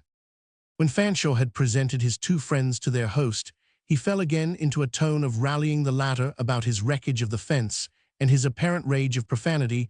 The Admiral pooh-poohed it at first as a piece of necessary but annoying garden work, but at length the ring of real energy came back into his laughter, and he cried with a mixture of impatience and good humor, "Well, perhaps I do go at it a bit rabidly, and feel a kind of pleasure in smashing anything, so would you, if your only pleasure was in cruising about to find some new cannibal islands, and you had to stick on this muddy little rockery in a sort of rustic pond, when I remember how I've cut down 1.5 miles of green poisonous jungle with an old cutlass half as sharp as this, and then remember I must stop here and chop this matchwood because of some confounded old bargain scribbled in a family Bible. Why, He swung up the heavy steel again, and this time sundered the wall of wood from top to bottom at one stroke. "I feel like that," he said, laughing, but furiously flinging the sword some yards down the path. "And now let's go up to the house. You must have some dinner." The semicircle of lawn in front of the house was varied by 3 circular garden beds, one of red tulips, a second of yellow tulips, and the third of some white waxen-looking blossoms that the visitors did not know and presumed to be exotic. A heavy, hairy, and rather sullen-looking gardener was hanging up a heavy coil of garden hose. The corners of the expiring sunset, which seemed to cling about the corners of the house, gave glimpses here and there of the colors of remoter flower beds. And in a treeless space on one side of the house, opening upon the river, stood a tall brass tripod on which was tilted a big brass telescope.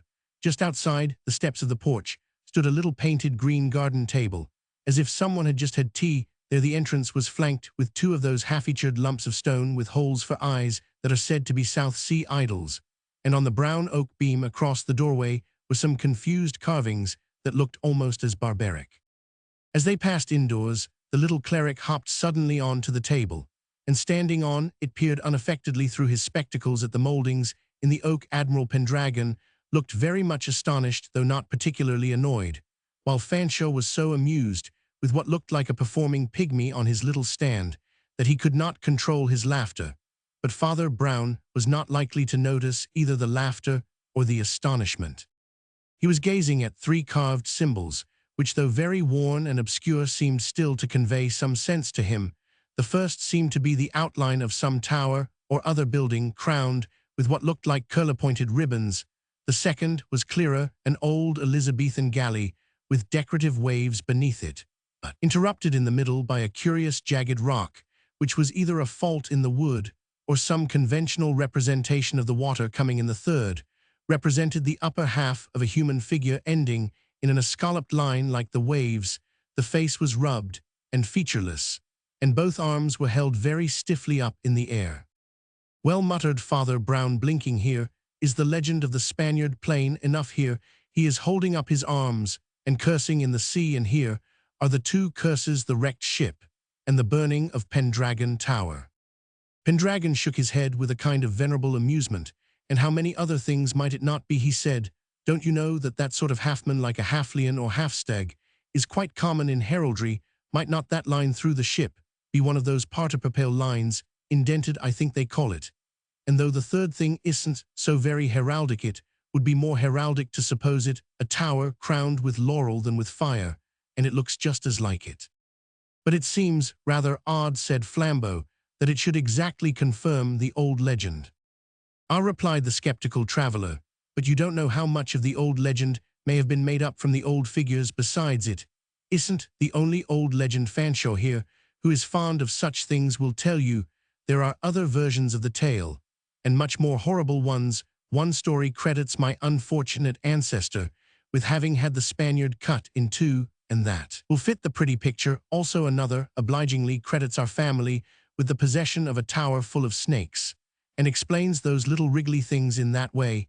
And a third theory supposes the crooked line on the ship to be a conventionalized thunderbolt, but that alone, if seriously examined, would show what a very little way these unhappy coincidences really go." "Why, how do you mean?" asked Fanshawe. "It so happens," replied his host coolly, "that there was no thunder and lightning at all in the 2 or 3 shipwrecks I know of in our family." "Oh," said Father Brown, and jumped down from the little table. There was another silence, in which they heard the continuous murmur of the river. Then Fanshawe said, in a doubtful and perhaps disappointed tone, "Then you don't think there is anything in the tales of the tower in flames?" "There are the tales, of course," said the Admiral, shrugging his shoulders, "and some of them, I don't deny, on evidence as decent as one ever gets for such things. Someone saw a blaze hereabout, don't you know, as he walked home through a wood. Someone keeping sheep on the uplands inland thought he saw a flame hovering over Pendragon Tower. Well, a damp dab of mud, like this confounded island, seems the last place where one would think of fires." "What is that fire over there?" asked Father Brown, with a gentle suddenness, pointing to the woods on the left riverbank. They were all thrown a little off their balance, and the more fanciful Fanshawe had even some difficulty in recovering his, as they saw a long thin stream of blue smoke ascending silently into the end of the evening light. Then Pendragon broke into a scornful laugh. "Again, gypsies," he said. "They've been camping about here for about a week. Gentlemen, you want your dinner." And he turned as if to enter the house. But the antiquarian superstition in Fanshawe was still quivering, and he said hastily, "But Admiral, what's that hissing noise quite near the island? It's very like fire." "It's more like what it is," said the Admiral, laughing, as he led the way. "It's only some canoe going by." Almost as he spoke, the butler, a lean man in black, with very black hair and a very long yellow face, appeared in the doorway and told him that dinner was served. The dining-room was as nautical as the cabin of a ship, but its note was rather that of the modern than the Elizabethan captain.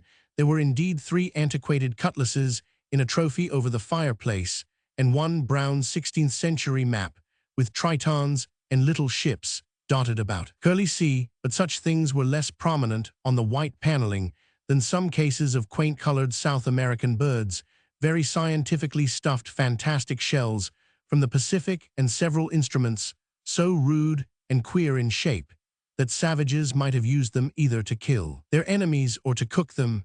But the alien color culminated in the fact that besides the butler, the Admiral's only servants were 2 Negroes somewhat quaintly clad in tight uniforms of yellow. The priest's instinctive trick of analyzing his own impressions told him that the color and the little neat coattails of these bipeds had suggested the word canary, and so by a mere pun connected them with southward travel. Towards the end of the dinner, they took their yellow clothes and black faces out of the room, leaving only the black clothes and yellow face of the butler. "I'm rather sorry you take this so lightly," said Fanshawe to the host, "for the truth is I've brought these friends of mine with the idea of their helping you, as they know a good deal of these things. Don't you really believe in the family story at all?" "I don't believe in anything," answered Pendragon very briskly, with a bright eye cocked at a red tropical bird. "I am a man of science." Rather to Flambeau's surprise, his clerical friend, who seemed to have entirely woken up, took up the digression and talked natural history with his host with a flow of words and much unexpected information, until the dessert and decanters were set down, and the last of the servants vanished. Then he said, without altering his tone, "Please don't think me impertinent, Admiral Pendragon. I don't ask for curiosity, but really for my guidance and your convenience. Have I made a bad shot if I guess you don't want these old things talked of before your butler?" The Admiral lifted the hairless arches over his eyes and exclaimed, "Well, I don't know where you got it, but the truth is I can't stand the fellow, though I've no excuse for discharging a family servant. Fanshawe, with his fairy tales, would say my blood moved against men with that black Spanish-looking hair." Flambeau struck the table with his heavy fist. "By Jove," he cried, "and so had that girl."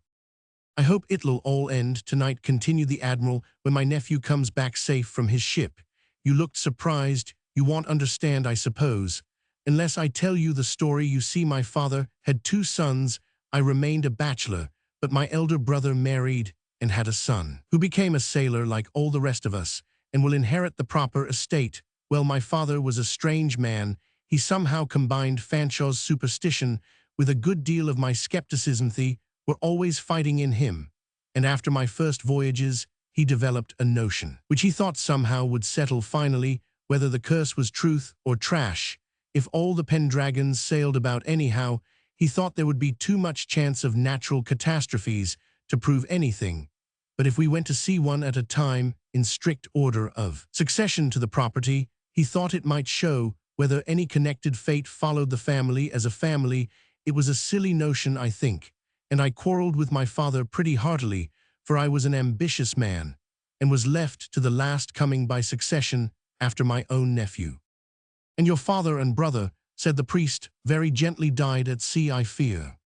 "Yes," groaned the Admiral, "by one of those brutal accidents on which are built all the lying mythologies of mankind. They were both shipwrecked. My father, coming up this coast out of the Atlantic, was washed up on these Cornish rocks.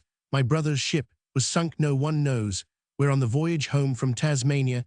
His body was never found. I tell you, it was from perfectly natural mishap. Lots of other people besides Pendragons were drowned, and both disasters are discussed in a normal way by navigators. But of course it set this forest of superstition on fire, and men saw the flaming tower everywhere. That's why I say it will be all right when Walter returns. The girl he's engaged to was coming today, but I was so afraid of some chance delay frightening her that I wired her not to come till she heard from me, but he's practically sure to be here some time tonight. And then it'll all end in smoke. Tobacco smoke. Well, crack that old lie when we crack a bottle of this wine." "Very good wine," said Father Brown gravely, lifting his glass, "but as you see, a very bad winebibber. I most sincerely beg your pardon." For he had spilt a small spot of wine on the tablecloth. He drank and put down the glass with a composed face, but his hand had started at the exact moment when he became conscious of a face looking in through the garden window just behind the Admiral, the face of a woman, swarthy, with southern hair and eyes, and young, but like a mask of tragedy. After a pause, the priest spoke again in his mild manner. "Admiral," he said, "will you do me a favor? Let me and my friends, if they like, stop in that tower of yours just for tonight. Do you know that in my business you're an exorcist almost before anything else?" Pendragon sprang to his feet and paced swiftly to and fro across the window from which the face had instantly vanished. "I tell you there is nothing in it," he cried with ringing violence. "There is one thing I know about this matter. You may call me an atheist. I am an atheist." Here he swung round and fixed Father Brown with a face of frightful concentration. "This business is perfectly natural. There is no curse in it at all." Father Brown smiled. "In that case," he said, "there can't be any objection to my sleeping in your delightful summer house." "The idea is utterly ridiculous. replied the Admiral, beating a tattoo on the back of his chair.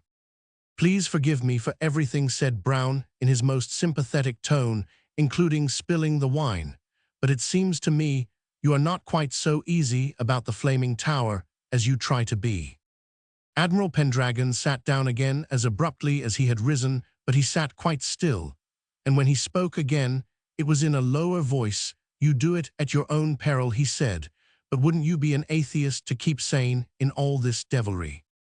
Some 3 hours afterwards, Fanshawe Flambeau and the priest were still dawdling about the garden in the dark, and it began to dawn on the other two that Father Brown had no intention of going to bed either in the tower or the house.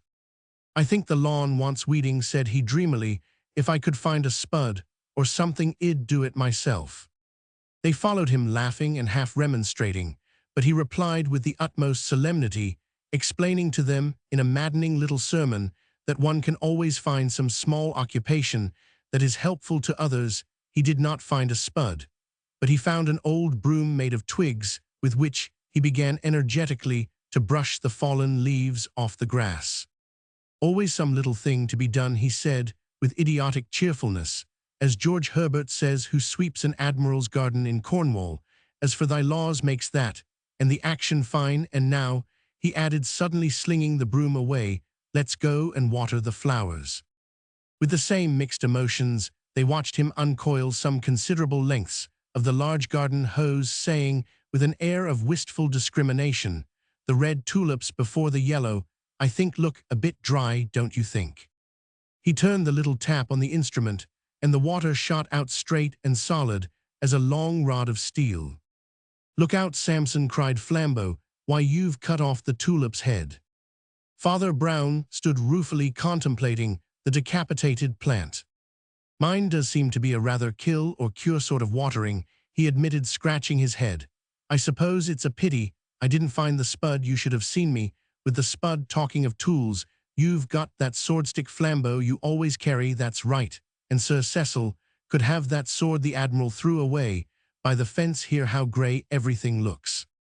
The mists rising from the river, said the staring Flambeau. Almost as he spoke, the huge figure of the hairy gardener appeared on a higher ridge of the trenched and terraced lawn, hailing them with a brandished rake and a horribly bellowing voice. Put down that hose, he shouted, put down that hose and go to you. I am fearfully clumsy, replied the reverend gentleman weakly. Do you know I upset some wine at dinner?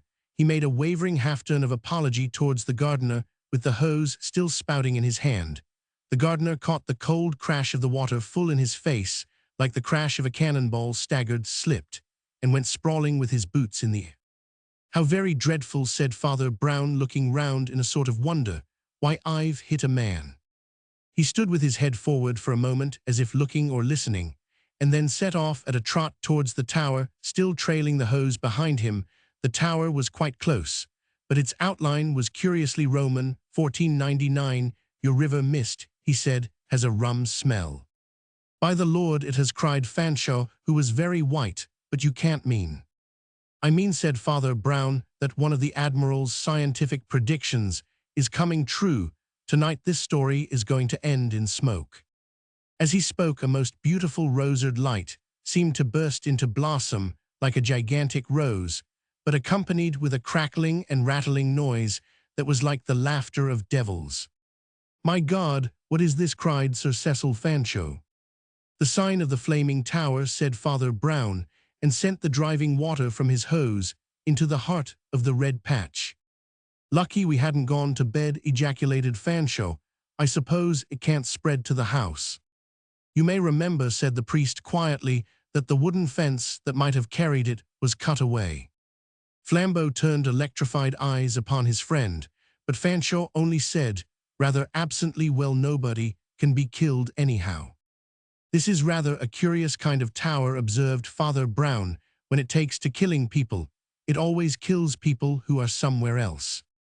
At the same instant, the monstrous figure of the gardener with the streaming beard stood again on the green ridge against the sky, waving others to come on, but now waving not a rake, but a cutlass. Behind him came the two Negroes, also with the old crooked cutlasses, out of the trophy. But in the blood-red glare, with their black faces and yellow figures, They looked like devils carrying instruments of torture. In the dim garden behind them, a distant voice was heard calling out brief directions. When the priest heard the voice, a terrible change came over his countenance. But he remained composed, and never took his eye off the patch of flame which had begun by spreading, but now seemed to shrink a little as it hissed under the torch of the long silver spear of water. He kept his finger along the nozzle of the pipe to ensure the aim, and attended to no other business, knowing only by the noise and that semi-conscious corner of the eye the exciting incidents that began to tumble themselves about the island garden. He gave 2 brief directions to his friends. One was, knock these fellows down somehow and tie them up, whoever they are. There's rope down by those faggots. They want to take away my nice hose. The other was, as soon as you get a chance, call out to that canoeing girl. She's over on the bank with the gypsies. Ask her if they could get some buckets across and fill them from the river. Then he closed his mouth and continued to water the new red flower as ruthlessly as he had watered the red tulip.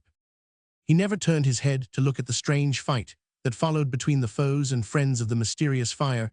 He almost felt the island shake when Flambeau collided with the huge gardener. He merely imagined how it would whirl round them as they wrestled. He heard the crashing fall and his friend's gasp of triumph as he dashed on to the first Negro, and the cries of both the blacks as Flambeau and Fanshawe bound them. Flambeau's enormous strength more than redressed the odds. The fight, especially as the 4th man still hovered near the house, only a shadow and a voice. He heard also the water broken by the paddles of a canoe, the girl's voice giving orders, the voices of gypsies answering and coming nearer, the plumping and sucking noise of empty buckets plunged into a full stream, and finally the sound of many feet around the fire. But all this was less to him than the fact that the red rent, which had lately once more increased, had once more slightly diminished. Then came a cry that very nearly made him turn his head. Flambeau and Fanshawe, now reinforced by some of the gypsies, had rushed after the mysterious man by the house, and he heard from the other end of the garden the Frenchman's cry of horror and astonishment. It was echoed by a howl not to be called human, as the being broke from their hold and ran along the garden 3 times at least. It raced round whole island in a way that was as horrible as the chase of a lunatic, both in the cries of the pursued and the ropes carried by the pursuers, but was more horrible still, because it somehow suggested one of the chasing games of children in a garden. Then, finding them closing in on every side, the figure sprang upon one of the higher river banks and disappeared with a splash into the dark and driving river. "You can do no more, I fear," said Brown, in a voice cold with pain. "He has been washed down to the rocks by now, where he has sent so many others." He knew the use of a family legend. "Oh, don't talk in these parables," cried Flambeau impatiently. "Can't you put it simply in words of 1 syllable?" "Yes," answered Brown with his eye on the hose, both eyes bright. "She's all right. 1 eye blinks, down she sinks."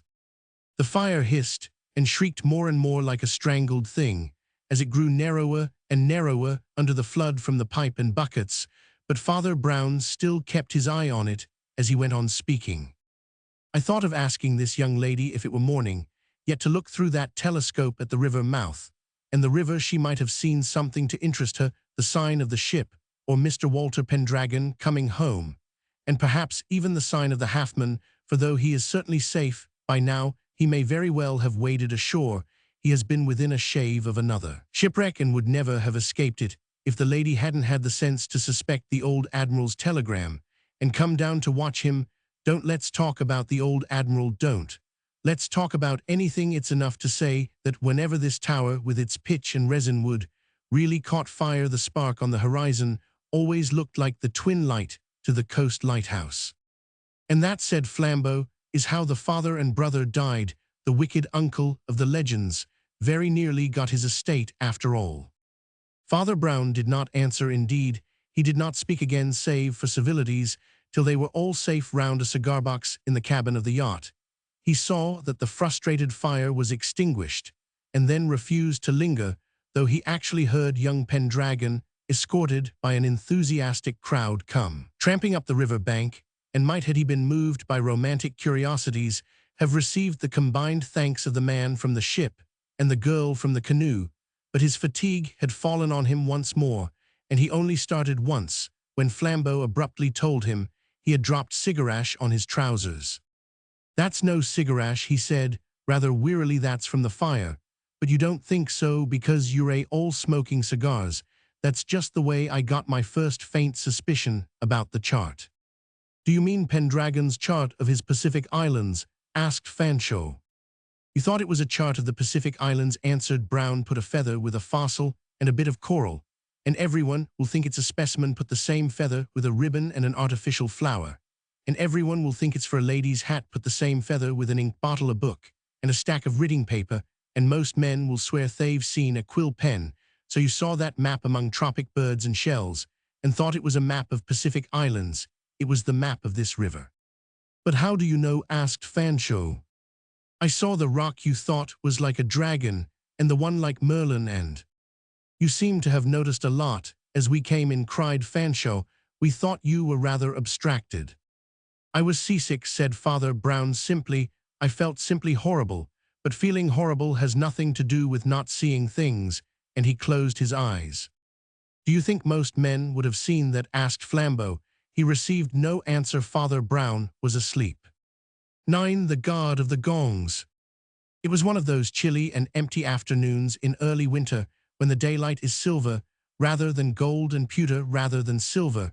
If it was dreary in 100 bleak offices and yawning drawing rooms, it was drearier still along the edges of the flat Essex coast, where the monotony was the more inhuman for being broken at very long intervals by a lamppost that looked less civilized than a tree, or a tree that looked more ugly than a lamppost.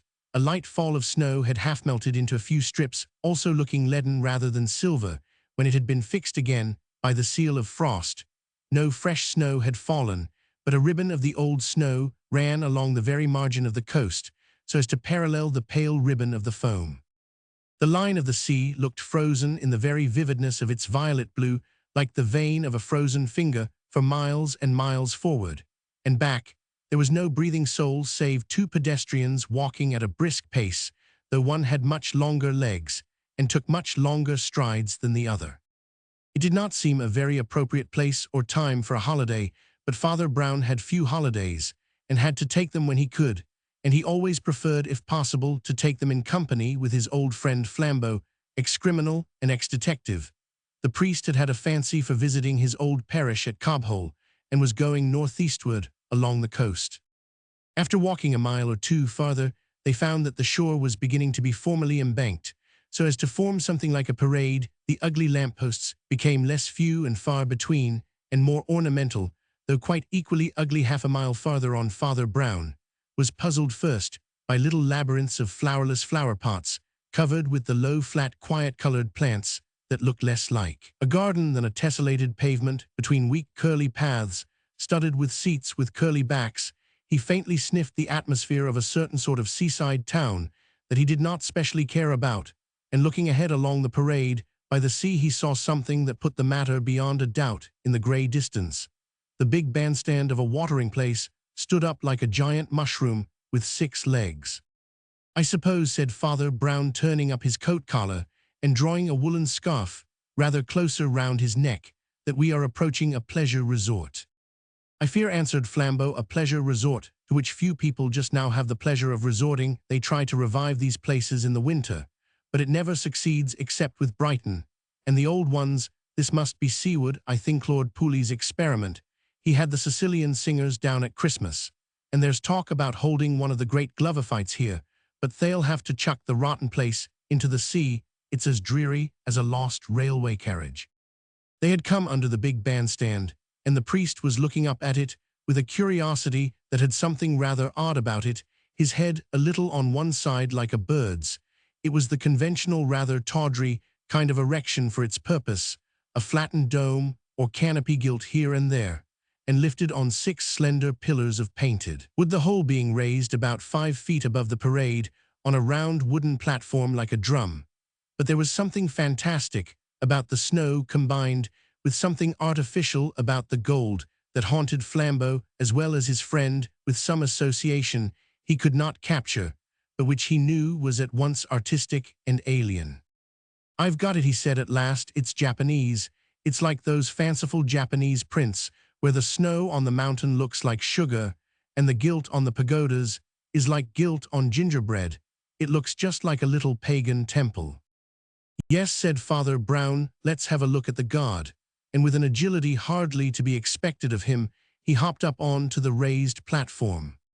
Oh, very well, said Flambeau, laughing, and the next instant his own towering figure was visible on that quaint elevation. Slight as was the difference of height it gave in those level, waste a sense of seeing yet farther and farther across land and sea inland. The little wintry gardens faded into a confused grey copse beyond that in the distance were long low barns of a lonely farmhouse, and beyond that nothing but the long East Anglian plains seawards. There was no sail or sign of life, save a few seagulls, and even they looked like the last snowflakes, and seemed to float rather than fly. Flambeau turned abruptly at an exclamation behind him. It seemed to come from lower down than might have been expected, and to be addressed to his heels rather than his head. He instantly held out his hand, but he could hardly help laughing at what he saw. For some reason or other, the platform had given way under Father Brown, and the unfortunate little man had dropped through to the level of the parade. He was just tall enough or short enough for his head alone to stick out of the hole in the broken wood, looking like St. John the Baptist's head on a charger. The face wore a disconcerted expression, as did perhaps that of St. John the Baptist. In a moment he began to laugh a little. This wood must be rotten, said Flambeau, though it seems odd it should bear me, and you go through the weak place. Let me help you out. But the little priest was looking rather curiously at the corners and edges of the wood, alleged to be rotten, and there was a sort of trouble on his brow. Come along, cried Flambeau impatiently, still with his big brown hand extended. Don't you want to get out? The priest was holding a splinter of the broken wood between his finger and thumb, and did not immediately reply. At last he said thoughtfully, want to get out? Why no, I rather think I want to get in. And he dived into the darkness under the wooden floor so abruptly as to knock off his big curved clerical hat and leave it lying on the boards above without any clerical head in it. Flambeau looked once more inland and out to sea, and once more could see nothing but seas as wintry as the snow and snows as level as the sea. There came a scurrying noise behind him, and the little priest came scrambling out of the hole faster than he had fallen. In his face was no longer disconcerted, but rather resolute, and perhaps only through the reflections of the snow a trifle paler than usual. Well, asked his tall friend, have you found the god of the temple? No, answered Father Brown, I have found what was sometimes more important, the sacrifice. What the devil do you mean? Cried Flambeau, quite alarmed. Father Brown did not answer. He was staring with a knot in his forehead at the landscape, and he suddenly pointed at it. What's that house over there? He asked. Following his finger, Flambeau saw for the first time the corners of a building nearer than the farmhouse, but screened for the most part with a fringe of trees. It was not a large building, and stood well back from the shore, but a glint of ornament on it suggested that it was part of the same watering-place scheme of decoration as the bandstand, the little gardens, and the curly-backed iron seats. Father Brown jumped off the bandstand, his friend following, and as they walked in the direction indicated, the trees fell away to right and left, and they saw a small, rather flashy hotel, such as is common in resorts, the hotel of the saloon bar rather than the bar parlor. Almost the whole frontage was of gilt plaster and figured glass, and between that grey seascape and the grey witch-like trees, its gimcrack quality had something spectral in its melancholy. They both felt vaguely that if any food or drink were offered at such a hostelry, it would be the pasteboard ham and empty mug of the pantomime. In this, however, they were not altogether confirmed. As they drew nearer and nearer to the place, they saw in front of the buffet, which was apparently closed, one of the iron garden seats with curly backs that had adorned the gardens, but much longer, running almost the whole length of the frontage. Presumably, it was placed so that visitors might sit there and look at the sea, but one hardly expected to find anyone doing it in such weather.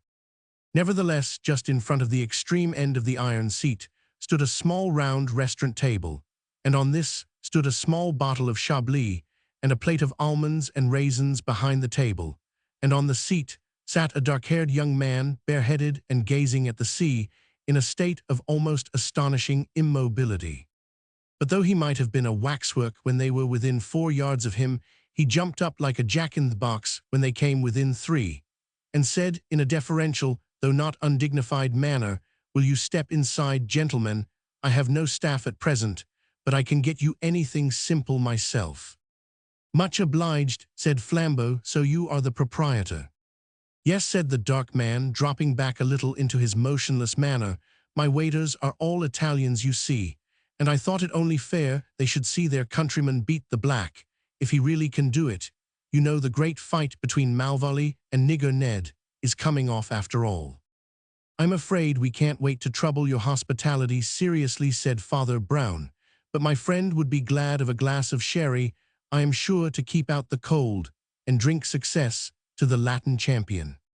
Flambeau did not understand the sherry, but he did not object to it in the least. He could only say amiably, "Oh, thank you very much."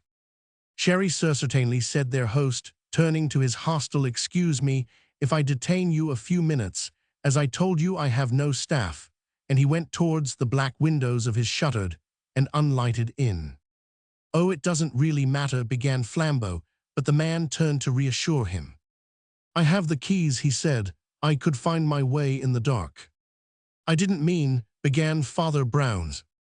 He was interrupted by a bellowing human voice that came out of the bowels of the uninhabited hotel. It thundered some foreign name loudly, but inaudibly, and the hotel proprietor moved more sharply towards it than he had done for Flambeau's sherry, as instant evidence proved. The proprietor had told then and after nothing but the literal truth, but both Flambeau and Father Brown have often confessed that in all their often outrageous adventures, nothing had so chilled their blood as that voice of an ogre sounding suddenly out of a silent and empty. "My cook," cried the proprietor hastily. "I had forgotten my cook. He will be starting presently. Sherry, sir." And sure enough, there appeared in the doorway a big white bulk with white cap and white apron, as befits a cook, but with the needless emphasis of a black face. Flambeau had often heard that Negroes made good cooks, but somehow something in the contrast of color and caste increased his surprise that the hotel proprietor should answer the call of the cook, and not the cook the call of the proprietor. But he reflected that head cooks are proverbially arrogant, and besides, the host had come back with the sherry, and that was the great thing. "I rather wonder," said Father Brown, "that there are so few people about the beach when this big fight is coming on. After all, we only met one man for miles." The hotel proprietor shrugged his shoulders. "They come from the other end of the town. You see, from the station, 3 miles from here. They are only interested in the sport, and will stop in hotels for the night.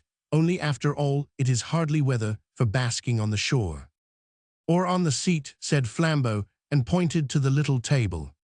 "I have to keep a lookout," said the man with the motionless face. He was a quiet, well-featured fellow, rather sallow. His dark clothes had nothing distinctive about them, except that his black necktie was worn rather high like a stock, and secured by a gold pin with some grotesque head to it. Nor was there anything notable in the face, except something that was probably a mere nervous trick, a habit of opening one eye more narrowly than the other, giving the impression that the other was larger, or was perhaps artificial. The silence that ensued was broken by their host, saying quietly, "Whereabouts did you meet the one man on your march?" "Curiously enough," answered the priest, "close by here, just by that bandstand." Flambeau, who had sat on the long iron seat to finish his sherry, put it down and rose to his feet, staring at his friend in amazement. He opened his mouth to speak and then shut it again. "Curious," said the dark-haired man thoughtfully. "What was he like?" "It was rather dark when I saw him," began Father Brown, "but he was—" As has been said, the hotel-keeper can be proved to have told the precise truth. His phrase, that the cook was starting presently, was fulfilled to the letter, for the cook came out pulling his gloves on even as they spoke. But he was a very different figure from the confused mass of white and black that had appeared for an instant in the doorway. He was buttoned and buckled up to his bursting eyeballs in the most brilliant fashion. A tall black hat was tilted on his broad black head, a hat of the sort that the French wit has compared to 8 mirrors. But somehow the black man was like the black hat. He also was black, and yet his glossy skin flung back the light at 8 angles or more. It is needless to say that he wore white spats and a white slip inside his waistcoat. The red flower stood up in his buttonhole aggressively, as if it had suddenly grown there. and in the way he carried his cane in one hand and his cigar in the other, there was a certain attitudian attitude we must always remember when we talk of racial prejudices, something innocent and insolent, the cake walk. Sometimes, said Flambeau, looking after him, I am not surprised that they lynch them. I'm never surprised, said Father Brown, at any work of hell. But as I was saying, he resumed, as the Negro, still ostentatiously pulling on his yellow gloves, betook himself briskly towards the watering place, a queer music-hall figure, against that grey and frosty seniors. I was saying I couldn't describe the man very minutely, but he had a flourish, and old-fashioned whiskers and moustachios, dark or dyed, as in the pictures of foreign financiers. Round his neck was wrapped a long purple scarf that thrashed out in the wind. As he walked it was fixed at the throat, rather in the way that nurses fix children's comforters, with a saphatipin, only this added the priest, gazing placidly out to sea, was not a saphatipin. The man sitting on the long iron bench was also gazing placidly out to sea now. He was once more in repose. Flambeau felt quite certain that one of his eyes was naturally larger than the other. Both were now well opened, and he could almost fancy the left eye grew larger as he gazed. It was a very long gold pin, and had the carved head of a monkey or some such thing, continued the cleric, and it was fixed in a rather odd way, wore pince-nez and a broad black. The motionless man continued to gaze at the sea, and the eyes in his head might have belonged to two different men. Then he made a movement of blinding swiftness. Father Brown had his back to him, and in that flash might have fallen dead on his face. Flambeau had no weapon, but his large brown hands were resting on the end of the long iron seat. His shoulders abruptly altered their shape, and he heaved the whole huge thing high over his head like a headsman's axe, about to fall. The mere height of the thing, as he held it vertical, looked like a long iron ladder by which he was inviting men to climb towards the stars, but the long shadow in the level evening light looked like a giant brandishing the Eiffel Tower. It was the shock of that shadow before the shock of the iron crash that made the stranger quail and dodge, and then dart into his. In leaving the flat and shining dagger, he had dropped exactly where it had fallen. We must get away from here, instantly cried Flambeau, flinging the huge seat away. With furious indifference, on the beach, he caught the little priest by the elbow and ran him down a grey perspective of barren back garden, at the end of which there was a closed back garden door. Flambeau bent over it an instant in violent silence, and then said, "The door is locked." As he spoke, a black feather from one of the ornamental furs fell brushing the brim of his hat. It startled him more than the small and distant detonation that had come just before. Then came another distant detonation, and the door he was trying to open shook. Under the bullet buried in it, Flambeau's shoulders again filled out and altered suddenly. 3 hinges and a lock burst at the same instant, and he went out into the empty path behind, carrying the great garden door with him as Samson carried the gates of Gaza. Then he flung the garden door over the garden wall just as a third shot picked up a spurt of snow and dust behind his heel. Without ceremony, he snatched up the little priest, slung him astraddle on his shoulders, and went racing towards seaward as fast as his long legs could carry him.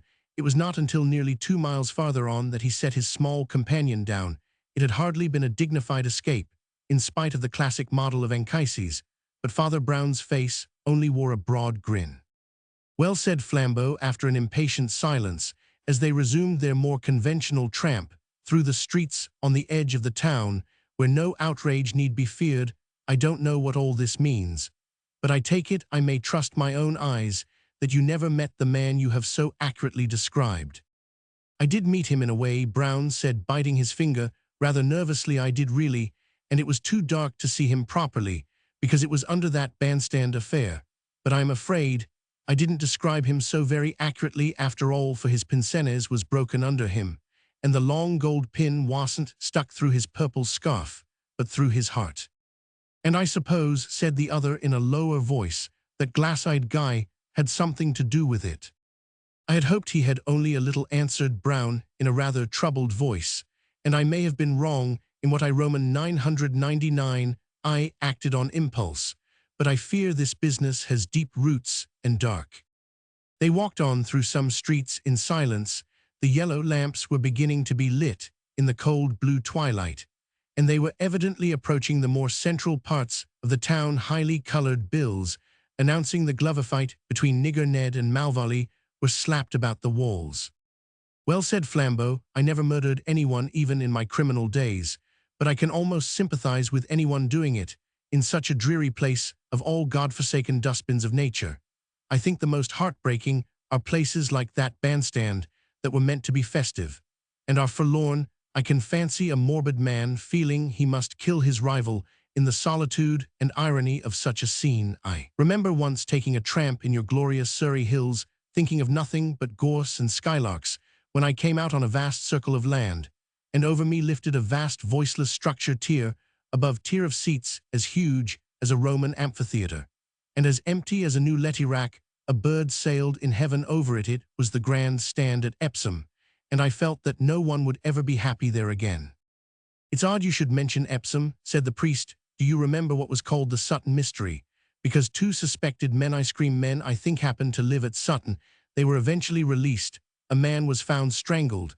It was said on the downs round that part, as a fact I know from an Irish policeman, who is a friend of mine, that he was found close up to the Epsom grand stand, in fact, only hidden by one of the lower doors being pushed back." "That is queer," assented Flambeau, "but it rather confirms my view that such pleasure places look awfully lonely out of season, or the man wouldn't have been murdered there." "I'm not so sure," he began Brown, and stopped. "Not so sure he was murdered?" queried his companion. "Not so sure he was murdered out of the season," answered the little priest with simplicity. "Don't you think there's something rather tricky about this solitude, Flambeau? Do you feel sure a wise murderer would always want the spot to be lonely? It's very, very seldom a man is quite alone. And short of that, the more alone he is, the more certain he is to be seen. No, I think there must be some other why here we are at the pavilion or palace, or whatever they call it." They had emerged on a small square, brilliantly lighted, of which the principal building was gay with gilding, gaudy with posters, and flanked with two giant photographs of Malvolio and Nigger Ned. "Hallo," cried Flambeau in great surprise, as his clerical friend stumped straight up the broad steps. "I didn't know pugilism was your latest hobby. Are you going to see the fight?" "I don't think there will be any fight," replied Father Brown. They passed rapidly through anterooms and inner rooms. They passed through the hall of combat itself, raised, roped, and padded with innumerable seats and boxes. And still the cleric did not look round or pause, till he came to a clerk at a desk outside, a door marked committee. There he stopped and asked to see Lord Pooley. The attendant observed that his lordship was very busy, as the fight was coming on soon, but Father Brown had a good-tempered tedium of reiteration, for which the official mind is generally not prepared. In a few moments, the rather baffled Flambeau found himself in the presence of a man who was still shouting directions to another man going out of the room. "Be careful, you know, about the ropes after the fourth well. And what do you want, I wonder?" Lord Pooley was a gentleman, and like most of the few remaining to our race, was worried especially about money. He was half grey and half flaxen, and he had the eyes of fever and a high-bridged frost-bitten nose. "Only a word," said Father Brown. "I have come to prevent a man being killed." Lord Pooley bounded off his chair, as if a spring had flung him from it. "I am damned if I'll stand any more of this," he cried. "You and your committees and parsons and petitions, weren't there parsons in the old days, when they fought without gloves? Now they're fighting with the regulation gloves, and there's not the rag of a possibility of either of the boxers being killed." "I didn't mean either of the boxers," said the little priest. "Well, well, well," said the nobleman, with a touch of frosty humor. "Who's going to be killed? The referee." "I don't know who's going to be killed," replied Father Brown, with a reflective stare. "If I did, I shouldn't have to spoil your pleasure. I could simply get him to escape. I never could see anything wrong about prize fights. As it is, I must ask you to announce that the fight is off for the present." "Anything else?" jeered the gentleman with feverish eyes. "And what do you say to the 2,000 people who have come to see it?" "I say there will be 1,999 of them left alive when they have seen it," said Father Brown. Lord Pooley looked at Flambeau. "Is your friend mad?" he asked. "Far from it," was the reply. "And look here," resumed Pooley in his restless way, "it's worse than that. A whole pack of Italians have turned up to back malvolous worthy savage fellows of some country. Anyhow, you know what these Mediterranean races are like. If I send out word that it's off, we shall have Malvolly storming in here at the head of a whole Corsican clan. My lord, it is a matter of life and death, said the priest. Ring your bell, give your message, and see whether it is Malvolly who answers. The nobleman struck the bell on the table. With an odd air of new curiosity, he said to the clerk, who appeared almost instantly in the doorway, I have a serious announcement to make to the audience shortly. Meanwhile, would you kindly tell the two champions that the fight will have to be put off? The clerk stared for some seconds as if at a demon and vanished. What authority have you for what you say? Asked Lord Pooley abruptly. Whom did you consult? I consulted a bandstand, said Father Brown, scratching his head. But no, I am wrong. I consulted a book too. I picked it up on a bookstall in London, very cheap too. He had taken out of his pocket a small, stout, leather-bound volume, and Flambeau, looking over his shoulder, could see that it was some book of old travels and had a leaf turned down for reference. The only form in which voodoo, began Father Brown, reading aloud. In which what? Inquired his lordship. In which voodoo, repeated the reader almost with relish, is widely organized outside Jamaica itself, is in the form known as the monkey or the god of the gongs, which is powerful in many parts of the two American continents, especially among half-breeds, many of whom look exactly like white men. It differs from most other forms of devil worship and human sacrifice in the fact that the blood is not shed formally on the altar, but by a sort of assassination among the crowd. The gongs beat with a deafening din as the doors of the shrine open, and the monkey god is revealed. Almost the whole congregation rivet ecstatic eyes on him, but after the door of the room was flung open, and the fashionable Negro stood framed in it, his eyeballs rolling, his silk hat still insolently tilted on his head. Ha, he cried, showing his apish teeth. What this? Ha ha, you steal a colored gentleman's prize his already yo. Think yo just save that white Talian trash. The matter is only deferred, said the nobleman quietly. I will be with you to explain in a minute or two. Who you to? Shouted Nigger Ned, beginning to storm. My name is Pooley, replied the other with a creditable coolness. I am the organizing secretary, and I advise you just now to leave the room. Who this fellow? Demanded the dark champion, pointing to the priest disdainfully. My name is Brown, was the reply, and I advise you just now to leave the country.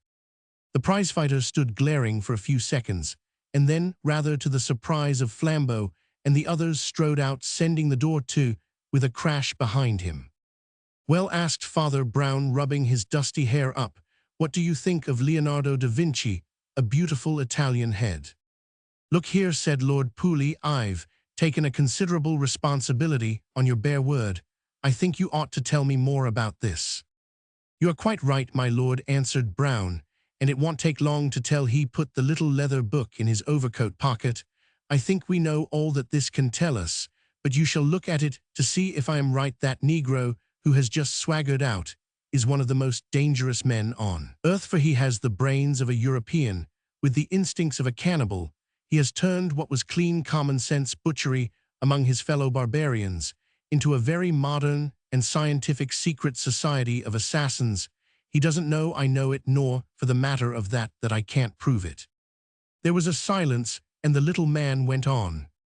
But if I want to murder somebody, will it really be the best plan to make sure I am alone with him? Lord Pooley's eyes recovered their frosty twinkle as he looked at the little clergyman. He only said, if you want to murder somebody, I should advise it. Father Brown shook his head like a murderer of much riper experience. So Flambeau said, he replied with a sigh, but consider, the more a man feels lonely, the less he can be sure he is alone. It must mean empty spaces round him, and they are just what make him obvious. Have you never seen one plowman from the heights, or one shepherd from the valleys? Have you never walked along a cliff and seen one man walking along the sands? Didn't you know when he's killed a crab? And wouldn't you have known if it had been a creditor? No, for an intelligent murderer, such as you or I might be, it is an impossible plan to make sure that nobody is looking at you. But what other plan is there? "There is only one," said the priest, "to make sure that everybody is looking at something else. A man is throttled close by the big stand at Epsom. Anybody might have seen it done, while the stand stood empty any tramp under the hedges or motorist among the hills. But nobody would have seen it when the stand was crowded, and the whole ring roaring, when the favourite was coming in first. Wasn't the twisting of a neckcloth, the thrusting of a body behind a door, could be done in an instant so long. As it was that instant, it was the same, of course," he continued, turning to Flambeau, "with that poor fellow under the bandstand. He was dropped through the hole. It wasn't an accidental hole, just at some very dramatic moment of the entertainment, when the bow of some great violinist, or the voice of some great singer, opened or came to its climax. And here, of course, when the knockout blow camate, would not be the only one, that is the little trick nigger Ned has adopted from his old god of gongs. By the way, Malvolie Pooley began." "Malvolie," said the priest, "has nothing to do with it. I dare say he has some Italians with him, but our amiable friends are not Italians. They are octoroons and African half-bloods of various shades. But I fear we English think all foreigners are much the same so long as they are dark and dirty. Also," he added with a smile, "I fear the English decline to draw any fine distinction between the moral character produced by my religion and that which blooms out of voodoo." The blaze of the spring season had burst upon Seawood, littering its foreshore with famines and bathing machines, with nomadic preachers and nigger minstrels, before the two friends saw it again, and long before the storm of pursuit, after the strange secret society had died away almost on every hand, the secret of their purpose perished with them. The man of the hotel was found drifting, dead on the sea like so much seaweed. His right eye was closed in peace, but his left eye was wide open and glistened like glass in the moon. Nigger Ned had been overtaken a mile or two away and murdered 3 policemen with his closed left hand. The remaining officer was surprised painted, and the Negro got away. But this was enough to set all the English papers in a flame.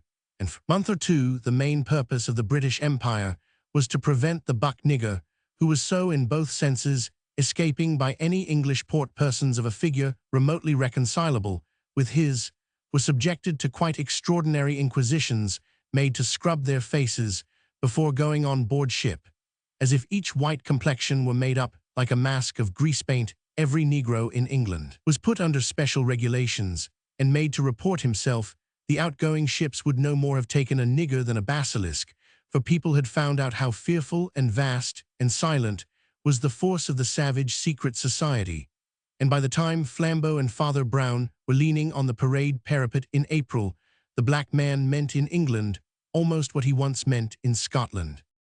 "He must be still in England," observed Flambeau, "and horridly well hidden, too. They must have found him at the ports, if he had only whitened his face." "You see, he is really a clever man," said Father Brown apologetically, "and I am sure he wouldn't whiten his face." "Well, but what would he do?" "I think," said Father Brown, "he would blacken his face."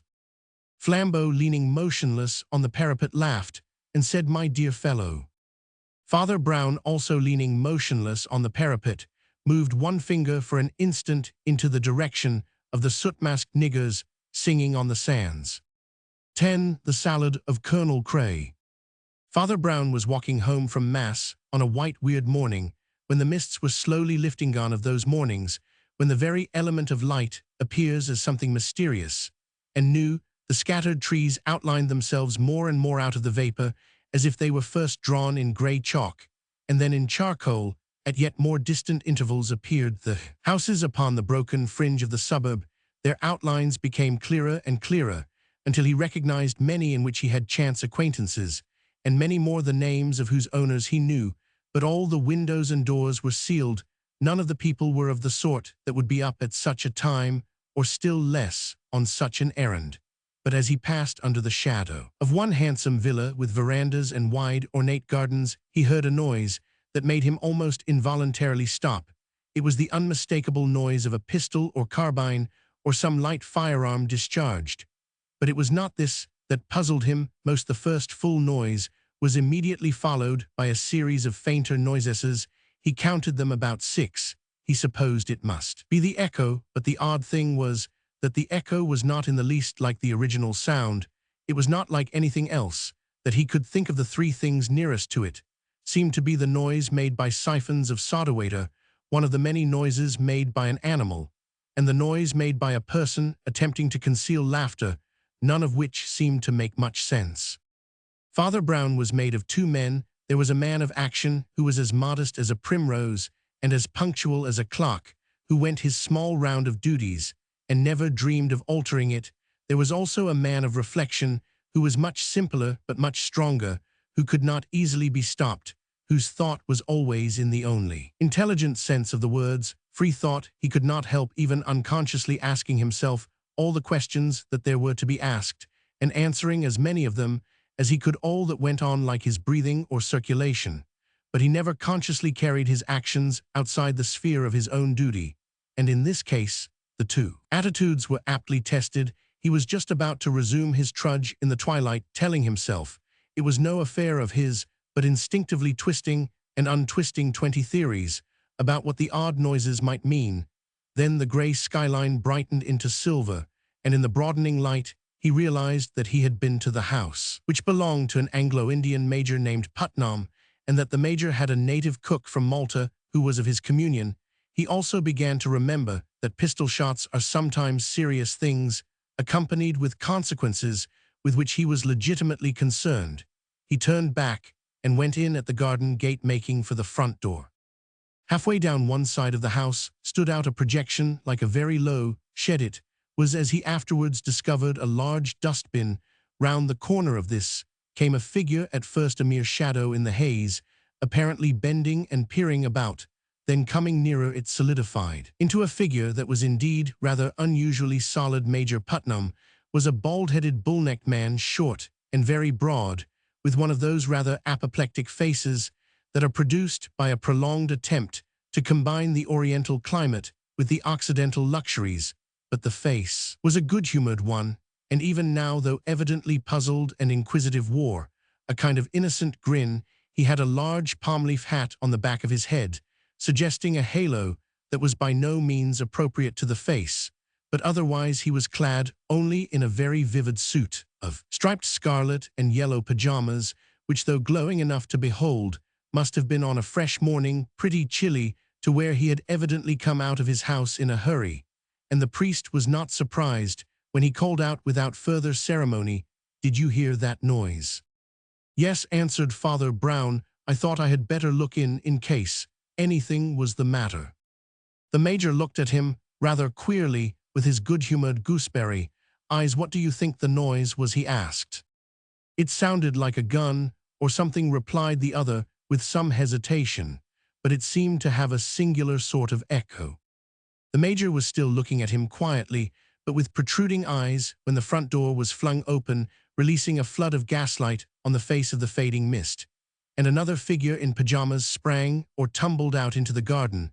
The figure was much longer, leaner, and more athletic. The pajamas, though equally tropical, were comparatively tasteful, being of white with a light lemon-yellow stripe. The man was haggard, but handsome, more sunburned than the other. He had an aquiline profile and rather deep-sunken eyes, and a slight air of oddity arising from the combination of coal-black hair with a much lighter mustache. All this Father Brown absorbed in detail more at leisure for the moment. He only saw one thing about the man, which was the revolver in his hand. "Cray," exclaimed the major, staring at him, "did you fire that shot?" "Yes, I did," retorted the black-haired gentleman hotly, "and so would you in my place, if you were chased everywhere by devils, and nearly." The major seemed to intervene rather hurriedly. "This is my friend Father Brown," he said, and then to Brown, "I don't know whether you've met Colonel Cray of the Royal Artillery." "I have heard of him, of course," said the priest innocently. "Did you hit anything?" "I thought so," answered Cray with gravity. "Did he?" asked Major Putnam in a lowered voice. "Did he fall or cry out or anything?" Colonel Cray was regarding his host with a strange and steady stare. "I'll tell you exactly what he did," he said. "He sneezed." Father Brown's hand went halfway to his head, with the gesture of a man remembering somebody's name. He knew now what it was. That was neither soda water nor the snorting of a dog. "Well," ejaculated the staring major, "I never heard before that a service revolver was a thing to be sneezed at." "Nor I," said Father Brown faintly. "It's lucky you didn't turn your artillery on him, or you might have given him quite a bad cold." Then, after a bewildered pause, he said, "Was it a burglar?" "Let us go inside," said Major Putnam rather sharply, and led the way into his house. The interior exhibited a paradox, often to be marked in such morning hours, that the rooms seemed brighter than the sky outside, even after the Major had turned out the one gaslight in the front hall. Father Brown was surprised to see the whole dining table set out, as for a festive meal with napkins in their rings and wineglasses of some 6 unnecessary shapes set beside every plate. It was common enough at that time of the morning to find the remains of a banquet overnight, but to find it freshly spread so early was unusual. While he stood wavering in the hall, Major Putnam rushed past him and sent a raging eye over the whole oblong of the tablecloth. At last, he spoke, spluttering, "All the silver gone." He gasped, "Fish knives and forks gone, old fruit stand gone, even the old silver cream jug gone. And now, Father Brown, I am ready to answer your question of whether it was a burglar." "They're simply a blind," said Cray stubbornly. "I know better than you why people persecute this house. I know better than you why." The Major patted him on the shoulder with a gesture almost peculiar to the soothing of a sick child, and said, "It was a burglar, obviously, it was a burglar." "A burglar with a bad cold," observed Father Brown, "that might assist you to trace him in the neighborhood." The Major shook his head in a somber manner. "He must be far beyond trace now, I fear," he said. Then, as the restless man with the revolver turned again towards the door in the garden, he added in a husky, confidential voice, "I doubt whether I should send for the police, for fear my friend here has been a little too free with his bullets, and got on the wrong side of the law. He's lived in very wild places, and to be frank with you, I think he sometimes fancies things." "I think you once told me," said Brown, "that he believes some Indian secret society is pursuing him." Major Putnam nodded, but at the same time shrugged his shoulders. "I suppose we'd better follow him outside," he said. "I don't want any more, shall we say, sneezing." They passed out into the morning light, which was now even tinged with sunshine, and saw Colonel Cray's tall figure bent almost double, minutely examining the condition of gravel and grass, while the Major strolled unobtrusively towards him. The priest took an equally indolent turn, which took him round the next corner of the house to within a yard or two of the projecting dust.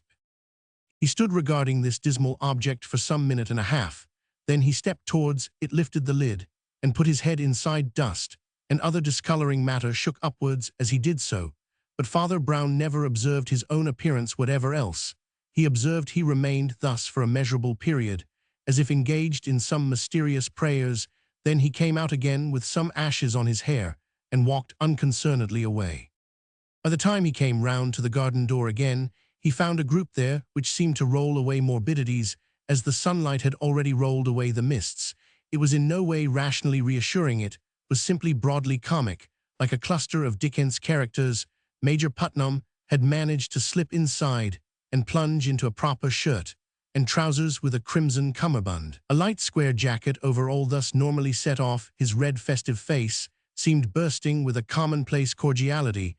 He was indeed emphatic, but then he was talking to his cook, the swarthy son of Malta, whose lean yellow and rather careworn face contrasted quaintly with his snow-white cap and costume. The cook might well be careworn, for cookery was the Major's hobby. He was one of those amateurs who always know more than the professional. The only other person he even admitted to be a judge of an omelette was his friend Cray, and, as Brown remembered this, he turned to look for the other officer in the new presence of daylight and people clothed, and in their right mind. The sight of him was rather a shock. The taller and more elegant man was still in his nightgarb with tousled black hair, and now crawling about the garden on his hands and knees, still looking for traces of the burglar, and now and again, to all appearance, striking the ground with his hand in anger at not finding him. Seeing him thus quadrupedal in the grass, the priest raised his eyebrows rather sadly, and for the first time guessed that fancies things might be an euphemism.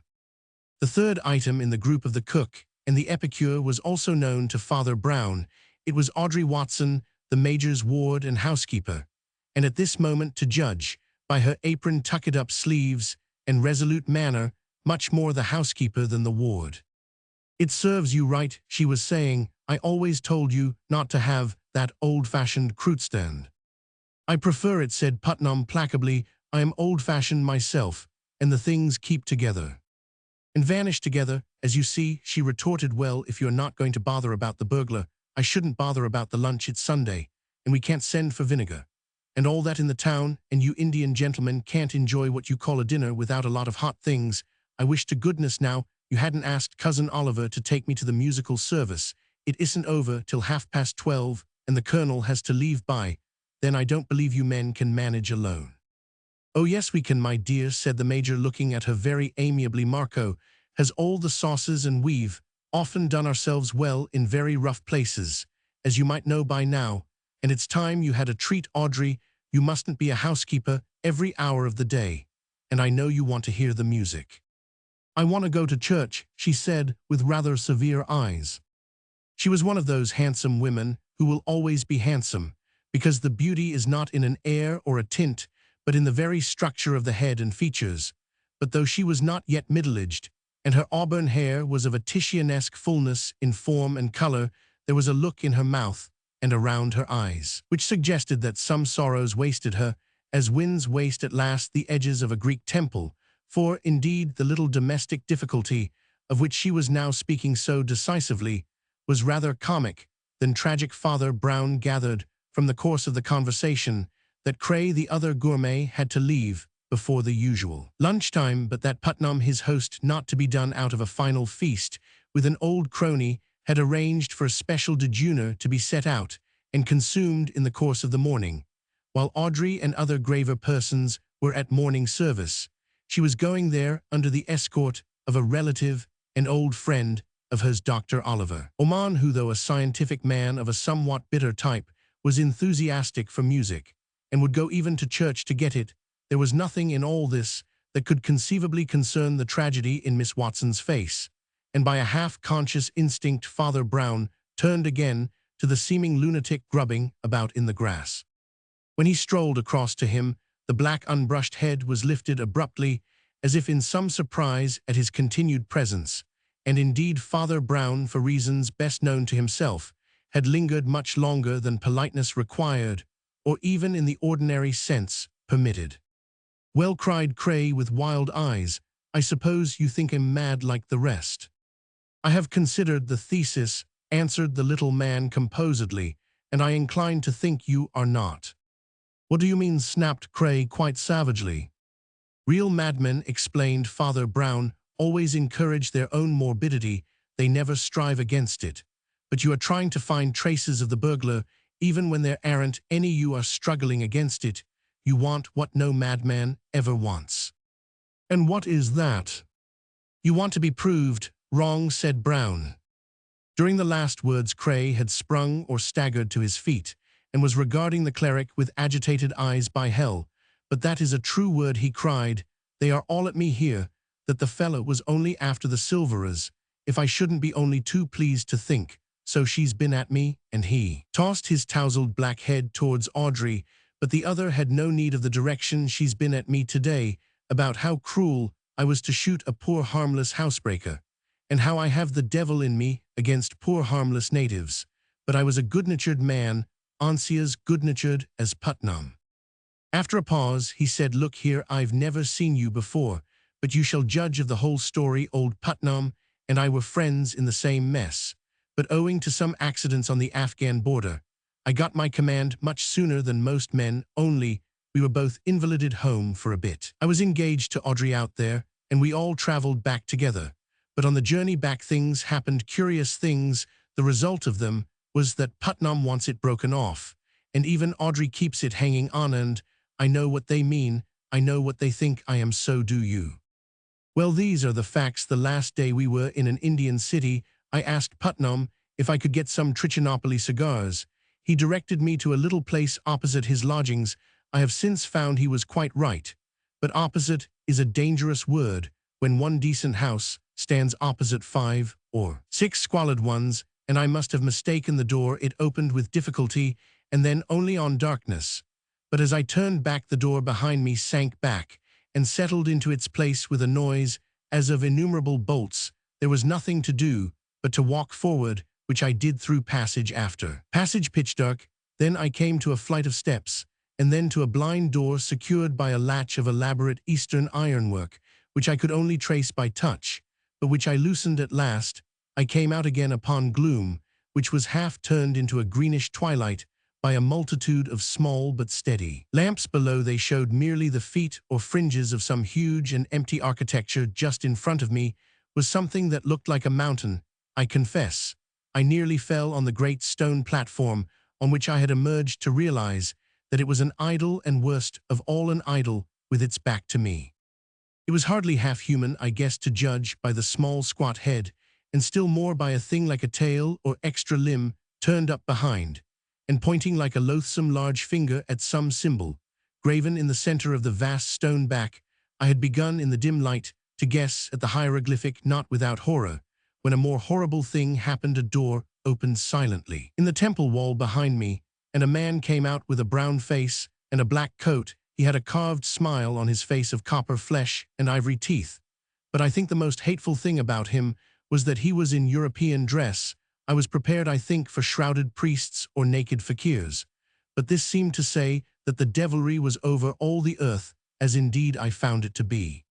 "If you had only seen the monkey's feet," he said, smiling steadily, and without other preface, "we should have been very gentle. You would only be tortured and die if you had seen the monkey's face still. We should be very moderate, very tolerant. You would only be tortured and live.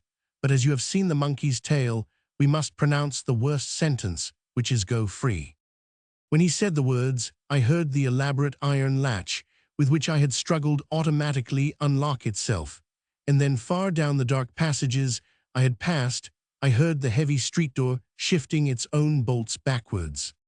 "It is vain to ask for mercy. You must go free," said the smiling man. "Henceforth a hair shall slay you like a sword, and a breath shall bite you like an adder. Weapons shall come against you out of nowhere, and you shall die many times." And with that, he was swallowed once more in the wall behind, and I went out into the street. Cray paused, and Father Brown unaffectedly sat down on the lawn and began to pick daisies. Then the soldier continued. "Putnam, of course, with his jolly common sense, pooh-poohed all my fears, and from that time dates his doubt of my mental balance. Well, I'll simply tell you in the fewest words the three things that have happened since, and you shall judge which of us is right. The first happened in an Indian village on the edge of the jungle, but hundreds of miles from the temple or town or type of tribes and customs, where the curse had been put on me. I woke in black midnight, and lay thinking of nothing in particular, when I felt a faint tickling thing like a thread or a hair trailed across my throat. I shrank back out of its way, and could not help thinking of the words in the temple. But when I got up and sought lights and a mirror, the line across my neck was a line of blood. The second happened in a lodging in Port Said later on our journey home together. It was a jumble of tavern and curiosity shop, and though there was nothing there remotely suggesting the cult of the monkey, it is of course possible that some of its images or talismans were in such a place. Its curse was there anyhow. I woke again in the dark, with a sensation that could not be put in colder or more literal words than that. A breath bit like an adder. Existence was an agony of extinction. I dashed my head against walls, until I dashed it against a window, and fell rather than jumped into the garden below. Putnam, poor fellow, who had called the other thing a chance scratch, was bound to take seriously the fact of finding me half insensible on the grass at dawn. But I fear it was my mental state he took seriously, and not my story. The third happened in Malta. We were in a fortress there, and as it happened, our bedrooms overlooked the open sea, which almost came up to our windowsills, save for a flat white outer wall as bare as the sea. I woke up again, but it was not dark. There was a full moon. As I walked to the window, I could have seen a bird on the bare battlement or a sail on the horizon. What I did see was a sort of stick or branch circling, self-supported in the empty sky. It flew straight in at my window and smashed the lamp beside the pillow I had just quitted. It was one of those queer-shaped war clubs some Eastern tribes use, but it had come from no human hand. Father Brown threw away a daisy chain he was making and rose with a wistful look. "Has Major Putnam," he asked, "got any Eastern curios, idols, weapons, and so on, from which one might get a hint?"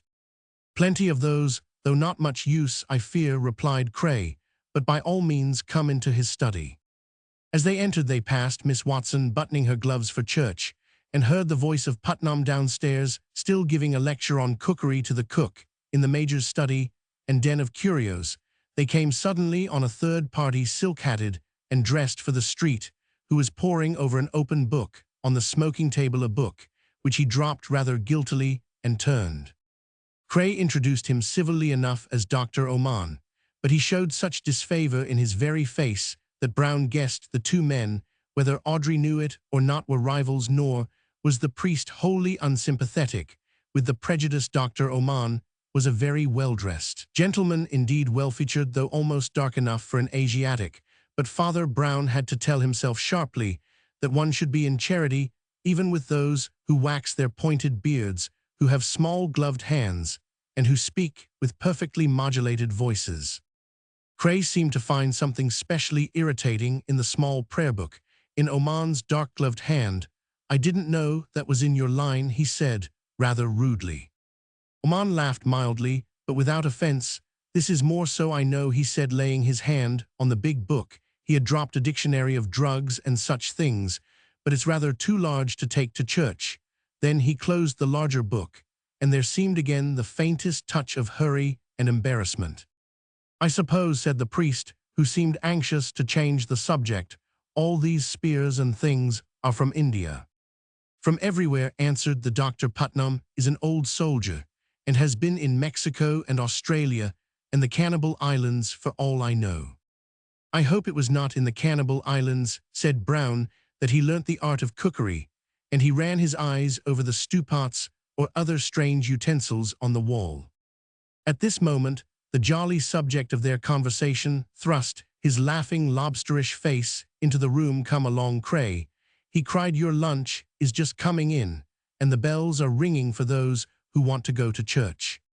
Cray slipped upstairs to change. Dr. Oman and Miss Watson betook themselves solemnly down the street with a string of other churchgoers, but Father Brown noticed that the doctor twice looked back and scrutinized the house, and even came back to the corner of the street to look at it again.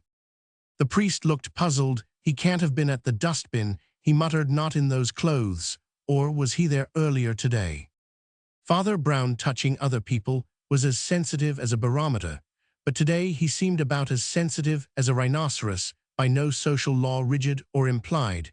Could he be supposed to linger round the lunch of the Anglo-Indian friends? But he lingered, covering his position with torrents of amusing but quite needless conversation. He was the more puzzling because he did not seem to want any lunch, as one after another of the most exquisitely balanced kedgerries of curries, accompanied with their appropriate vintages, were laid before the other two. He only repeated that it was one of his fast days, and munched a piece of bread and sipped, and then left untasted a tumbler of cold water. His talk, however, was exuberant. "I'll tell you what I'll do for you," he cried. "I'll mix you a salad. I can't eat it, but I'll mix it like an angel. You've got a lettuce there." "Unfortunately, it's the only thing we have got," answered the good-humored Major. "You must remember that mustard, vinegar, oil, and so on vanished with the cruet and the burglar." "I know," replied Brown, rather vaguely. "That's what I've always been afraid would happen. That's why I always carry a cruet stand about with me. I am so fond of salads." And to the amazement of the two men, he took a pepper pot out of his waistcoat pocket and put it on the table. "I wonder why the burglar wanted mustard too," he went on, taking a mustard pot from another pocket. "A mustard plaster, I suppose, and vinegar, and producing that condiment. I heard something about vinegar and brown paper as for oil, which I think I put in my left." His garrulity was an instant arrested, for lifting his eyes, he saw what no one else saw, the black figure of Dr. Oman standing on the sunlit lawn and looking steadily into the room. Before he could quite recover himself, Cray had cloven in. "You're an astounding card," he said, staring. "I shall come and hear your sermons, if they're as amusing as your manners." His voice changed a little, and he leaned back in his chair. "Oh, there are sermons in a cruet-stand too," said Father Brown quite gravely. "Have you heard of faith, like a grain of mustard seed, or charity that anoints with oil? And as for vinegar, can any soldiers forget that solitary soldier, who, when the sun was darkened—" Colonel Cray leaned forward a little and clutched the tablecloth. Father Brown, who was making the salad, tipped 2 spoonfuls of the mustard into the tumbler of water beside him, stood up, and said in a new loud and sudden voice, "Drink that." At the same moment, the motionless doctor in the garden came running and, bursting open a window, cried, "Am I wanted? Has he been poisoned?" "Pretty near," said Brown, with the shadow of a smile, for the emetic had very suddenly taken effect, and Cray lay in a deck chair gasping, as for life, but alive. Major Putnam had sprung up, his purple face mottled a crime. He cried hoarsely, "I will go for the police." The priest could hear him dragging down his palm-leaf hat from the peg and tumbling out of the front door.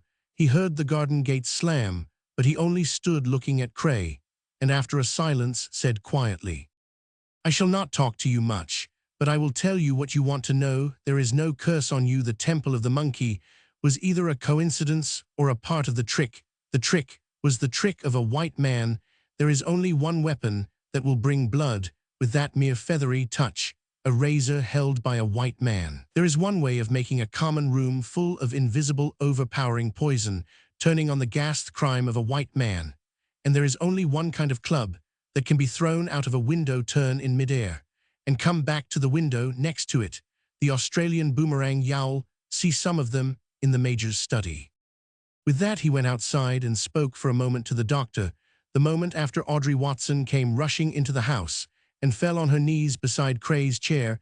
He could not hear what they said to each other, but their faces moved with amazement, not unhappiness. The doctor and the priest walked slowly towards the garden gate. "I suppose the Major was in love with her too," he said with a sigh, and when the other nodded, observed, "You were very generous, doctor. You did a fine thing, but what made you suspect?"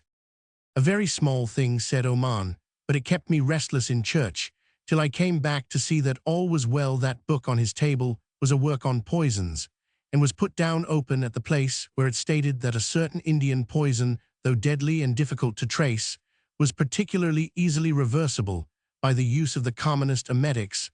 I suppose he read that at the last moment, and remembered that there were emetics in the cruet stand," said Father Brown. "Exactly. He threw the cruet in the dustbin where I found it, along with other silver for the sake of a burglary blind. But if you look at that pepper pot I put on the table, you'll see a small hole. That's where Cray's bullet struck, shaking up the pepper and making the criminal sneeze." There was a silence. Then Dr. Oman said grimly, "The Major is a long time looking for the police." "Or the police in looking for the Major," said the priest. "Well, goodbye." 11. The Strange Crime of John Balnois. Mr. Calhoun Kidd was a very young gentleman with a very old face, a face dried up with its own eagerness, framed in blue-black hair and a black butterfly tie. He was the emissary in England of the colossal American daily called the Western Sun, also humorously described as the Rising Sunset. This was in allusion to a great journalistic declaration attributed to Mr. Kidd himself, that he guessed the sun would rise in the west. Yet, if American citizens did a bit more hustling, those, however, who mock American journalism from the standpoint of somewhat mellower traditions forget a certain paradox which partly redeems it, for while the journalism of the States permits a pantomimic vulgarity long past anything English, it also shows a real excitement about the most earnest mental problems of which English papers are innocent, or rather incapable. The Sun was full of the most solemn matters treated in the most farcical way. William James figured there, as well as Weary Willie, and pragmatists alternated with pugilists in the long procession of its portraits. Thus, when a very unobtrusive Oxford man named John Balnois wrote in a very unreadable review called The Natural Philosophy, quarterly, a series of articles on alleged weak points in Darwinian evolution, it fluttered no corner of the English papers, though Balnois' theory, which was that of a comparatively stationary universe visited occasionally by convulsions of change, had some rather faddy fashionableness at Oxford, and got so far as to be named catastrophism. But many American papers seized on the challenge as a great event, and the Sun threw the shadow of Mr. Balnois quite gigantically across its pages. By the paradox, already noted articles of valuable intelligence and enthusiasm were presented with headlines apparently written by an illiterate maniac headlines, such as Darwin Chews Dirt Critic. Balnois says he jumps the shocks are keep catastrophic, says thinker Balnois, and Mr. Calhoun Kidd of the Western Sun was bidden to take his butterfly tie and lugubrious visage down to the little house outside Oxford, where thinker Balnois lived in happy ignorance of such a title. That fated philosopher had consented, in a somewhat dazed manner, to receive the interviewer, and had named the hour of 9 that evening. The last of a summer sunset clung about Cumnor, and the low-wooded hills. The romantic Yankee was both doubtful of his road and inquisitive about his surroundings, and seeing the door of a genuine feudal old country in the Champion Arms standing open, he went in to make inquiries. In the bar parlour he rang the bell, and had to wait some little time for a reply to it. The only other person present was a lean man with close red hair and loose horsey-looking clothes, who was drinking very bad whiskey, but smoking a very good cigar. The whiskey, of course, was the choice brand of the Champion Arms. The cigar he had probably brought with him from London. Nothing could be more different than his cynical negligence from the dapper dryness of the young American, but something in his pencil and open notebook, and perhaps in the expression of his alert blue eye, caused Kidd to guess correctly that he was a brother journalist. "Could you do me the favor," asked Kidd, with the courtesy of his nation, "of directing me to the Grey Cottage, where Mr. Balnois lives, as I understand?" "It's a few yards down the road," said the red-haired man, removing his cigar. "I shall be passing it myself in a minute, but I am going on to Pendragon Park to try and see the fun." "What is Pendragon Park?" asked Calhoun Kidd. "Sir Claude Champion's place. Haven't you come down for that too?" asked the other pressman, looking up. "You're a journalist, aren't you?" "I have come to see Mr. Balnois," said Kidd. "I've come to see Mrs. Balnois," replied the other, "but I shan't catch her at home," and he laughed rather unpleasantly. "Are you interested in catastrophism?" asked the wondering Yankee. "I am interested in catastrophes, and there are going to be some," replied his companion gloomily. "Mine's a filthy trade, and I never pretend it isn't." With that he spat on the floor, yet somehow in the very act and instant one could realize that the man had been brought up as a gentleman. The American pressman considered him with more attention. His face was pale and dissipated with the promise of formidable passions yet to be loosed, but it was a clever and sensitive face. His clothes were coarse and careless, but he had a good seal ring on one of his long thin fingers. His name, which came out in the course of talk, was James Dalry. He was the son of a bankrupt Irish landlord, and attached to a pink paper which he heartily despised, called Smart Society, in the capacity of reporter, and of something painfully like a spy. Smart Society, I regret to say, felt none of that interest in Balnois on Darwin, which was such a credit to the head and hearts of the Western Sun. Dalry had come down. It seemed to snuff up the scent of a scandal which might very well end in the divorce court, but which was at present hovering between Grey Cottage and Pendragon Park. Sir Claude Champion was known to the readers of the Western Sun as well as Mr. Balnois. So were the Pope and the Derby winner, but the idea of their intimate acquaintanceship would have struck Kidd as equally incongruous. He had heard of and written about, nay, falsely pretended to know Sir Claude Champion as one of the brightest and wealthiest of England's upper ten, as the great sportsman who raced yachts round the world, as the great traveller who wrote books about the Himalayas, as the politician who swept constituencies with a startling sort of Tory democracy, and as the great dabbler in art, music, literature, and above all acting. Sir Claude was really rather magnificent in other than American eyes. There was something of the Renaissance prince about his omnivorous culture and restless publicity. He was not only a great amateur, but an ardent one. There was in him none of that antiquarian frivolity that we convey by the word dilettante. That faultless falcon profile with purple-black Italian eye, which had been snapshotted so often both for Smart Society and the Western Sun, gave everyone the impression of a man eaten by ambition, as by a fire or even a disease.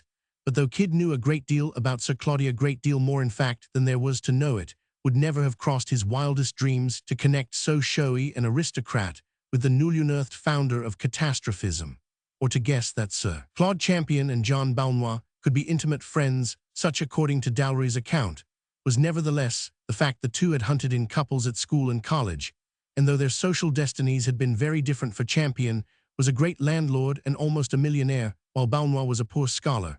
And until just lately, an unknown one, they still kept in very close touch with each other. Indeed, Balnois' cottage stood just outside the gates of Pendragon Park. But whether the two men could be friends much longer was becoming a dark and ugly question a year or two before Balnois had married a beautiful and not unsuccessful actress, to whom he was devoted in his own shy and ponderous style. And the proximity of the household, too. Champions had given that flighty celebrity opportunities for behaving in a way that could not but cause painful and rather base excitement. Sir Claude had carried the arts of publicity to perfection, and he seemed to take a crazy pleasure in being equally ostentatious in an intrigue. That could do him no sort of honor. Footmen from Pendragon were perpetually leaving bouquets for Mrs. Balnois. Carriages and motorcars were perpetually calling at the cottage for Mrs. Balnois. Balls and masquerades perpetually filled the grounds in which the baronet paraded Mrs. Balnois like the queen of love and beauty at a tournament that very evening marked by Mr. Kidd, for the exposition of catastrophism, had been marked by Sir Claude Champion for an open-air rendering of Romeo and Juliet, in which he was to play Romeo to a Juliet it was needless to name. "I don't think it can go on without a smash," said the young man with red hair, getting up and shaking himself. "Old Balnois may be squared or he may be square, but if he's square, he's thick, what you might call cubic, but I don't believe it's possible." "He is a man of grand intellectual powers," said Calhoun Kidd in a deep voice. "Yes," answered Dallery, "but even a man of grand intellectual powers can't be such a blighted fool as all that. Must you be going on? I shall be following myself in a minute or two." But Calhoun Kidd, having finished a milk and soda, betook himself smartly up the road towards the grey cottage, leaving his cynical informant to his whiskey and tobacco. The last of the daylight had faded. The skies were of a dark green-grey like slate, studded here and there with a star, but lighter on the left side of the sky, with the promise of a rising moon. The grey cottage, which stood entrenched, as it were, in a square of stiff, high thorn hedges, was so close under the pines and palisades of the park that Kidd at first mistook it for the Park Lodge. Finding the name on the narrow wooden gate, however, and seeing by his watch that the hour of the thinker's appointment had just struck, he went in and knocked at the front door inside the garden hedge. He could see that the house, though unpretentious enough, was larger and more luxurious than it looked at first, and was quite a different kind of place from a porter's lodge. A dog kennel and a beehive stood outside like symbols of old English country life. The moon was rising behind a plantation of prosperous pear trees. The dog that came out of the kennel was reverend-looking and reluctant to bark, and the plain elderly manservant who opened the door was brief but dignified. "Mr. Balnois asked me to offer his apologies, sir," he said, "but he has been obliged to go out suddenly." "But see here, I had an appointment," said the interviewer with a rising voice. "Do you know where he went to?" "To Pendragon Park, sir," said the servant rather somberly, and began to close the door. Kidd started a little. "Did he go with Emars with the rest of the party?" he asked, rather vaguely. "No, sir," said the man shortly. "He stayed behind and then went out alone, and he shut the door brutally, but with an air of duty not done."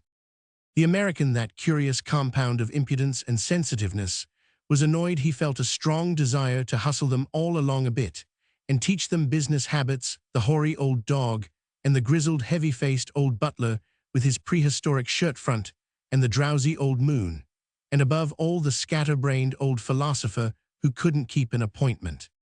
"If that's the way he goes on, he deserves to lose his wife's purest devotion," said Mr. Calhoun Kidd.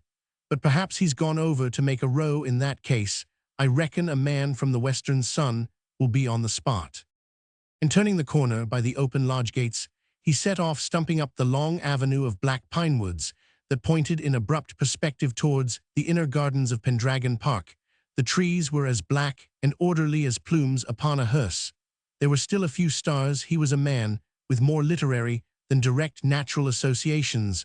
The word Ravenswood came into his head repeatedly. It was partly the raven color of the pine woods, but partly also an indescribable atmosphere, almost described in Scott's great tragedy, the smell of something that died in the 18th century, the smell of dank gardens and broken urns of wrongs that will never now be righted, of something that is none the less incurably sad, because it is strangely unreal.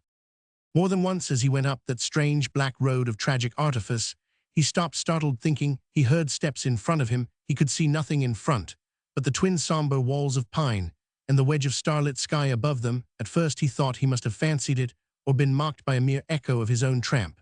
But as he went on he was more and more inclined to conclude with the remains of his reason that there really were other feet upon the road. He thought hazily of ghosts, and was surprised how swiftly he could see the image of an appropriate and local ghost, one with a face as white as Pierrot's, but patched with black. The apex of the triangle of dark blue sky was growing brighter and bluer, but he did not realize as yet that this was because he was coming nearer to the lights of the great house and garden. He only felt that the atmosphere was growing more intense. There was in the sadness more violence, and Secresimor hesitated for the word, and then said it with a jerk of laughter. Catastrophism. More pines, more pathway slid past him, and then he stood rooted, as by a blast of magic. It is vain to say that he felt as if he had got into a dream, but this time he felt quite certain that he had got into a book, for we human beings are used to inappropriate things. We are accustomed to the clatter of the incongruous. It is a tune to which we can go to sleep. If one appropriate thing happens, it wakes us up like the pang of a perfect chord. Something happened, such as would have happened in such a place, in a forgotten tale. Over the black pinewood came flying and flashing in the moon a naked sword, such a slender and sparkling rapier as may have fought many an unjust duel in that ancient park. It fell on the pathway far in front of him, and lay there glistening like a large needle. He ran like a hare and bent to look at it seen at close quarters. It had rather a showy look. The big red jewels in the hilt and guard were a little dubious, but there were other red drops upon the blade which were not dubious. He looked round wildly in the direction from which the dazzling missile had come, and saw that at this point the sable facade of fir and pine was interrupted by a smaller road at right angles, which, when he turned, it brought him in full view of the long lighted house with a lake and fountains in front of it. Nevertheless, he did not look at this, having something more interesting to look at. Above him, at the angle of the steep green bank of the terraced garden, was one of those small picturesque surprises common in the old landscape gardening, a kind of small round hill or dome of grass, like a giant molehill, ringed and crowned with 3 concentric fences of roses, and having a sundial in the highest point in the center. Kid could see the finger of the dial stand up dark against the sky like the dorsal fin of a shark, and the vain moonlight clinging to that idle clock. But he saw something else clinging to it also for one wild moment, the figure of a man. Though he saw it there only for a moment, though it was outlandish and incredible in costume, being clad from neck to heel in tight crimson with glints of gold, yet he knew in one flash of moonlight who it was. That white face flung up to heaven, clean-shaven, and so unnaturally young, like Byron, with a Roman nose, those black curls already grizzled, had seen the 1,000 public portraits of Sir Claude Champion. The wild red figure reeled an instant against the sundial. The next it had rolled down the steep bank and lay at the American's feet, faintly moving one arm. A gaudy, unnatural gold ornament on the arm suddenly reminded Kid of Romeo and Juliet. Of course, the tight crimson suit was part of the play, but there was a long red stain down the bank from which the man had rolled. That was no part of the play. He had been run through the body. Mr. Calhoun. Kid shouted and shouted again. Once more he seemed to hear phantasmal footsteps, and started to find another figure already near him. He knew the figure, and yet it terrified him.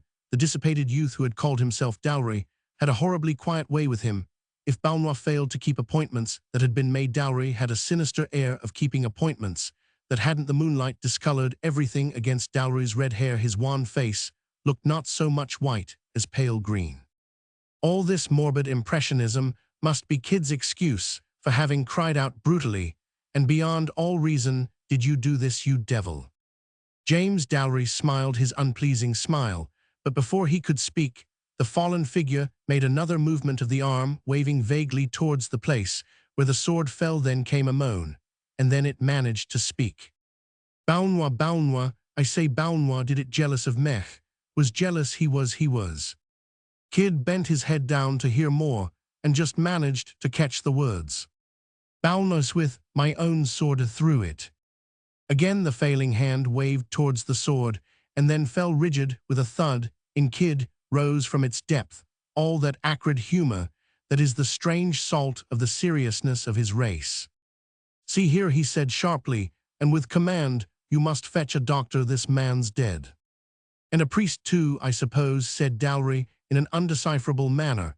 "All these champions are papists." The American knelt down by the body, felt the heart propped up the head, and used some last efforts at restoration. But before the other journalist reappeared, followed by a doctor and a priest, he was already prepared to assert they were too late. "Were you too late also?" asked the doctor, a solid, Prosper-Rouse-looking man with conventional mustache and whiskers, but a lively eye which darted over Kid dubiously. "In one sense," drawled the representative of the Sun, "I was too late to save the man, but I guess I was in time to hear something of importance. I heard the dead man denounce his assassin." "And who was the assassin?" asked the doctor, drawing his eyebrows together. "Balnois," said Calhoun Kid, and whistled softly. The doctor stared at him gloomily with a reddening brow, but he did not contradict. Then the priest, a shorter figure in the background, said mildly, "I understood that Mr. Balnois was not coming to Pendragon Park this evening." "There again," said the Yankee grimly, "I may be in a position to give the old country a fact or two. Yes, Sir John Balnois was going to stay in all this evening. He fixed up a real good appointment there with me, but John Balnois changed his mind. John Balnois left his home abruptly and all alone, and came over to this darned park an hour or so ago. His butler told me, so I think we hold what the all-wise police call a clue. Have you sent for them?" "Yes," said the doctor, "but we haven't alarmed anyone else yet." "Does Mrs. Balnois know?" asked James Dalry, and again Kid was conscious of an irrational desire to hit him on his curling mouth. "I have not told her," said the doctor gruffly, "but here come the police." The little priest had stepped out into the main avenue and now returned with the fallen sword, which looked ludicrously large and theatrical when attached to his dumpy figure, at once clerical and commonplace. "Just before the police come," he said apologetically, "has anyone got a light?" The Yankee journalist took an electric torch from his pocket, and the priest held it close to the middle part of the blade, which he examined with blinking care. Then, without glancing at the point or pommel, he handed the long weapon to the doctor. "I fear I'm no use here," he said, with a brief sigh. "I'll say good night to you, gentlemen," and he walked away up the dark avenue towards the house, his hands clasped behind him, and his big head bent in cogitation. The rest of the group made increased haste towards the lodge gates, where an inspector and 2 constables could already be seen in consultation with the lodgekeeper. But the little priest only walked slower and slower in the dim cloister of pine, and at last stopped dead on the steps of the house. It was his silent way of acknowledging an equally silent approach, for there came towards him a presence that might have satisfied even Calhoun Kid's demands for a lovely and aristocratic ghost. It was a young woman in silvery satins of a Renaissance design. She had golden hair in 2 long shining ropes, and a face so startlingly pale between them that she might have been Chryselephantine made, that is, like some old Greek statues out of ivory and gold. But her eyes were very bright, and her voice, though low, was confident. "Father Brown," she said. "Mrs. Balnois," he replied gravely. Then he looked at her, and immediately said, "I see you know about Sir Claude." "How do you know I know?" she asked steadily. He did not answer the question, but asked another, "Have you seen your husband?" "My husband is at home," she said. "He has nothing to do with this." Again he did not answer, and the woman drew nearer to him with a curiously intense expression on her face. "Shall I tell you something more?" she said, with a rather fearful smile. "I don't think he did it, and you don't either." Father Brown returned her gaze with a long, grave stare, and then nodded yet more gravely. "Father Brown," said the lady, "I am going to tell you all I know, but I want you to do me a favor first. Will you tell me why you haven't jumped to the conclusion of poor John's guilt, as all the rest have done? Don't mind what you say. I know about the gossip and the appearances that are against me." Father Brown looked honestly embarrassed and passed his hand across his forehead. "2 very little things," he said, "at least one's very trivial, and the other very vague. But such as they are, they don't fit in, with Mr. Balnois being the murderer. He turned his blank round face up to the stars, and continued absent-mindedly to take the vague idea first. I attach a good deal of importance to vague ideas. All those things that aren't evidence are what convince me. I think a moral impossibility the biggest of all. Impossibilities, I know your husband only slightly, but I think this crime of his, as generally conceived, something very like a moral impossibility. Please, do not think I mean that Balnois could not be so wicked. Anybody can be wicked as he chooses. We can direct our moral wills, but we can't generally change our instinctive tastes and ways of doing things. Balnois might commit a murder, but not this murder. He would not snatch Romeo's sword from its romantic scabbard, or slay his foe on the sundial, as on a kind of altar, or leave his body among the roses, or fling the sword away among the pines. If Balnois killed anyone, he'd do it quietly and heavily, as he'd do any other doubtful thing. Take a 10th glass of port, or read a loose Greek poet. No, the romantic setting is not like Balnois, it's more like Champion. Ah, she said, and looked at him with eyes like diamonds. And the trivial thing was this, said Brown, there were fingerprints on that sword. Fingerprints can be detected quite a time after they are made if they're on some polished surface like glass or steel. These were on a polished surface. They were halfway down the blade of the sword. Whose prints they were I have no earthly clue. But why should anybody hold a sword halfway down? It was a long sword, but length is an advantage in lunging at an enemy, at least at most enemies, at all enemies except one. Except one, she repeated. There is only one enemy, said Father Brown, whom it is easier to kill with a dagger than a sword. I know, said the woman, oneself. There was a long silence, and then the priest said quietly, but abruptly, am I right then, did Sir Claude kill himself? Yes, she said, with a face like marble, I saw him do it. He died, said Father Brown, for love of you. An extraordinary expression flashed across her face, very different from pity, modesty, remorse, or anything her companion had expected. Her voice became suddenly strong and full. I don't believe, she said, he ever cared about me a rap. He hated my husband. Why? Asked the other, and turned his round face from the sky to the lady. He hated my husband because it is so strange, I hardly know how to say it. Because. Yes, said Brown patiently. Because my husband wouldn't hate him. Father Brown only nodded and seemed still to be listening. He differed from most detectives in fact and fiction in a small point, never pretended not to understand when he understood perfectly well. Mrs. Balnois drew near once more with the same contained glow of certainty. My husband, she said, is a great man. Sir Claude Champion was not a great man. He was a celebrated and successful man. My husband has never been celebrated or successful. And it is the solemn truth that he has never dreamed of being, so he no more expects to be famous for thinking than for smoking cigars. On all that side, he has a sort of splendid stupidity. He has never grown up. He still liked Champion exactly as he liked him at school. He admired him as he would admire a conjuring trick done at the dinner table. But he couldn't be got to conceive the notion of envying Champion, and Champion wanted to be envied. He went mad and killed himself for that. Yes, said Father Brown, I think I begin to understand.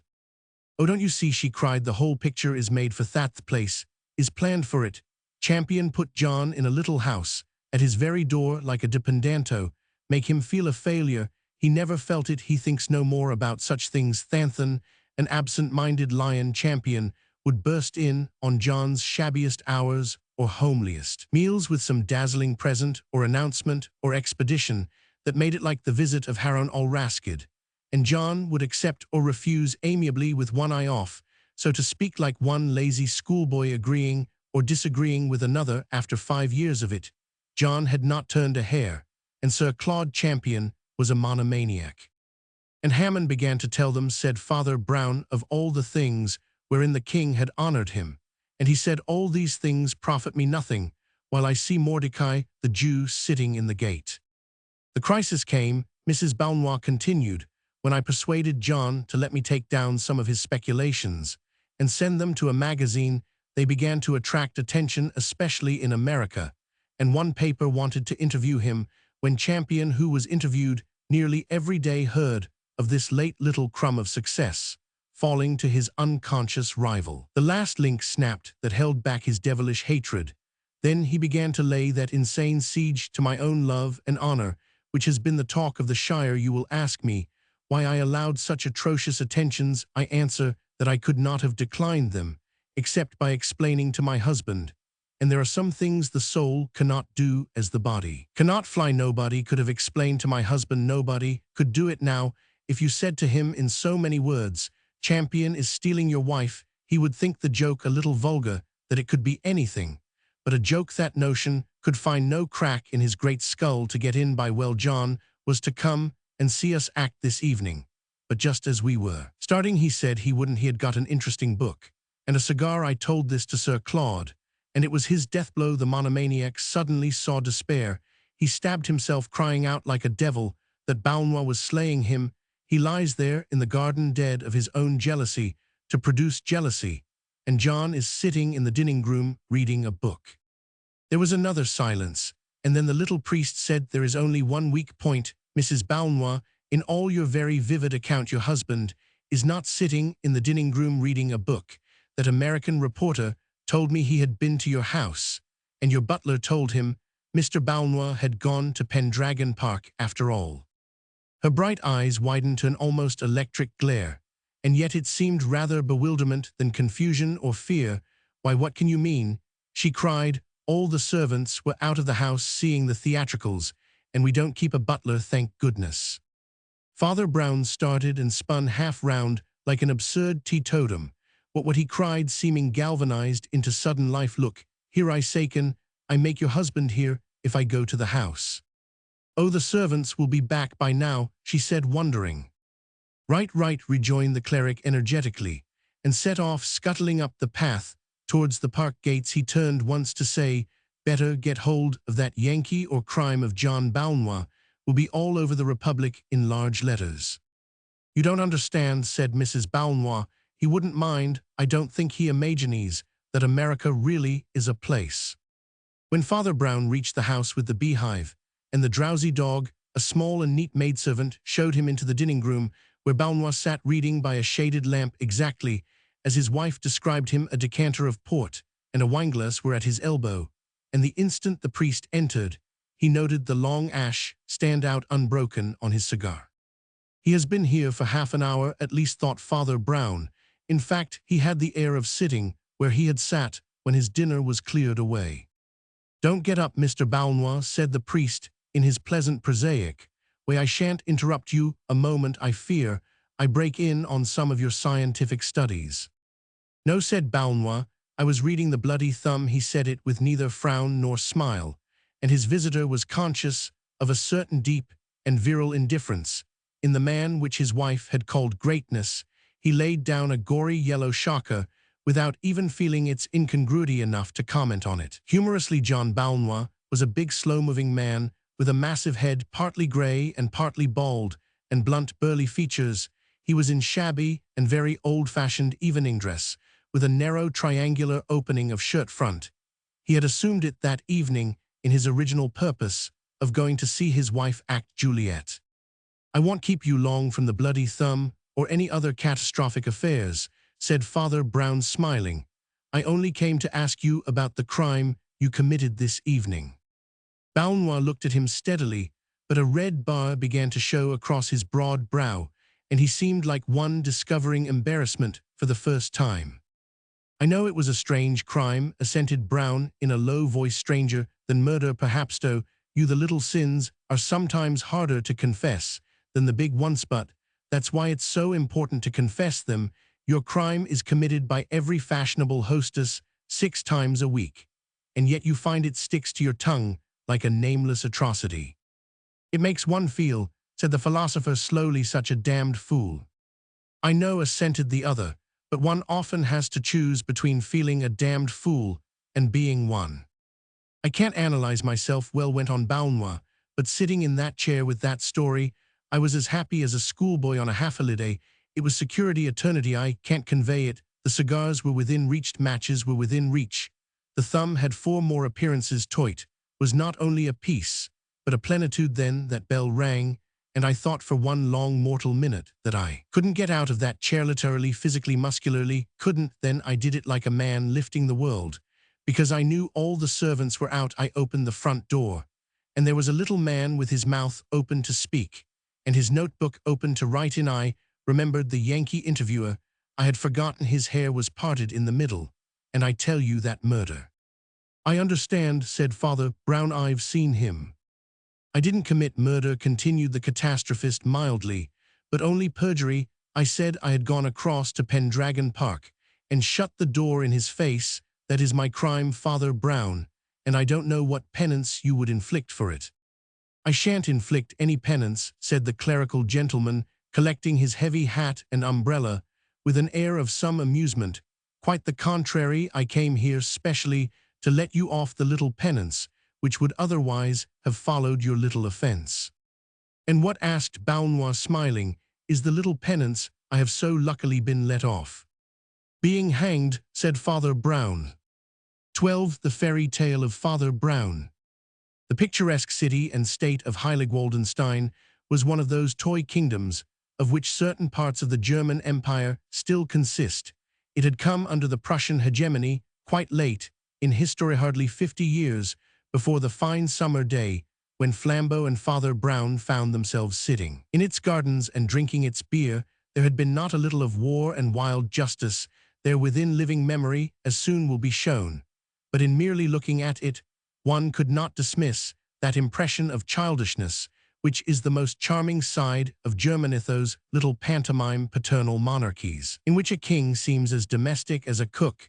The German soldiers by the innumerable sentry boxes looked strangely like German toys, and the clean-cut battlements of the castle, gilded by the sunshine, looked the more like the gilt gingerbread, for it was brilliant, whether the sky was as Prussian a blue as Potsdam itself could require, but it was yet more like that lavish and glowing use of the color which a child extracts from a shilling paint-box.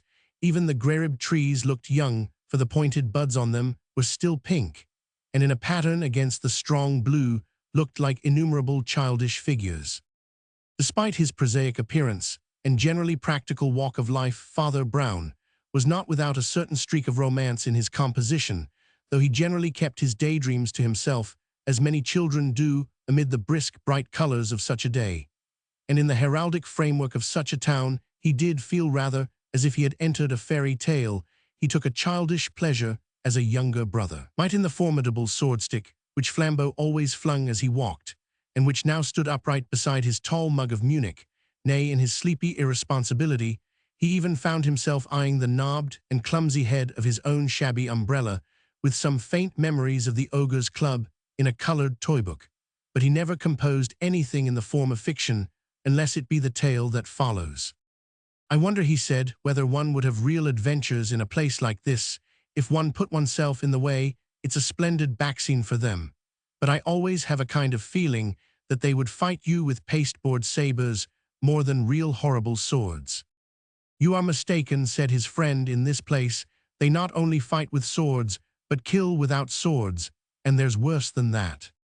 Why, what do you mean? Asked Father Brown. Why, replied the other, I should say this was the only place in Europe where a man was ever shot without firearms. Do you mean a bow and arrow? Asked Brown in some wonder. I mean a bullet in the brain, replied Flambeau. Don't you know the story of the late prince of this place? It was one of the great police mysteries. About 20 years ago, you remember, of course, that this place was forcibly annexed at the time of Bismarck's very earliest schemes of consolidation. Forcibly, that is, but not at all easily. The empire, or what wanted to be one, sent Prince Otto of Grossenmark to rule the place in the imperial interests. We saw his portrait in the gallery. There a handsome old gentleman, if he'd had any hair or eyebrows and hadn't been wrinkled all over like a vulture. But he had things to harass him, as I'll explain in a minute. He was a soldier of distinguished skill and success, but he didn't have altogether an easy job with this little place. He was defeated in several battles by the celebrated Arnhold brothers, 3 guerrilla patriots, to whom Swinburne wrote a poem you remember. Wolves with the hair of the ermine, crows that are crowned and kings. These things be many as vermin, yet 3 shall abide these things. or something of that kind. Indeed, it is by no means certain that the occupation would ever have been successful had not one of the three brothers, Paul, despicably, but very decisively declined to abide these things any longer, and by surrendering all the secrets of the insurrection ensured its overthrow, and his own ultimate promotion to the post of Chamberlain to Prince Otto. After this, Ludwig, the one genuine hero among Mr. Swinburne's heroes, was killed sword in hand in the capture city, and the third, Heinrich, who though not a traitor had always been tame, and even timid compared with his active brothers, retired into something like a hermitage, became converted to Christian quietism, which was almost Quakerish, and never mixed with men, except to give nearly all he had to the poor. They tell me that not long ago he could still be seen about the neighborhood occasionally, a man in a black cloak, nearly blind, with very wild white hair, but a face of astonishing softness. "I know," said Father Brown, "I saw him once." His friend looked at him in some surprise. "I didn't know you'd been here before," he said. "Perhaps you know as much about it as I do. Anyhow, that's the story of the Arnholds, and he was the last survivor of them, yes, and of all the men who played parts in that drama." "You mean that the prince, too, died long before?" "Died," repeated Flambeau, "and that's about as much as we can say. You must understand that towards the end of his life, he began to have those tricks of the nerves not uncommon with tyrants. He multiplied the ordinary daily and nightly guard round his castle, till there seemed to be more sentry boxes than houses in the town, and doubtful characters were shot without mercy. He lived almost entirely in a little room that was in the very center of the enormous labyrinth of all the other rooms, and even in this he erected another sort of central cabin or cupboard lined with steel like a safe or a battleship. Some say that under the floor of this again was a secret hole in the earth no more than large enough to hold him, so that in his anxiety to avoid the grave he was willing to go into a place pretty much like it. But he went further. Yet the populace had been supposed to be disarmed ever since the suppression of the revolt, but Otto now insisted, as governments very seldom insist, on an absolute and literal disarmament. It was carried out with extraordinary thoroughness and severity by very well-organized officials over a small and familiar area. And so far as human strength and science can be absolutely certain of anything, Prince Otto was absolutely certain that nobody could introduce so much as a toy pistol into Heilig-Waldenstein. "Human science can never be quite certain of things like that," said Father Brown, still looking at the red budding of the branches over his head, "if only because of the difficulty about definition and connotation. What is a weapon? People have been murdered with the mildest domestic comforts, certainly with tea-kettles. Probably with tea-casseys. On the other hand, if you showed an ancient Briton a revolver, I doubt if he would know it was a weapon until it was fired into him. Of course, perhaps somebody introduced a firearm so new that it didn't even look like a firearm. Perhaps it looked like a thimble or something. Was the bullet at all peculiar?" "Not that I ever heard of," answered Flambeau, "but my information is fragmentary and only comes from my old friend Grimm. He was a very able detective in the German service, and he tried to arrest me. I arrested him instead, and we had many interesting chats. He was in charge here of the inquiry about Prince Otto, but I forgot to ask him anything about the bullet. According to Grimm, what happened was this." He paused a moment to drain the greater part of his dark lager at a draught, and then resumed. "On the evening in question, it seems the prince was expected to appear in one of the outer rooms, because he had to receive certain visitors whom he really wished to meet. They were geological experts sent to investigate the old question of the alleged supply of gold from the rocks round here, upon which, as it was said, the small city-state had so long maintained its credit, and been able to negotiate with its neighbors, even under the ceaseless bombardment of bigger armies. Hitherto, it had never been found by the most exacting inquiry which could be quite certain of discovering a toy pistol," said Father Brown with a smile. "But what about the brother who ratted? Hadn't he anything to tell the prince?" "He always asseverated that he did not know," replied Flambeau, "that this was the one secret his brothers had not told him.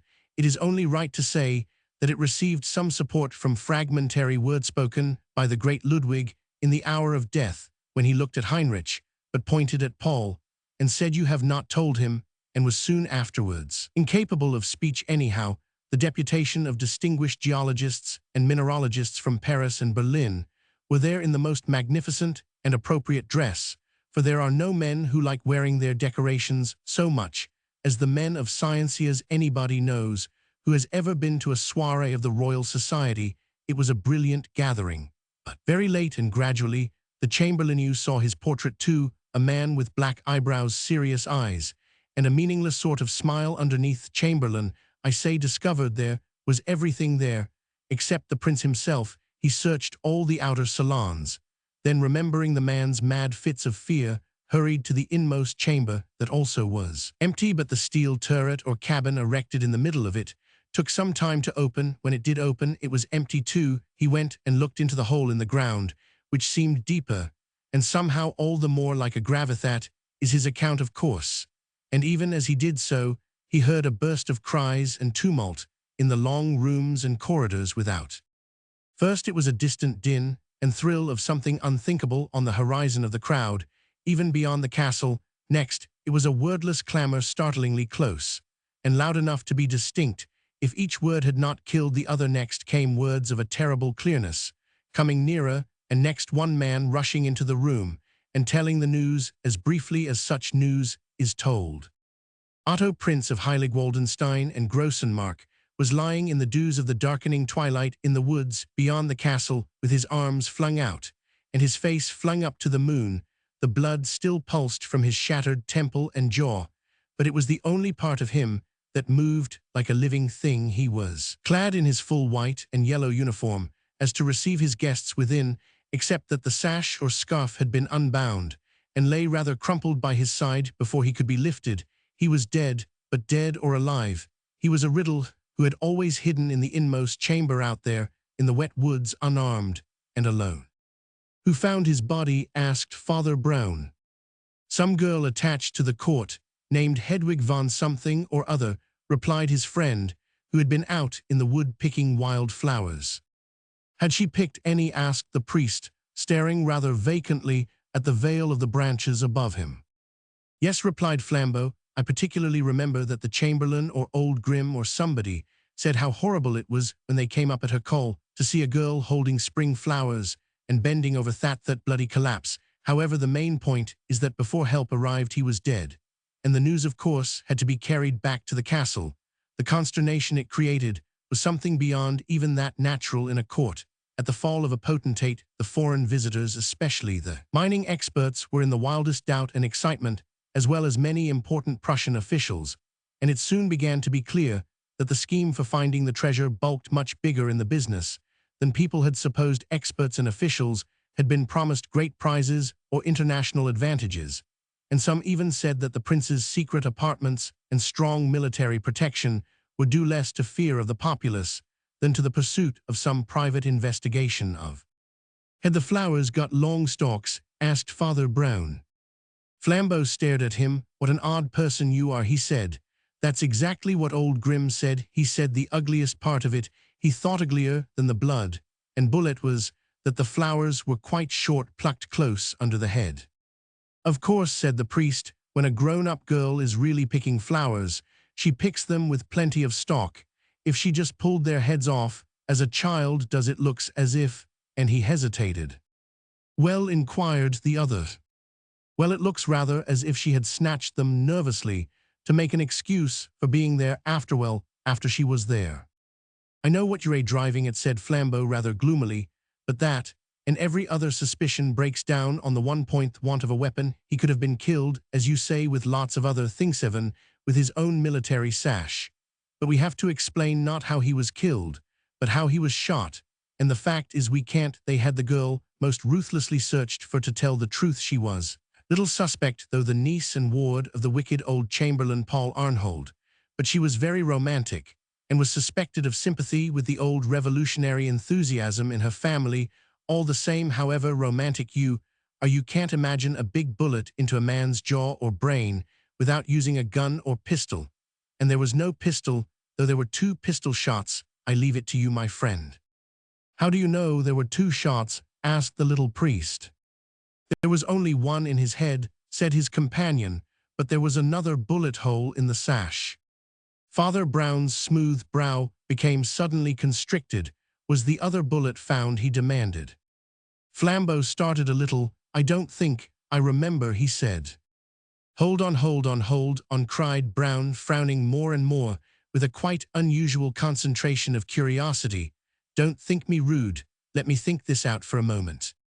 All right, said Flambeau, laughing, and finished his beer. A slight breeze stirred the budding trees and blew up into the sky cloudlets of white and pink that seemed to make the sky bluer, and the whole-coloured scene more quaint. They might have been cherubs flying home to the casements of a sort of celestial nursery. The oldest tower of the castle, the Dragon Tower, stood up as grotesque as the Alemug, but as homely. Only beyond the tower glimmered the wood in which the man had lain dead. What became of this? Hedwig eventually asked the priest at last. She is married to General Schwartz, said Flambeau. No doubt you've heard of his career, which was rather romantic. He had distinguished himself even before his exploits at Sadowa and Gravelotte. In fact, he rose from the ranks, which is very unusual even in the smallest of the German. Father Brown sat up suddenly. Rose from the ranks, he cried, and made a mouth, as if to whistle. Well, what a queer story, what a queer way of killing a man, but I suppose it was the only one possible. But to think of hate so patient. What do you mean? Demanded the other. In what way did they kill the man? They killed him with the sash, said Brown carefully.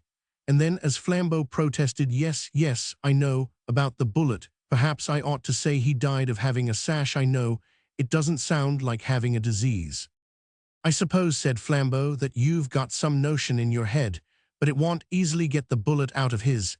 As I explained before, he might easily have been strangled, but he was shot. By whom? By what? He was shot by his own orders, said the priest.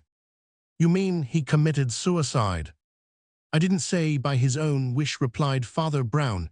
I said by his own orders. Well, anyhow, what is your theory? Father Brown laughed. I am only on my holiday, he said. I haven't got any theories, only this place reminds me of fairy stories, and if you like, I'll tell you a story.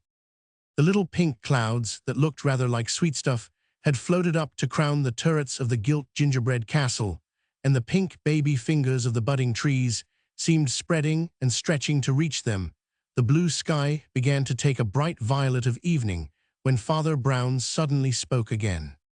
It was on a dismal night, with rain still dropping from the trees and dew already clustering, that Prince Otto of Grossenmark stepped hurriedly out of a side door of the castle and walked swiftly into the wood. One of the innumerable sentries saluted him, but he did not notice it. He had no wish to be specially noticed himself. He was glad when the great trees, grey and already greasy with rain, swallowed him up like a swamp. He had deliberately chosen the least frequented side of his palace, but even that was more frequented than he liked.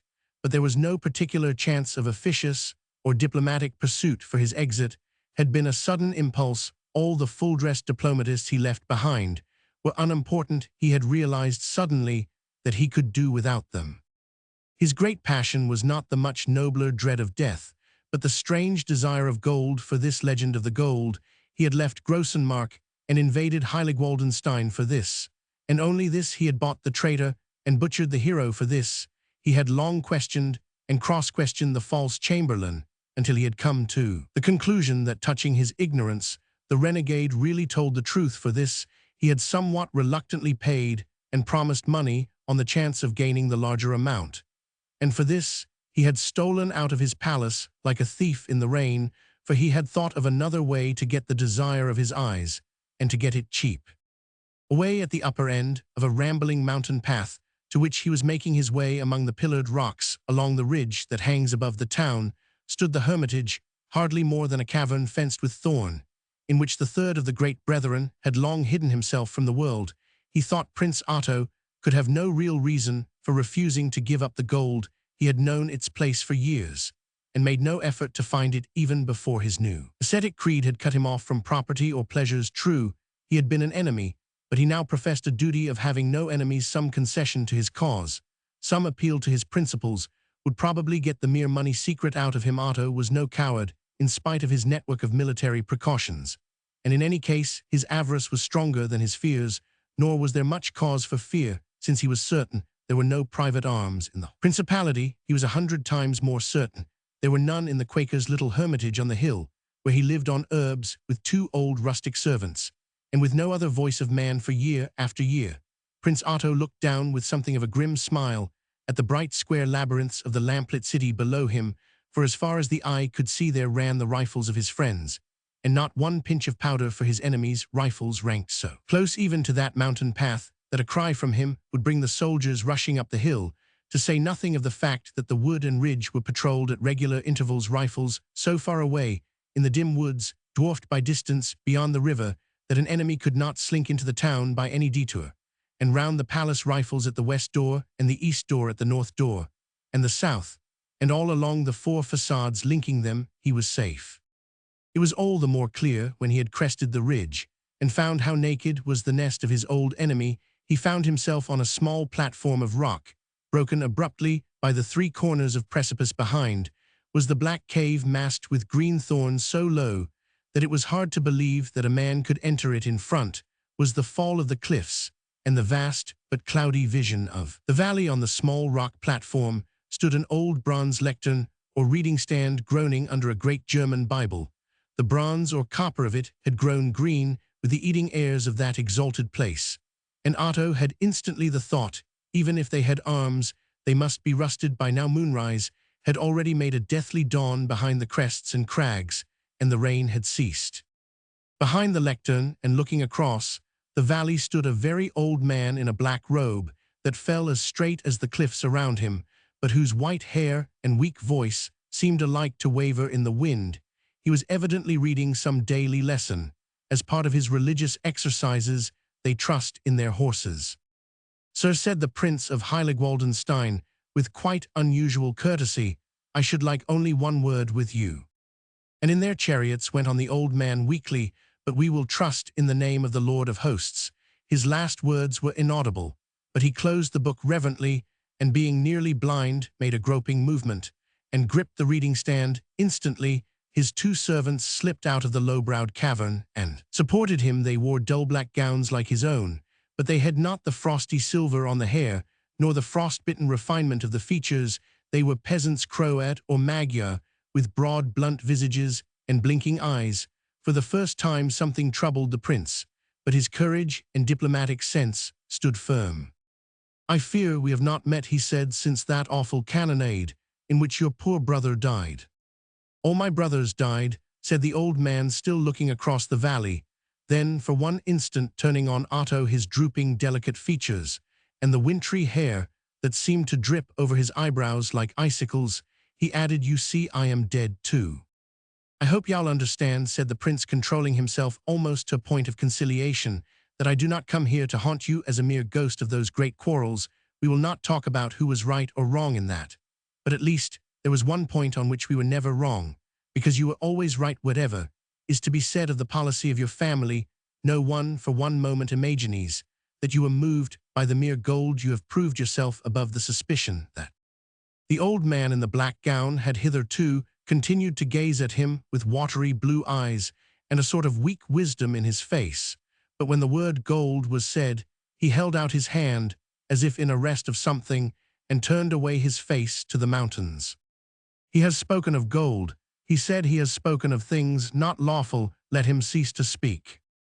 Otto had the vice of his Prussian type and tradition, which is to regard success not as an incident, but as a quality. He conceived himself and his like as perpetually conquering peoples who were perpetually being conquered. Consequently, he was ill acquainted with the emotion of surprise and ill prepared for the next movement, which startled and stiffened him. He had opened his mouth to answer the hermit when the mouth was stopped, and the voice, strangled by a strong, soft gag, suddenly twisted round his head like a tourniquet. It was fully 40 seconds before he even realized that the 2 Hungarian servants had done it, and that they had done it with his own military scarf.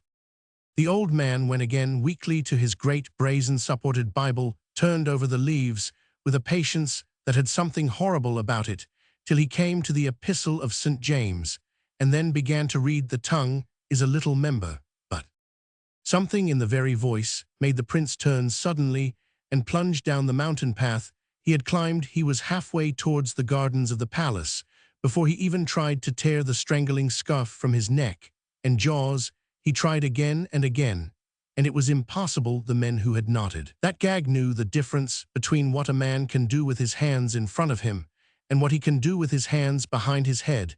His legs were free to leap like an antelope on the mountains. His arms were free to use any gesture or wave any signal, but he could not speak. A dumb devil was in him. He had come close to the woods that walled in the castle before he had quite realized what his wordless state meant, and was meant to mean. Once more, he looked down grimly at the bright square labyrinths of the lamplit city below him, and he smiled no more. He felt himself repeating the phrases of his former mood, with a murderous irony. Far as the eye could see ran the rifles of his friends, every one of whom would shoot him dead if he could not answer the challenge. Rifles were so near that the wood and ridge could be patrolled at regular intervals. Therefore it was useless to hide in the wood. Till morning, rifles were ranked so far away that an enemy could not slink into the town by any detour. Therefore it was vain to return to the city by any remote course. A cry from him would bring his soldiers rushing up the hill, but from him no cry would come. The moon had risen in strengthening silver, and the sky showed in stripes of bright nocturnal blue between the black stripes of the pines about the castle. Flowers of some wide and feathery sort. For he had never noticed such things before. Were at once luminous and discolored by the moonshine, and seemed indescribably fantastic as they clustered, as if crawling about the roots of the trees. Perhaps his reason had been suddenly unseated by the unnatural captivity he carried with him, but in that wood he felt something unfathomably German fairy tale. He knew with half his mind that he was drawing near to the castle of an ogre, had forgotten that he was the ogre. He remembered asking his mother if bears lived in the old park at home. He stooped to pick a flower, as if it were a charm against enchantment. The stalk was stronger than he expected and broke with a slight snap, carefully trying to place it in his scarf. He heard the halloo. Who goes there? Then he remembered the scarf was not in its usual place. He tried to scream and was silent. The second challenge came, and then a shot that shrieked as it came, and then was stilled suddenly by impact. Otto of Grossenmark lay very peacefully among the fairy trees, and would do no more harm either with gold or steel. Only the silver pencil of the moon would pick out and trace here and there the intricate ornament of his uniform or the old wrinkles on his brow. May God have mercy on his soul. The sentry who had fired according to the strict orders of the garrison naturally ran forward to find some trace of his quarry. He was a private named Schwartz, since not unknown in his profession, and what he found was a bald man in uniform, but with his face so bandaged by a kind of mask made of his own military scarf that nothing but open dead eyes could be seen glittering stonily in the moonlight. The bullet had gone through the gag into the jaw. That is why there was a shot hole in the scarf, but only one shot. Naturally, if not correctly, young Schwartz tore off the mysterious silken mask and cast it on the grass, and then he saw whom he had slain. We cannot be certain of the next phase, but I incline to believe that there was a fairy tale after all in that little wood, horrible as was its occasion. Whether the young lady named Hedwig had any previous knowledge of the soldier she saved and eventually married, or whether she came accidentally upon the accident, and their intimacy began that night, we shall probably never know, but we can know, I fancy, that this Hedwig was a heroine, and deserved to marry a man who became something of a hero. She did the bold and the wise thing. She persuaded the sentry to go back to his post, in which place there was nothing to connect him with the disaster. He was but one of the most loyal and orderly of 50 such sentries within call. She remained by the body and gave the alarm, and there was nothing to connect her with the disaster either, since she had not got and could not have any firearms. Well said, Father Brown, rising cheerfully. I hope they're happy. Where are you going? Asked his friend. I am going to have another look at that portrait of the Chamberlain, the Arnhold who betrayed his brethren, answered the priest. I wonder what part. I wonder if a man is less a traitor when he is twice a traitor. And he ruminated long before the portrait of a white-haired man with black eyebrows and a pink-painted sort of smile that seemed to contradict the black warning in his eyes.